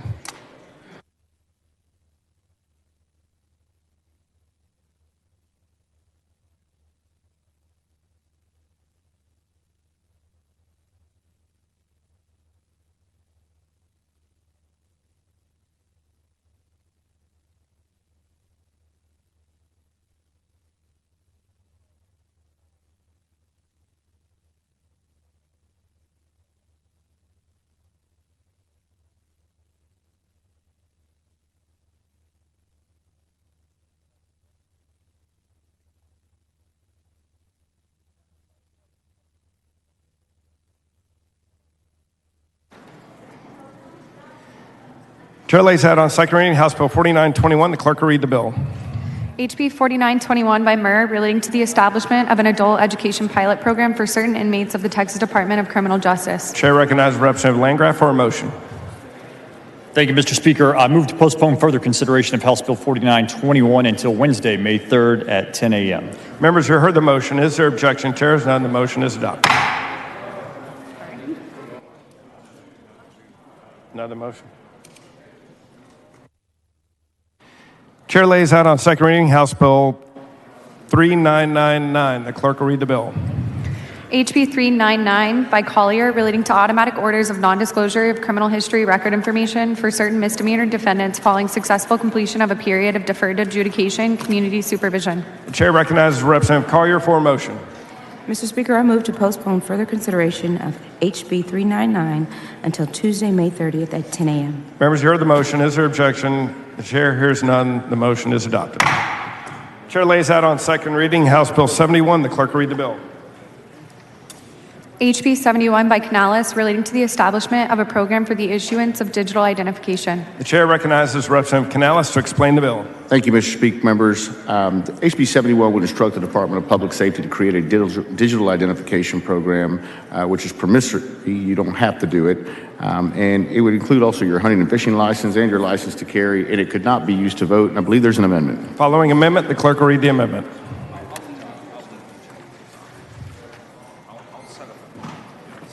Amendment by Toth. Chair recognizes Representative Toth to explain the amendment. Members, DPS sent at least 3,000 driver's licenses to organized crime targeting Asian Texans because of a computer breach. This amendment removes the added exposure of DPS sharing Texans' personal identification with a third-party vendor, and it also makes the bill permissive. I want to thank Chairman Canales for working with me on this accepted amendment. Move passage. Representative Toth sends up the amendment. It is acceptable to the author. Is there any objection? Chair is none. The amendment is adopted. Does anyone else wish to speak on for or against House Bill 71? If not, Chair recognizes Representative Canales to close. I want to thank Representative Toth and Representative Kane working with me to make this a stronger bill. Currently, there are 13 other states, conservative states, including Arizona, Connecticut, Delaware, Georgia, Hawaii, Iowa, Kentucky, Louisiana, Maryland, Mississippi, Oklahoma, Ohio, and Utah that already do this. Texas needs to catch up with the times, and I move passage. Question occurs passage engrossment. House Bill 71. A record vote has been requested. A record vote is granted. The clerk will ring the bell. Shall Representative Canales voting aye, Representative Toth voting aye. Have all voted? There being 121 ayes and 17 nays, House Bill 71 is passed to engrossment. Chair lays out on second reading House Bill 730. The clerk will read the bill. HB 730 by Frank, relating to procedures and standards for certain investigations and suits affecting the parent-child relationship. Chair recognizes Representative Frank to explain the bill. Thank you, Mr. Speaker. Members, House Bill 730 is focused on improving the professionalism and the processes within the investigations in the CPS system. It is a tragedy, as you know, when children are abused, but it is also a tragedy when we subject kids to the trauma of unnecessary removal. HB 730 does it in several ways. We actually tighten the timelines on parent-child safety placement. We require and enforce verbal notification of the rights of parents and the information that they need. And then there's other important legal changes that we're happy to discuss, but with no one at the back mic, we won't. I want to thank the interim work group, and I also want to thank Representative Wu he's got an amendment. He's done a great job of looking at this and making some improvements, and there is an amendment. Following amendment, clerk will read the amendment. Amendment by Wu. Chair recognizes Representative Wu to explain the amendment. Thank you, Mr. Speaker. Members, this amendment does two quick things. One is make a correction on here to make sure that we're providing people the correct legal advice about their rights. The second part of this bill, second part of this amendment is actually one of my bills that was voted out of JGFI unanimously, and basically just says that if CPS makes changes to the reports, they have to let people know that they made changes to the report. It is acceptable to the author. Move adoption. Representative Wu sends up an amendment. It is acceptable to the author. Is there any objection? Chair is none. The amendment is adopted. Does anyone else wish to speak on for or against House Bill 730? If not, the question occurs. Oh no, Chair recognizes Representative Frank to close. Representative Wu, for what purpose? Mr. Speaker, would the gentleman yield? Will the gentleman yield for questions? Yeah, I'd be happy to. Gentleman yields. Okay. Mr. Frank, I'm going to ask you some questions about legislative intent on this bill. Are you okay with that? I'm going to ask you some questions on legislative intent. Absolutely. Okay. On the first page, in line between lines 10 and lines 14, one of the changes that this legislation makes is it strikes the old standard for investigations from good cause and changes it to probable cause.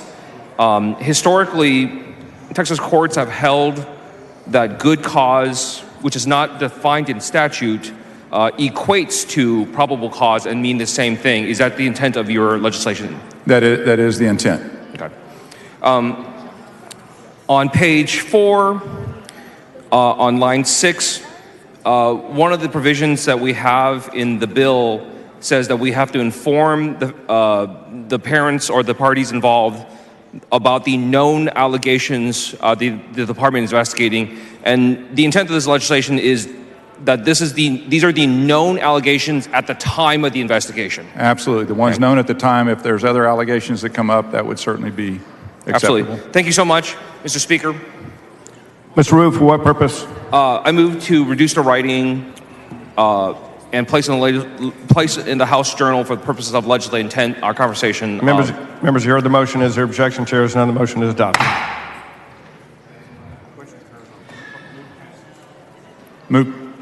Move passage. Question occurs on passages to engrossment of House Bill 730. All those in favor say aye. All those opposed say nay. The ayes have it. House Bill 730 is passed to engrossment.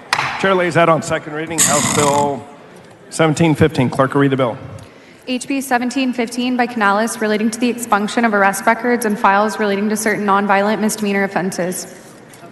Chair recognizes Representative Canales to explain the bill. Thank you, Mr. Speaker. Members, for allowing me to bring this bill. It allows a person the ability to clear their record of misdemeanor if after they completed their probation, or deferred adjudication probation, if 5 years later they've committed no crimes. This bill was passed out of the House before, didn't make it to the Senate, but I've got a perfected amendment.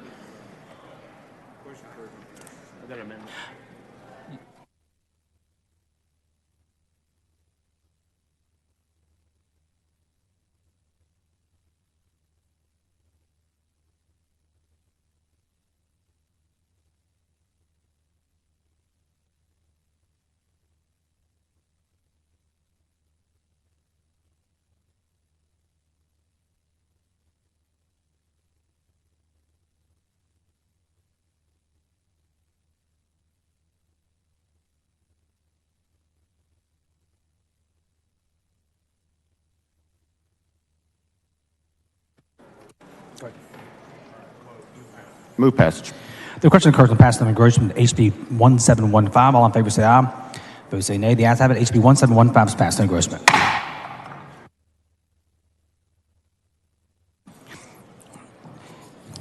The chair lays out on second reading HB 1455. The clerk will read the bill. HB 1455 by Anchia relating to health care benefits of persons wrongfully imprisoned. The chair recognizes Mr. Anchia to explain the bill. Thank you, Mr. Speaker and members. In 2009, we passed the Tim Cole Act, which provides benefits for exonerees. These are innocent women and men in the state of Texas for whom the state gives benefits because of their wrongful conviction. This bill is a tiny little bill. It's only going to impact 8 people, but it allows an exoneree spouse and dependents to receive health coverage that they buy into under the exoneree's health plan. Move adoption. Move passage. The question occurs in the passing of engrossment. HB 1455. All in favor say aye. Opposed say nay. The ayes have it. HB 1455 is passed in engrossment.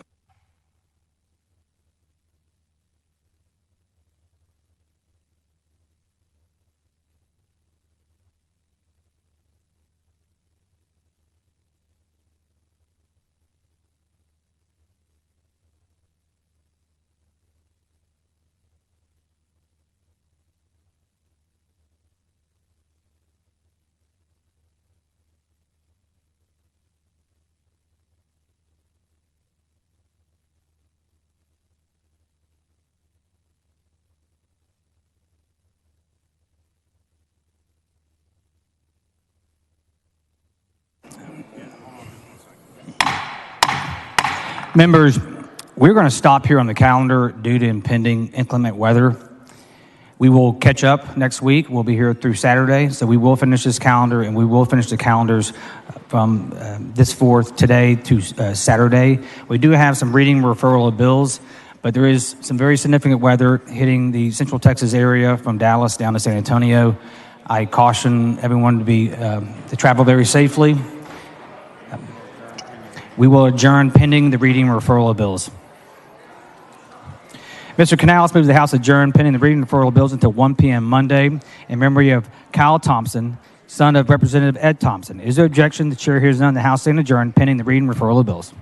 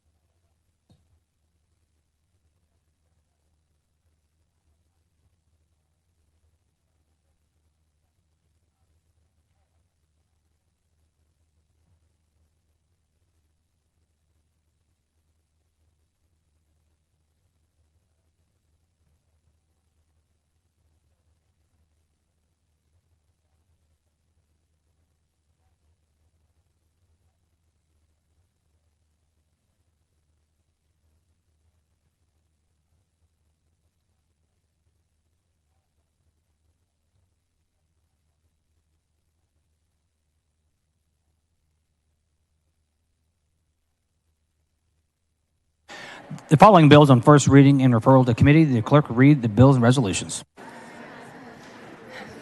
HB 5416 by Smith relating to the creation of the Bry Branch Estates Municipal Utility District of Hunt County, granting unlimited power of eminent domain, providing authority to issue bonds, providing authority to impose assessments, fees, and taxes. For the Committee on Land and Resource Management.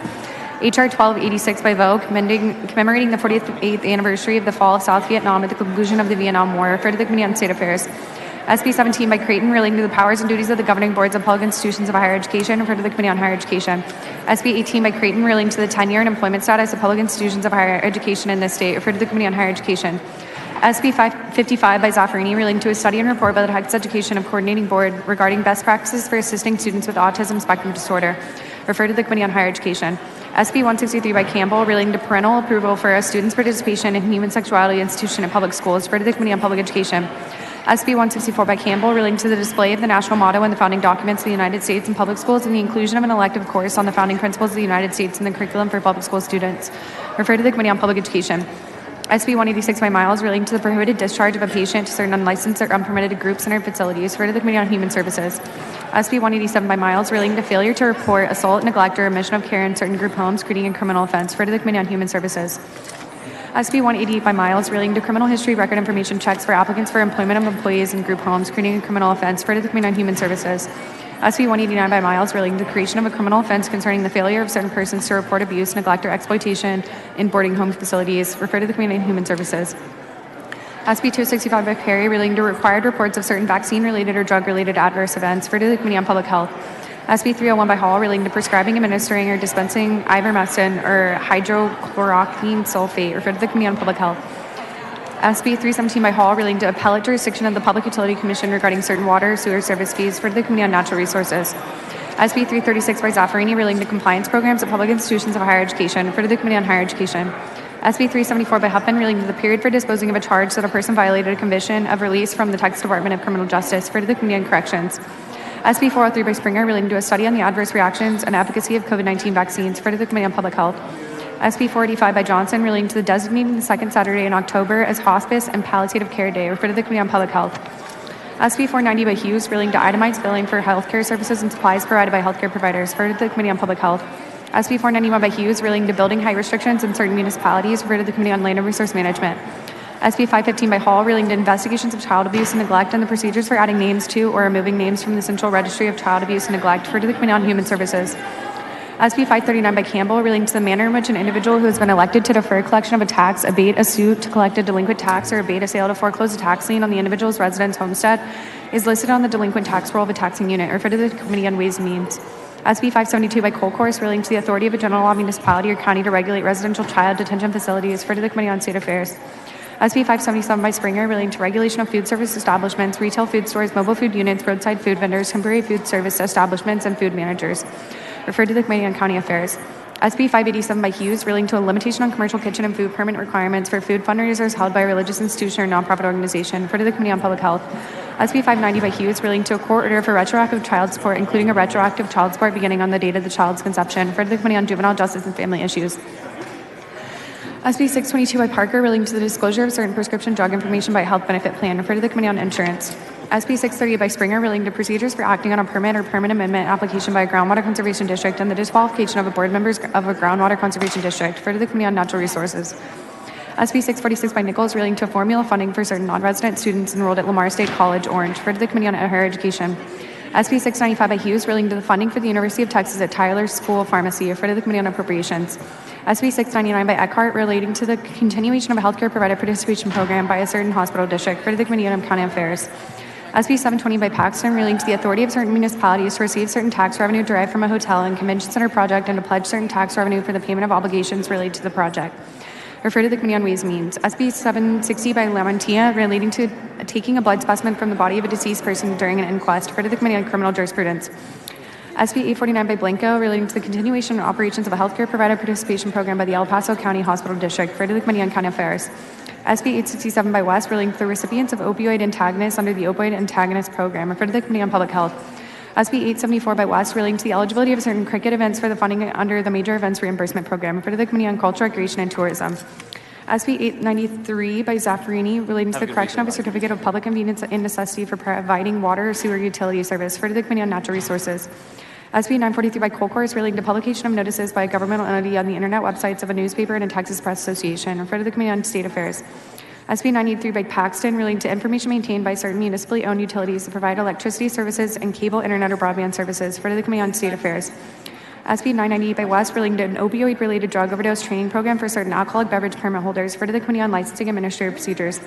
SB 999 by West relating to the requirement that providers of active shooter training at public schools and institutions of higher education obtain a certificate issued by the Texas Commission on Law Enforcement, referred to the Committee on Higher Education. SB 1000 by West relating to a temporary exemption from sales and use taxes for certain clothing and footwear, referred to the Committee on Ways and Means. SB 1044 by Johnson relating to criminal offenses for the creation or distribution of certain misleading images and videos creating a criminal offense, referred to the Committee on Elections. SB 1050 by Hughes relating to the authority of a natural gas local distribution company to offer energy conservation programs, referred to the Committee on Energy Resources.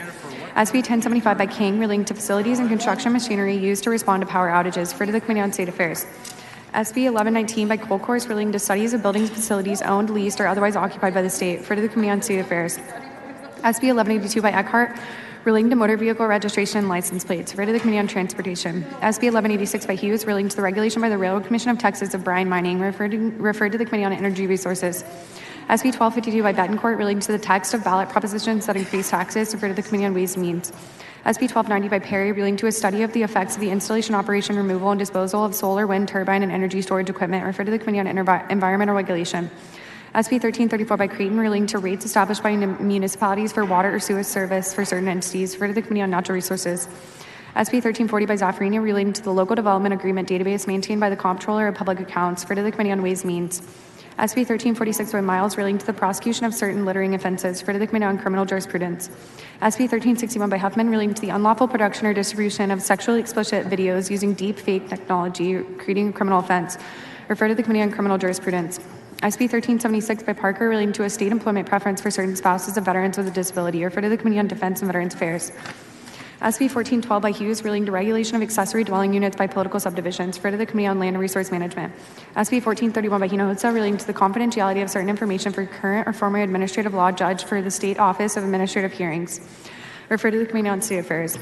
SB 1433 by Hinojosa relating to procedures for the emergency detention of certain persons with mental illness, referred to the Committee on Public Health. SB 1446 by Hughes relating to the fiduciary relationship of the governing body of the public retirement system in the state and the investment managers and proxy advisors acting on the behalf of those systems, referred to the Committee on Pensions, Investments, and Financial Services. SB 1447 by Miles relating to a training program for persons investigating suspected child abuse or neglect, referred to the Committee on Human Services. SB 1449 by Miles relating to the authority of the Harris County Hospital District to employ and commission peace officers, referred to the Committee on County Affairs. SB 1475 by Creighton relating to licensure and training requirements for school marshals, referred to the Committee on Homeland Security and Public Safety. SB 1512 by Schwertner relating to the failure to disclose certain appraisal reports by an entity with eminent domain authority in connection with an offer to acquire real property, referred to the Committee on Land and Resource Management. SB 1513 by Schwertner relating to certain requirements in connection with the acquisition of real property for public use by an entity with eminent domain authority, referred to the Committee on Land and Resource Management. SB 1520 by Hughes relating to the authority of the Texas Historical Commission to take certain actions relating to the Republic of Texas granite boundary marker, referred to the Committee on Culture, Recreation, and Tourism. SB 1551 by West relating to the prosecution of the criminal offense of failure to identify, creating a criminal offense, referred to the Committee on Homeland Security and Public Safety. SB 1556 by Parker relating to the right of a public school employee to engage in a religious speech or prayer while on duty, referred to the Committee on State Affairs. SB 1585 by Sparks relating to certain proceedings in juvenile court for children with mental illness and intellectual disabilities, referred to the Committee on Juvenile Justice and Family Issues. SB 1592 by LaMantia relating to the composition of the Radiation Advisory Board, referred to the Committee on Public Health. SB 1629 by Colcourse relating to the regulation of certain nursing facilities, including licensing requirements and a Medicaid participation requirements, referred to the Committee on Human Services. SB 1630 by Betancourt relating to an attendance policy adopted by public schools to prevent truancy, referred to the Committee on Public Education. SB 1639 by Zaffirini relating to prohibitions in connection with ticket sales on an internet website providing a civil penalty, referred to the Committee on Business and Industry. SB 1644 by Parker relating to the regulation of state banks, referred to the Committee on Pensions, Investments, and Financial Services. SB 1645 by Parker relating to the hearings officer of the Texas Department of Banking, referred to the Committee on Pensions, Investments, and Financial Services. SB 1646 by Parker relating to the regulation of state trust companies, referred to the Committee on Pensions, Investments, and Financial Services. SB 1658 by Hinojosa relating to the collection and disclosure of certain public information, referred to the Committee on State Affairs. SB 1670 by LaMantia relating to required voting incident reports, referred to the Committee on Culture, Recreation, and Tourism. SB 1710 by Perry relating to the Universal Service Fund, referred to the Committee on State Affairs. SB 1711 by Perry relating to the protection of expressive activities of public institutions of higher education, referred to the Committee on Higher Education. SB 1720 by Colcourse relating to the confidentiality of the identity of a public school employee who reports a potential threat to the school's threat assessment and safe and supportive school team, referred to the Committee on Public Education. SB 1770 by Alvarado relating to the process for initiating, transferring, or terminating water or sewer service, referred to the Committee on Natural Resources. SB 1837 by Hinojosa relating to the use of municipal hotel occupancy tax revenue by certain municipalities, referred to the Committee on Ways and Means. SB 1846 by Creighton relating to the manufacture of voting machines by certain foreign persons, referred to the Committee on State Affairs. SB 1864 by Middleton relating to certain placements for children in the conservatorship of the Department of Family and Protective Services, referred to the Committee on Human Services.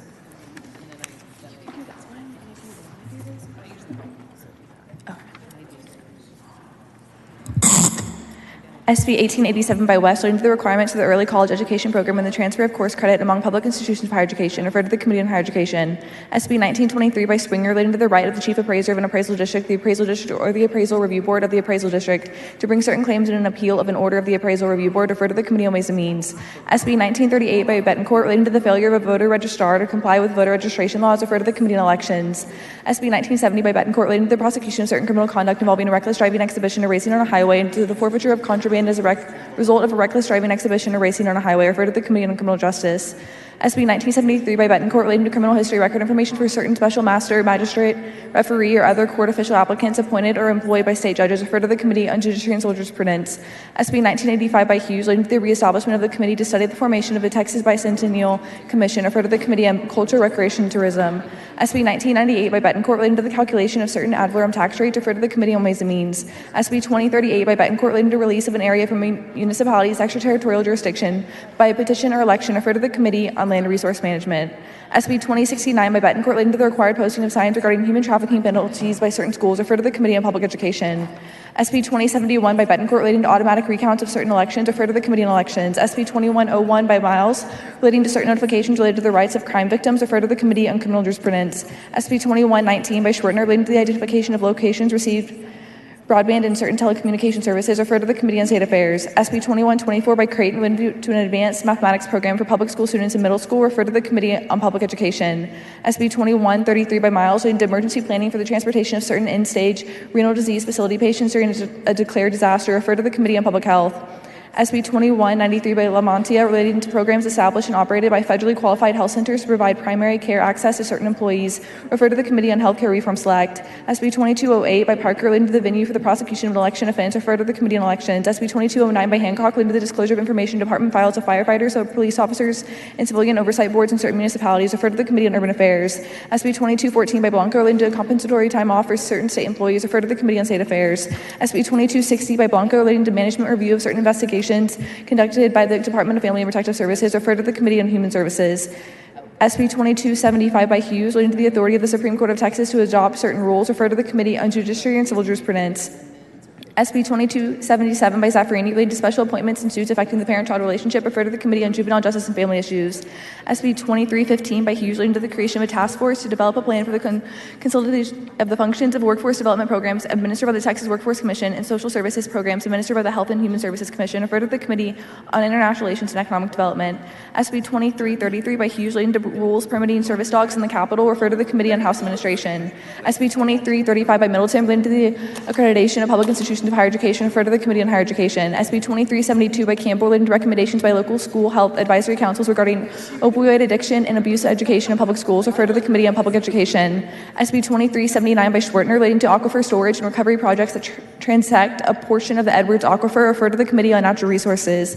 SB 2381 by Paxton relating to the development of a web page and mobile application for the provision of pregnancy-related resources and information, referred to the Committee on Public Health.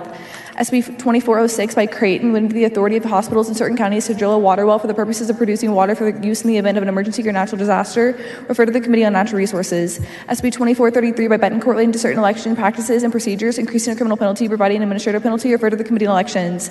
SB 2451 by Menendez relating to personal information entered on the carrier envelope of a ballot to be voted by mail, referred to the Committee on Elections.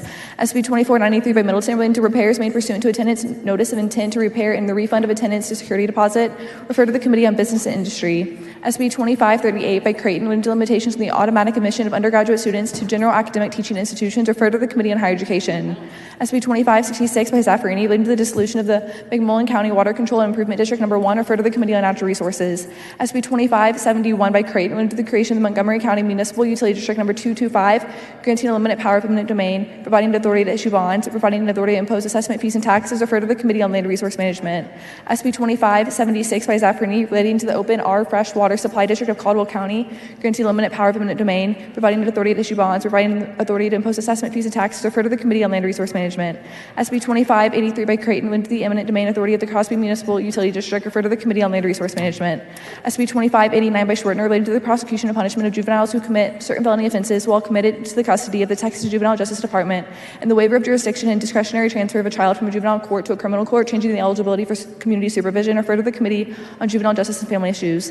SB 2603 by Creighton relating to the creation of the Montgomery County Municipal Utility District Number 216, granting a limited power of eminent domain, providing the authority to issue bonds, providing the authority to impose assessment fees and taxes, referred to the Committee on Land and Resource Management. SJR 29 by Paxton, proposing a constitutional amendment establishing a parent's right to direct a child's education, referred to the Committee on Public Education. SJR 56 by Schwertner, proposing a constitutional amendment to raise the maximum allowable amount of money in the Economic Stabilization Fund, referred to the Committee on Appropriations. SJR 70 by Hughes, proposing a constitutional amendment protecting the rights of parents to raise their child, referred to the Committee on State Affairs. SCR 23 by Colcourse, urging the federal government to declare foreign drug cartels as foreign terrorist organizations, referred to the Committee on State Affairs. SCR 36 by Hughes, Designated Mineola as the official sweets capital of Texas for a 10-year period ending in 2033, replacing the city's previous designation as the City of Festivals, referred to the Committee on Culture, Recreation, and Tourism. SCR 38 by Cole Course, designating April 6 as Texas High School Coaches Day for a 10-year period ending in 2033, referred to the Committee on Public Education.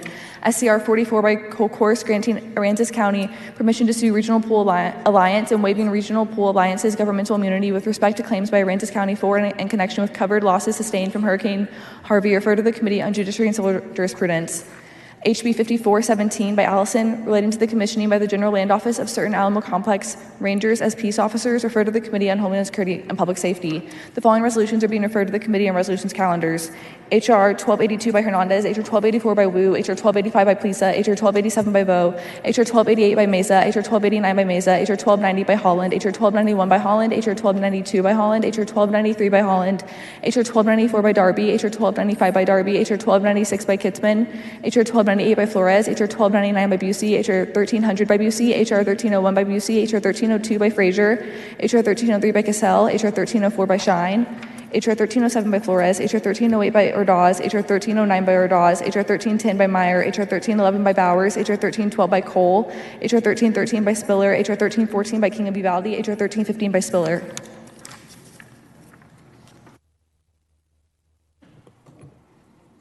Pursuant to a motion previously adopted, the House stands adjourned until 1 p.m. Monday.